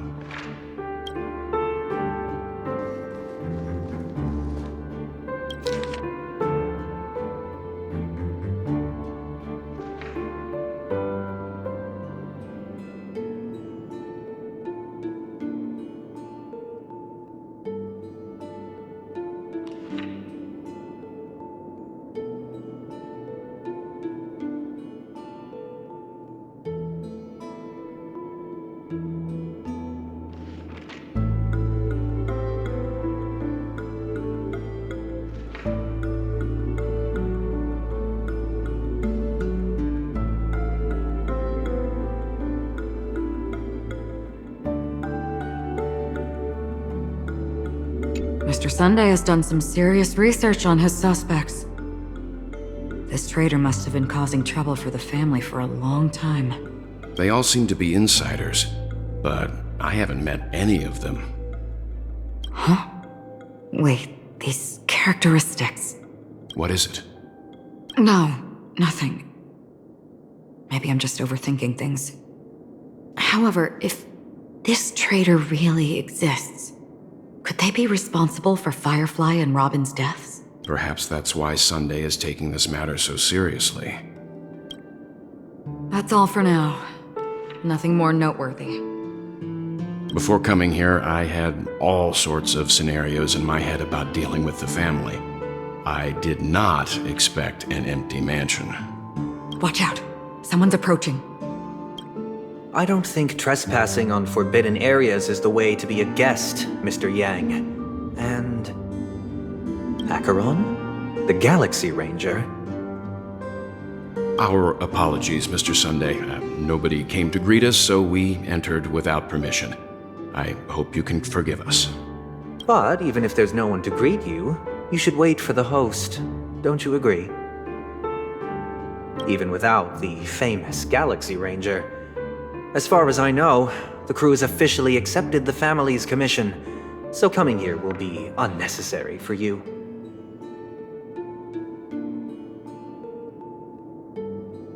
On the contrary, that's exactly why we're here, to ask you about the case and gather more information. Well, since you've come with goodwill, I have no reason to show you the door. Rest assured, he hasn't figured out that we went through those documents. While the truth remains a mystery, I'm getting close to it.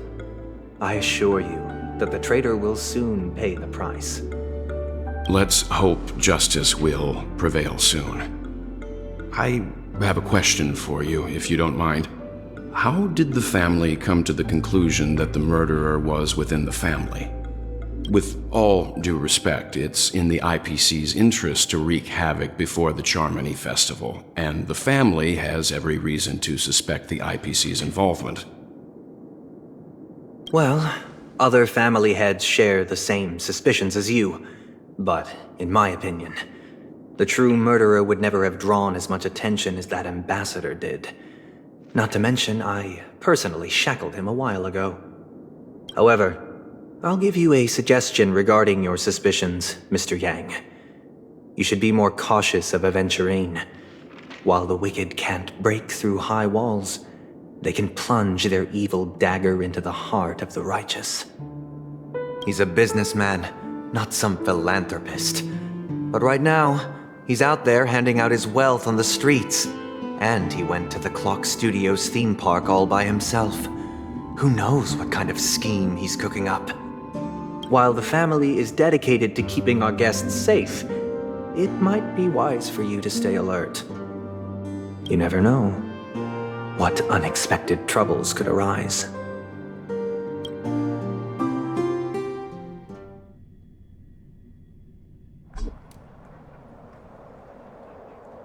According to a Pierpoint hotline tip, There was a major breakthrough in the shocking Ejhazio Aventюрин case. The suspect has been arrested. This fraud case has been linked to many departments within the Interastral Peace Corporation and the Intelligentsia Guild, causing a large drain in manpower and resources, resulting in the IPC taking a massive loss. The case's main suspect originates from Sigonia 4 and is one of the survivors of the second Kataka Avgin extinction event, who does not carry an interstellar refugee travel permit. As per Strategic Investment Department Head Diamond's sentiments, the IPC has appropriately relocated the suspect in the spirit of the Charter and will continue to conduct further investigations as to the motive of the suspect.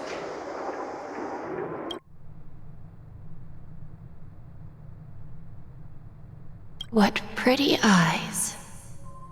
Tell me, do they shine in the dark? Well, if they did, I'd sell them in a heartbeat. You don't know how many people long for your eyes to be closed forever. As a servant, you should not resist your master. Yet, you went and killed that man anyway. No lawyer has the audacity to defend you. Perhaps you ought to represent yourself. Not difficult, but definitely pointless. You're pretty confident on your eloquence. Did you also think that when you lied to the Intelligentsia Guild? Ask and you shall receive. You wanted the perfect construction material. All I did was offer a possibility. It was just a small wager. If your luck holds out, the IPC will dig something up from the golden sands of Ejhazio. Maybe even the Sand King's remains. Pity your luck has run out. I'll admit that. What I'm more curious about, though, is why such a grand scheme failed to benefit anyone in the end, including the perpetrator himself. Madam, I already have what I want. To be brought before you for the next high-stakes gamble. Then let's talk about the second gamble.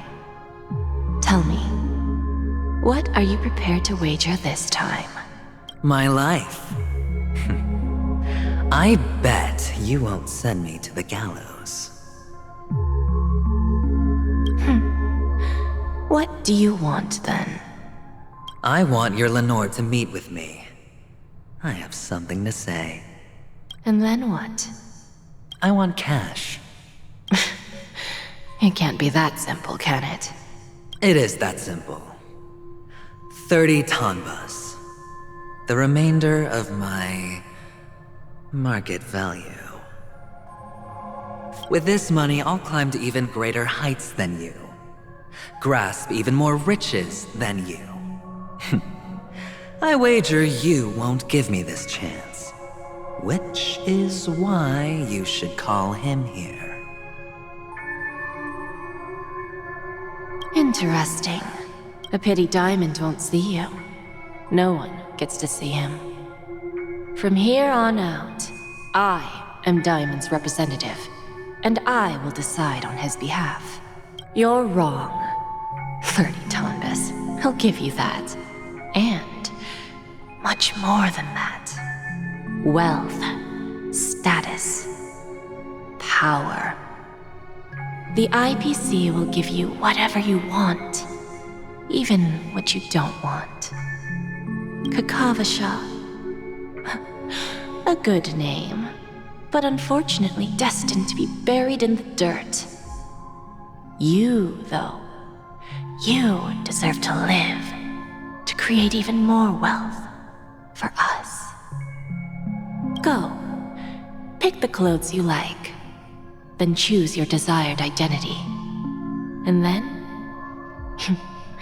use them well, child. May your plans never suffer failure.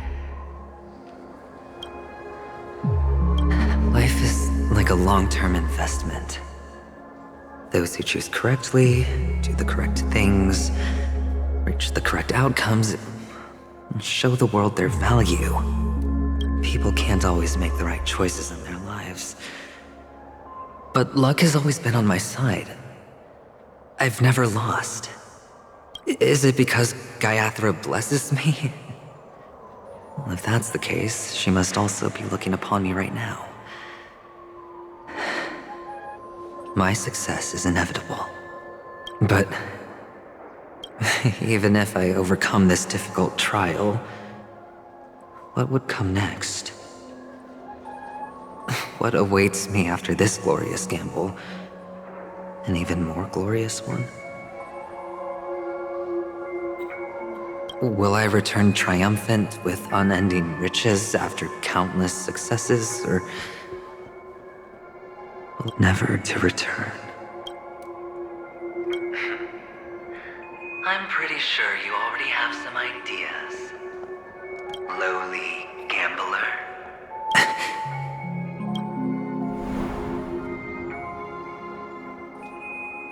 What? What?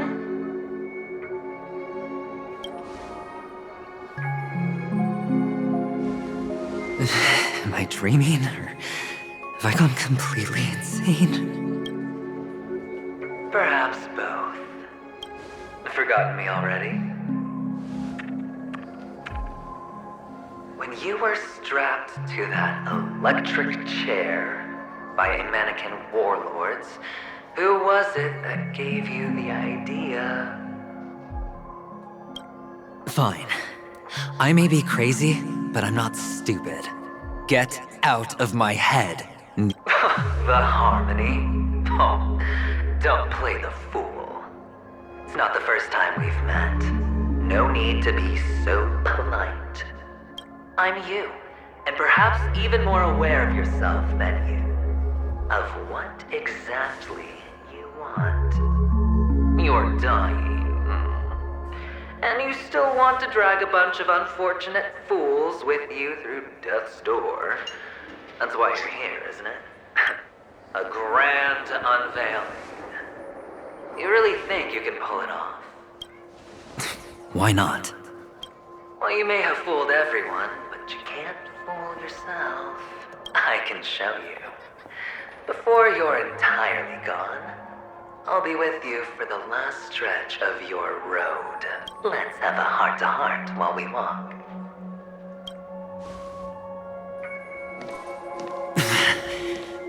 What exactly are you? Most people in this world spend their entire lives just to reach one outcome. Kakavasha, I am your future. First, I'm hearing things, and now I'm seeing them. Great. Am I going to be elevated into the Harmony's Emanator next? Why are there no guests here? What's that featherhead doing? Just a Pepeshi? No. A child.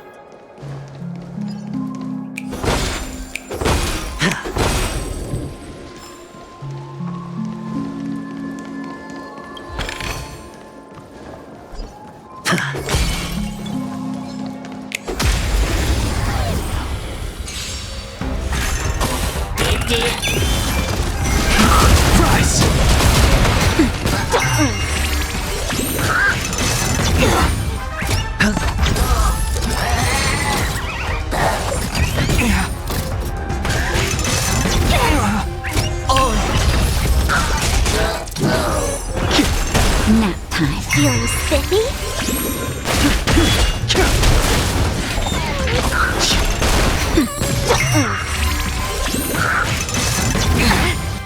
Watch your head. Blood cleansing dragon. Bust? Or maybe I'll take it all!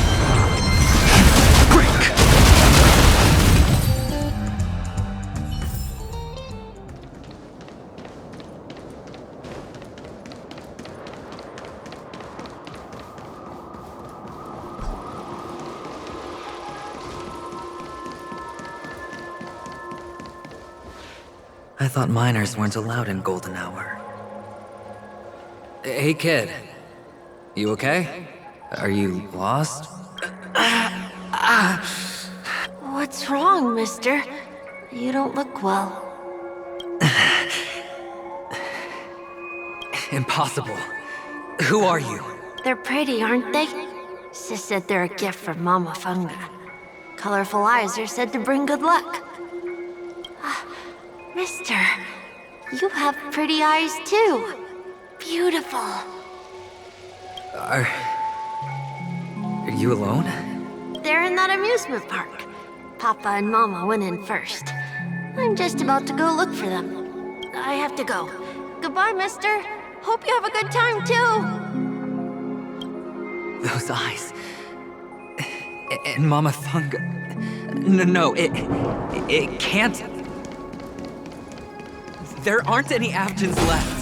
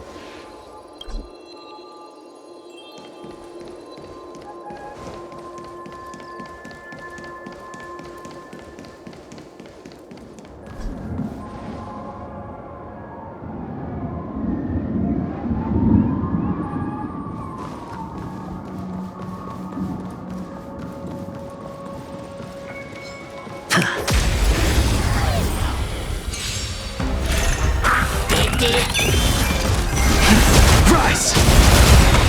Blood-cleansing dragon! Nap time. Feeling spiffy?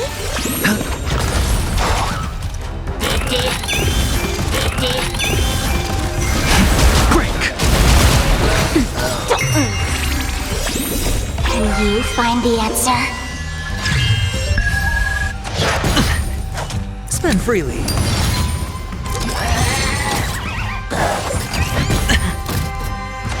Ouch, ouch, ouch. Rise!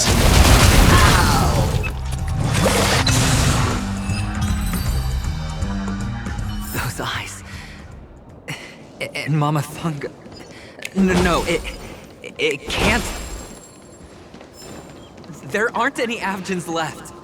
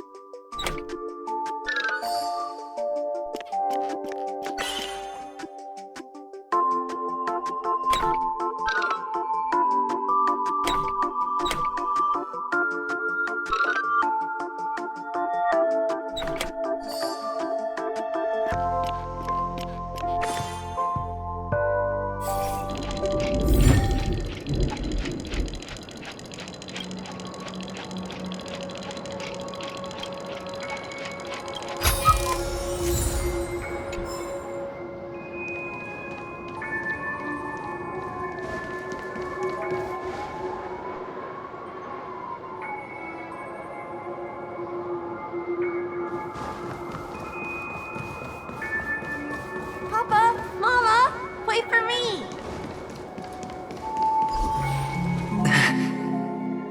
Only on Peniconia, am I right? What are you still doing here? Well, you've known all along. The family truly showed leniency to everyone who came seeking help. Why would there be a need for such high walls and deep moats? However, people don't see it like that. especially since the flavor of the dream syrup is so alluring.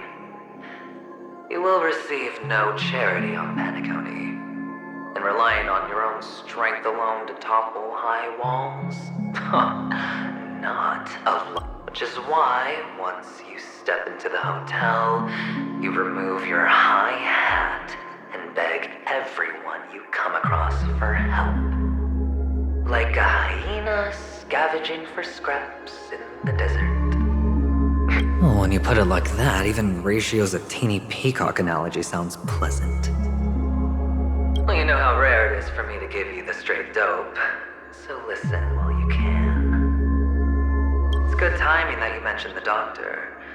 I'm especially fond of what you and he have in common. The conspiracies, calculations. Especially the part about the finale, a magnificent act of betrayal. Oh, when everyone thinks this way, who would even suspect that it was another trap you've meticulously devised? Go on. Tell me I'm right. You know who you really are, Mr. Cavalier Gambler. Uptight, overcautious, massive inferiority complex. You've won so much, you're still so afraid of losing. They only see your big bets, your bravado, the full house, the straight flush. They don't know the other hand is below the table, clutching your chips. It's a heck of an act. No wonder the tavern sent you an invite. You're a natural kid. You don't stop at fooling the audience, you fool yourself too. Well, the best way to prevent others from seeing your true colors is first being able to fool yourself. Of course. I know you all too well. But it's strange. Why did you decline that invitation? You had the chance to embrace elation, was that not what you most wanted?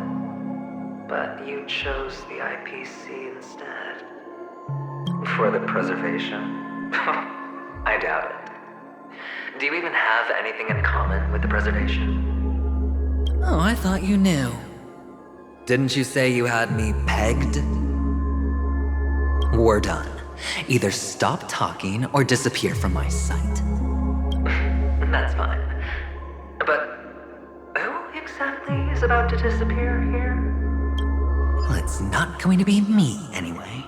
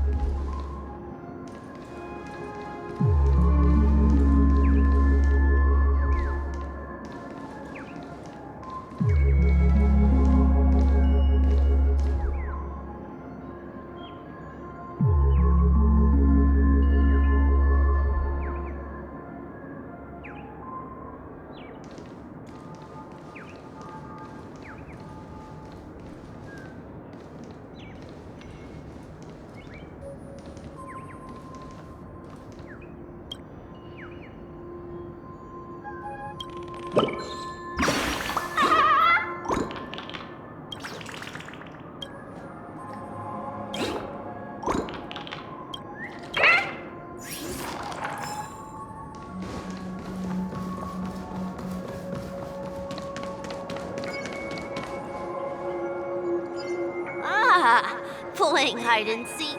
I'm really good at this.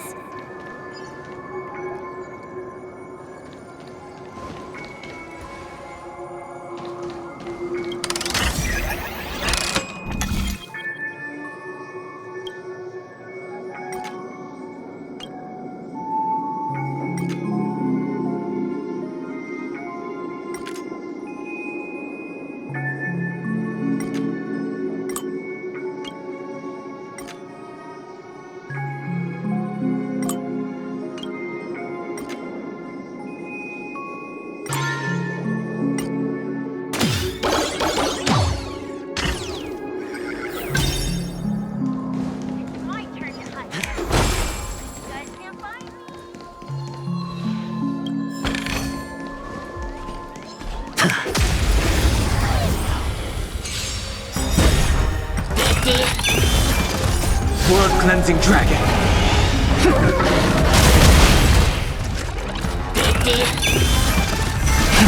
Rise.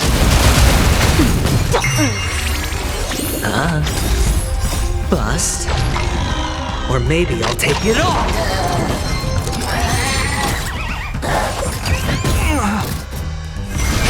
Break.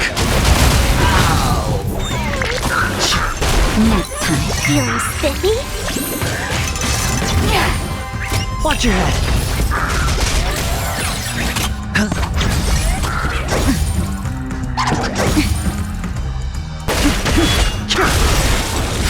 World cleansing dragon.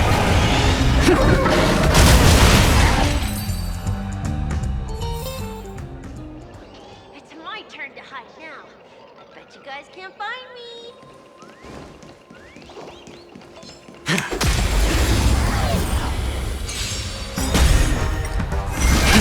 Rise.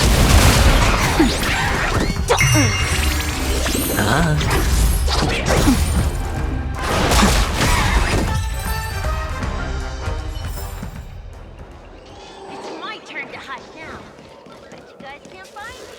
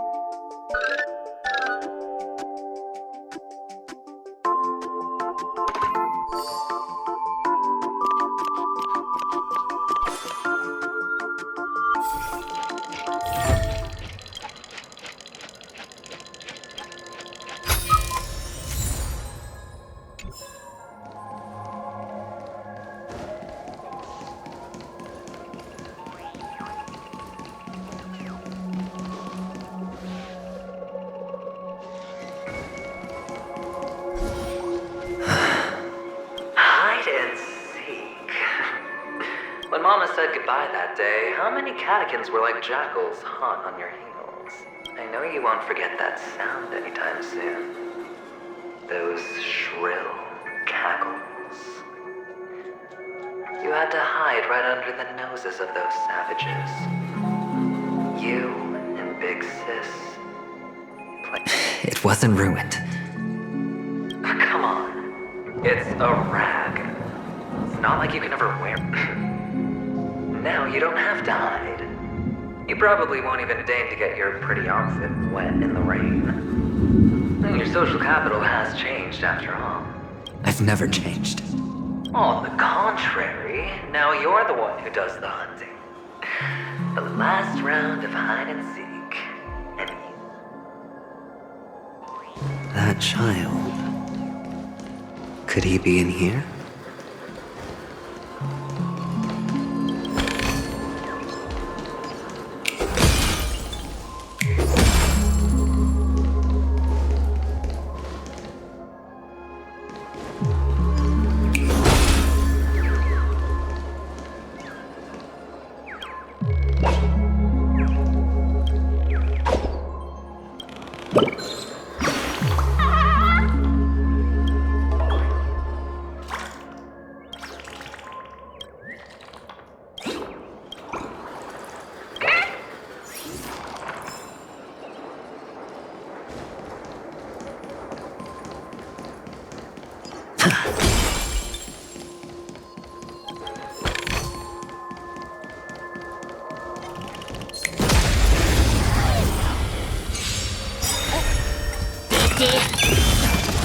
World-cleansing dragon.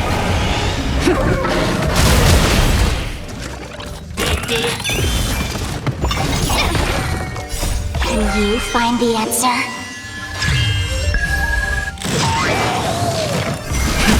Rise! Nap time. Feeling spiffy? Spend freely.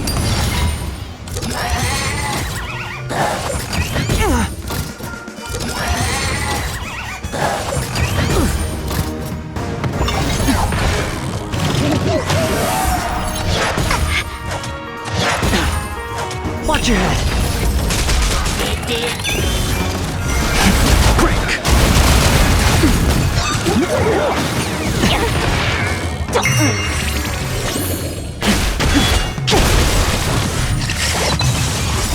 World-cleansing dragon.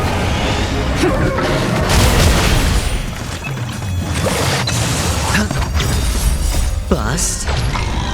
Or maybe I'll take it all.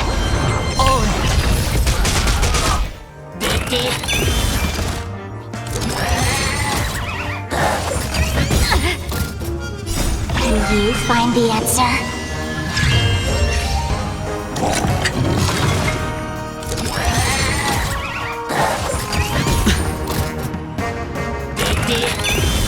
Nap time. Rise!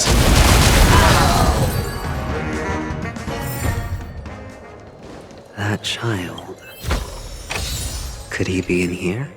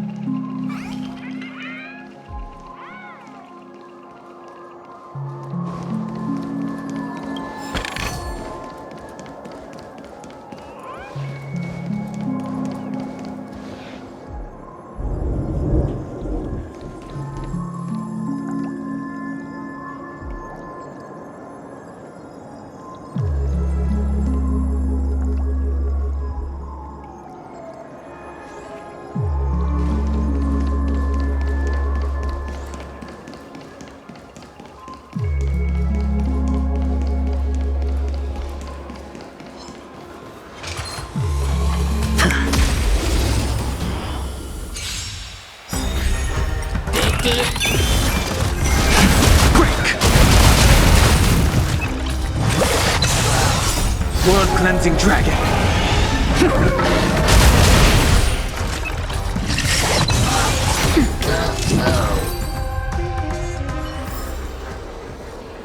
That child.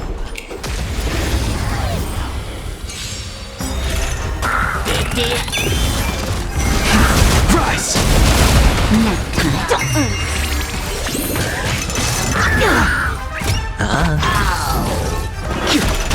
That's better. Feeling spiffy?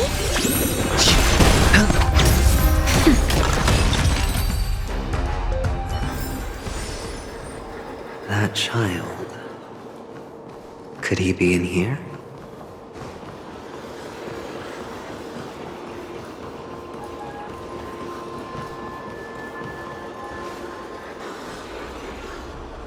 Is this...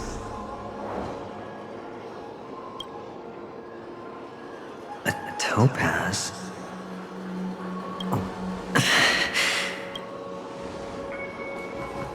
What? Does your cornerstone wrench out of your heart, son? I was merely curious at why it was here.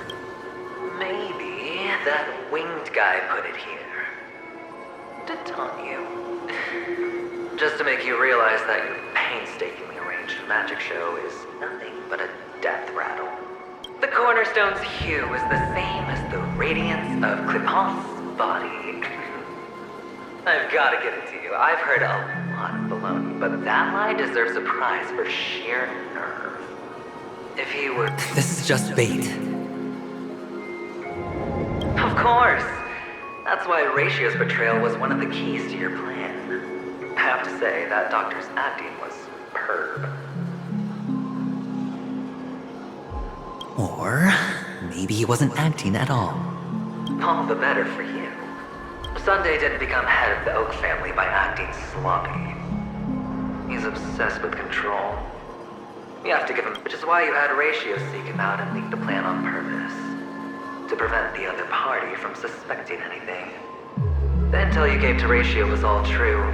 We spoke the same. Finally, Sunday took the bait, found the other cornerstone, and before you know it, everyone's distracted enough for you to steal the third stone right out from under them.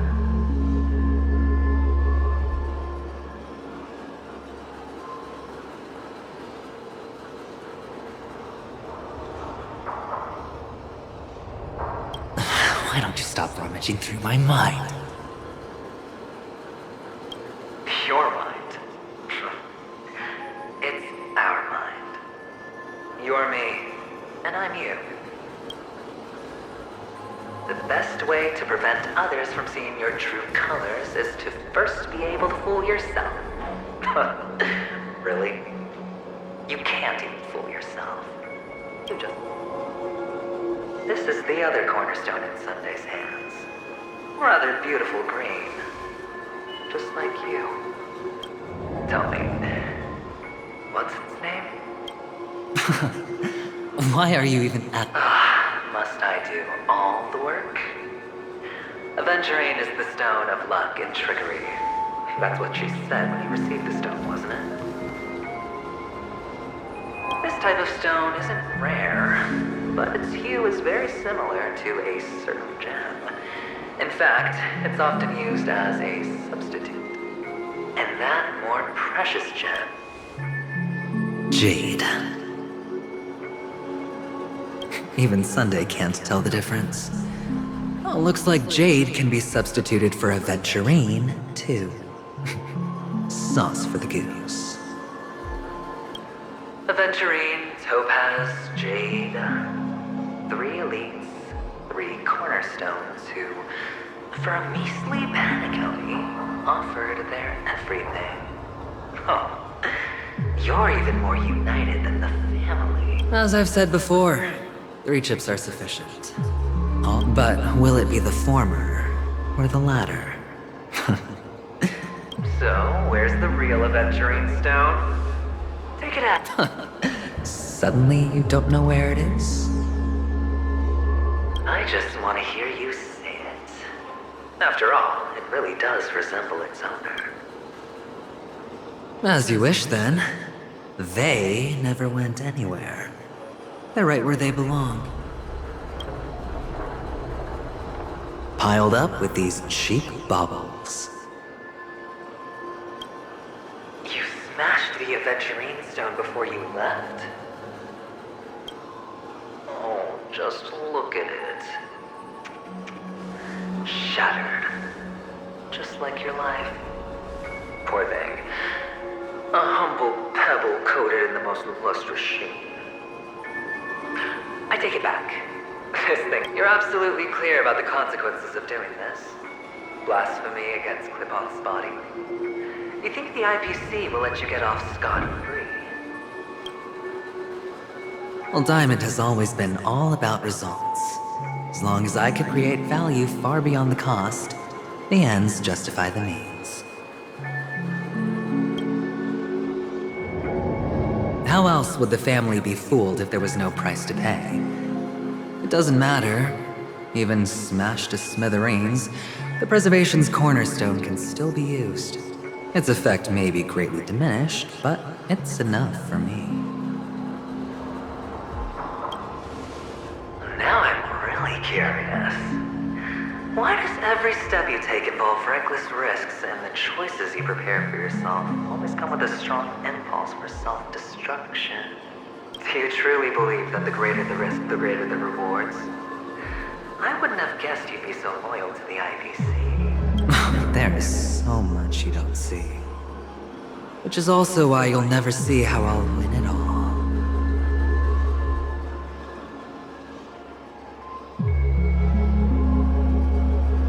That is, if you can do what it takes. We'll just have to wait and see then. The cornerstone is gone. Another illusion of the harmony. Huh?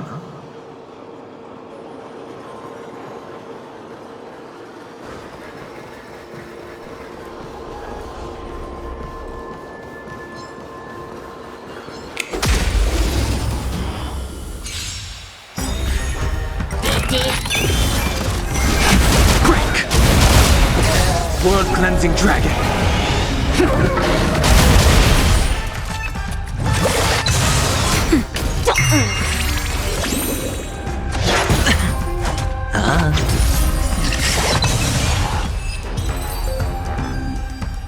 The cornerstone is gone. Another illusion of the harmony. Huh?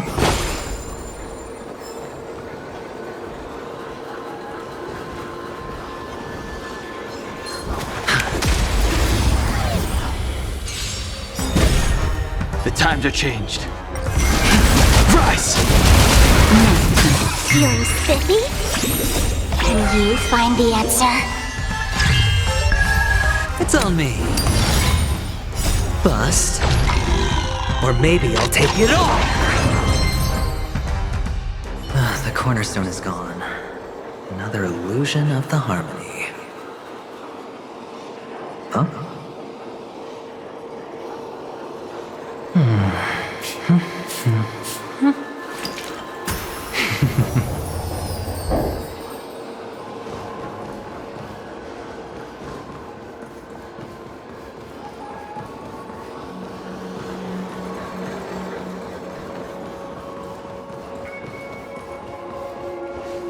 Hello. We meet again, Mr. Pretty Eyes. Yes. We meet again. Of course. Big Sis is there too. The 4 of us were just playing hide and seek. I'm so happy. On On our way here, Papa even brought me to see a blimp. I think you mean film. Yes, that's it. Putting many drawings together and turning them into a moving wall painting. They put me, Papa, Mama, and Big Sis together, turning us into one big family. You should give it a try too, mister. You look sad. The amusement park will cheer you up. Sure.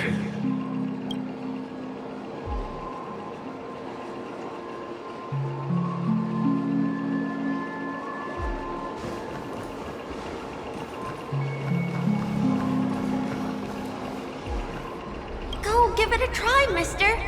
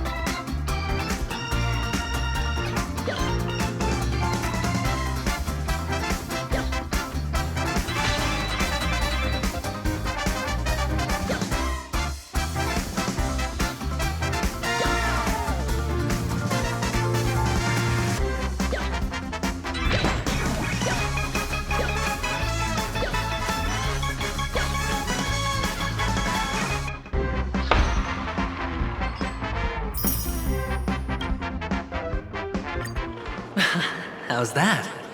Not about... Boring.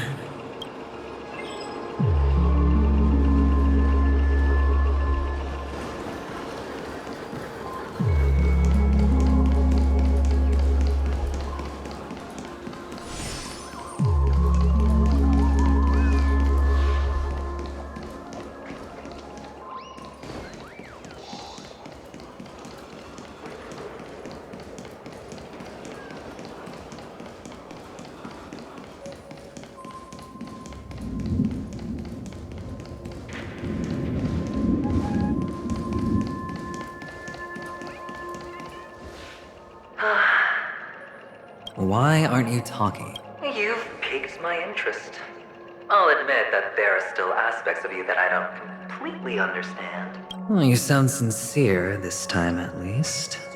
Well, sincerity is one of my traits that everybody likes. And I have precious few of those. Moving on.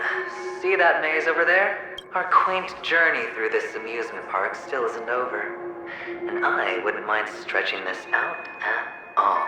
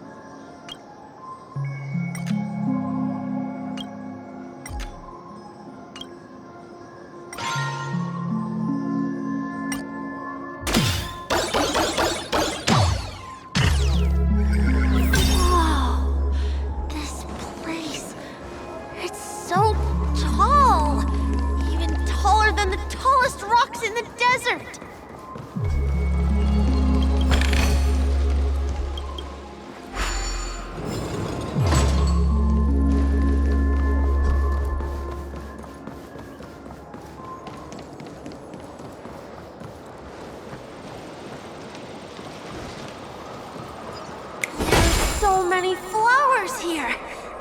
Big Sis, this one's for you.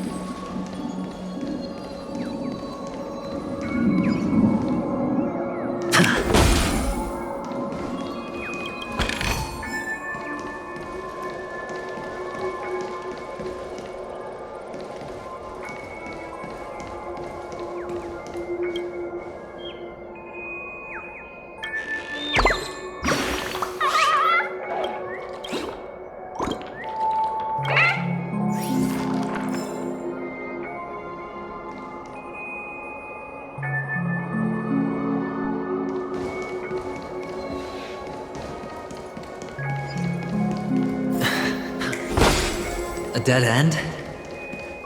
Oh, is this the wrong way? Oh, what's on your mind? It's got nothing to do with you. Do you need a hand? These are manacles on you. You wrapped that iron chain around your fist. Shut up! Oh, you don't wish to face your past? Unwilling to admit that your life... Well, from what I see, you refuse to confront it. Because it only proves your weakness. How could a weak person take such daring risks? That's right. You love the thrill of danger. In your hands, those who follow you could have become Joker cards. They're far more useful that way. It's not like this is the only place the family ever cut corners. Pity you're not him. Well, you wouldn't be in this state if you could just get with the program. Those techniques you mentioned are highly efficient, but it's not that I don't know about them. It's more like I couldn't care less. Get it? What fun is it if the fight isn't fair? Fair? You assume your opponents would fight fair in the first place. The odds are obviously not in your favor, so how are you just breezing by? Did that masked fool's words awaken something in you? Well, she gave me an answer that could turn everything. You mean it could make all the cards on the table just... That's cheating. If these leaves could be brought back, would they bloom into new flowers?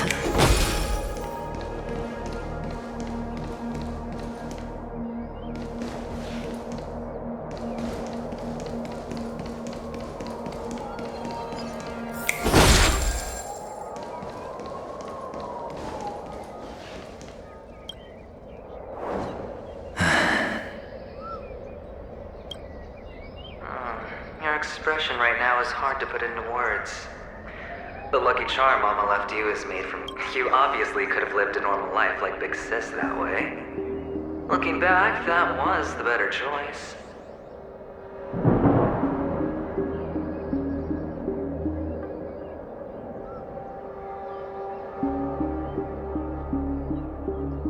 Mama only left us with 2 pieces of jewelry. A necklace and a lucky charm.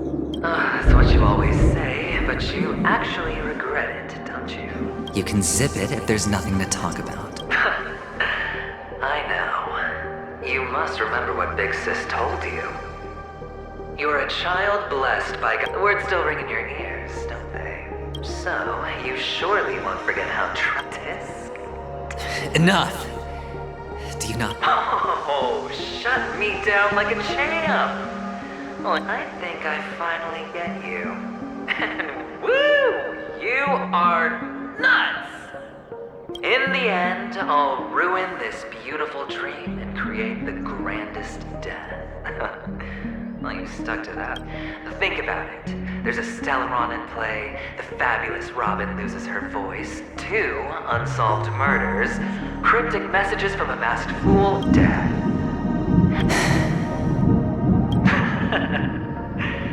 All right then. If you could start over, would you still want to be the child who... It's so quiet this time. Is he finally gone? Or am I the one about to disappear?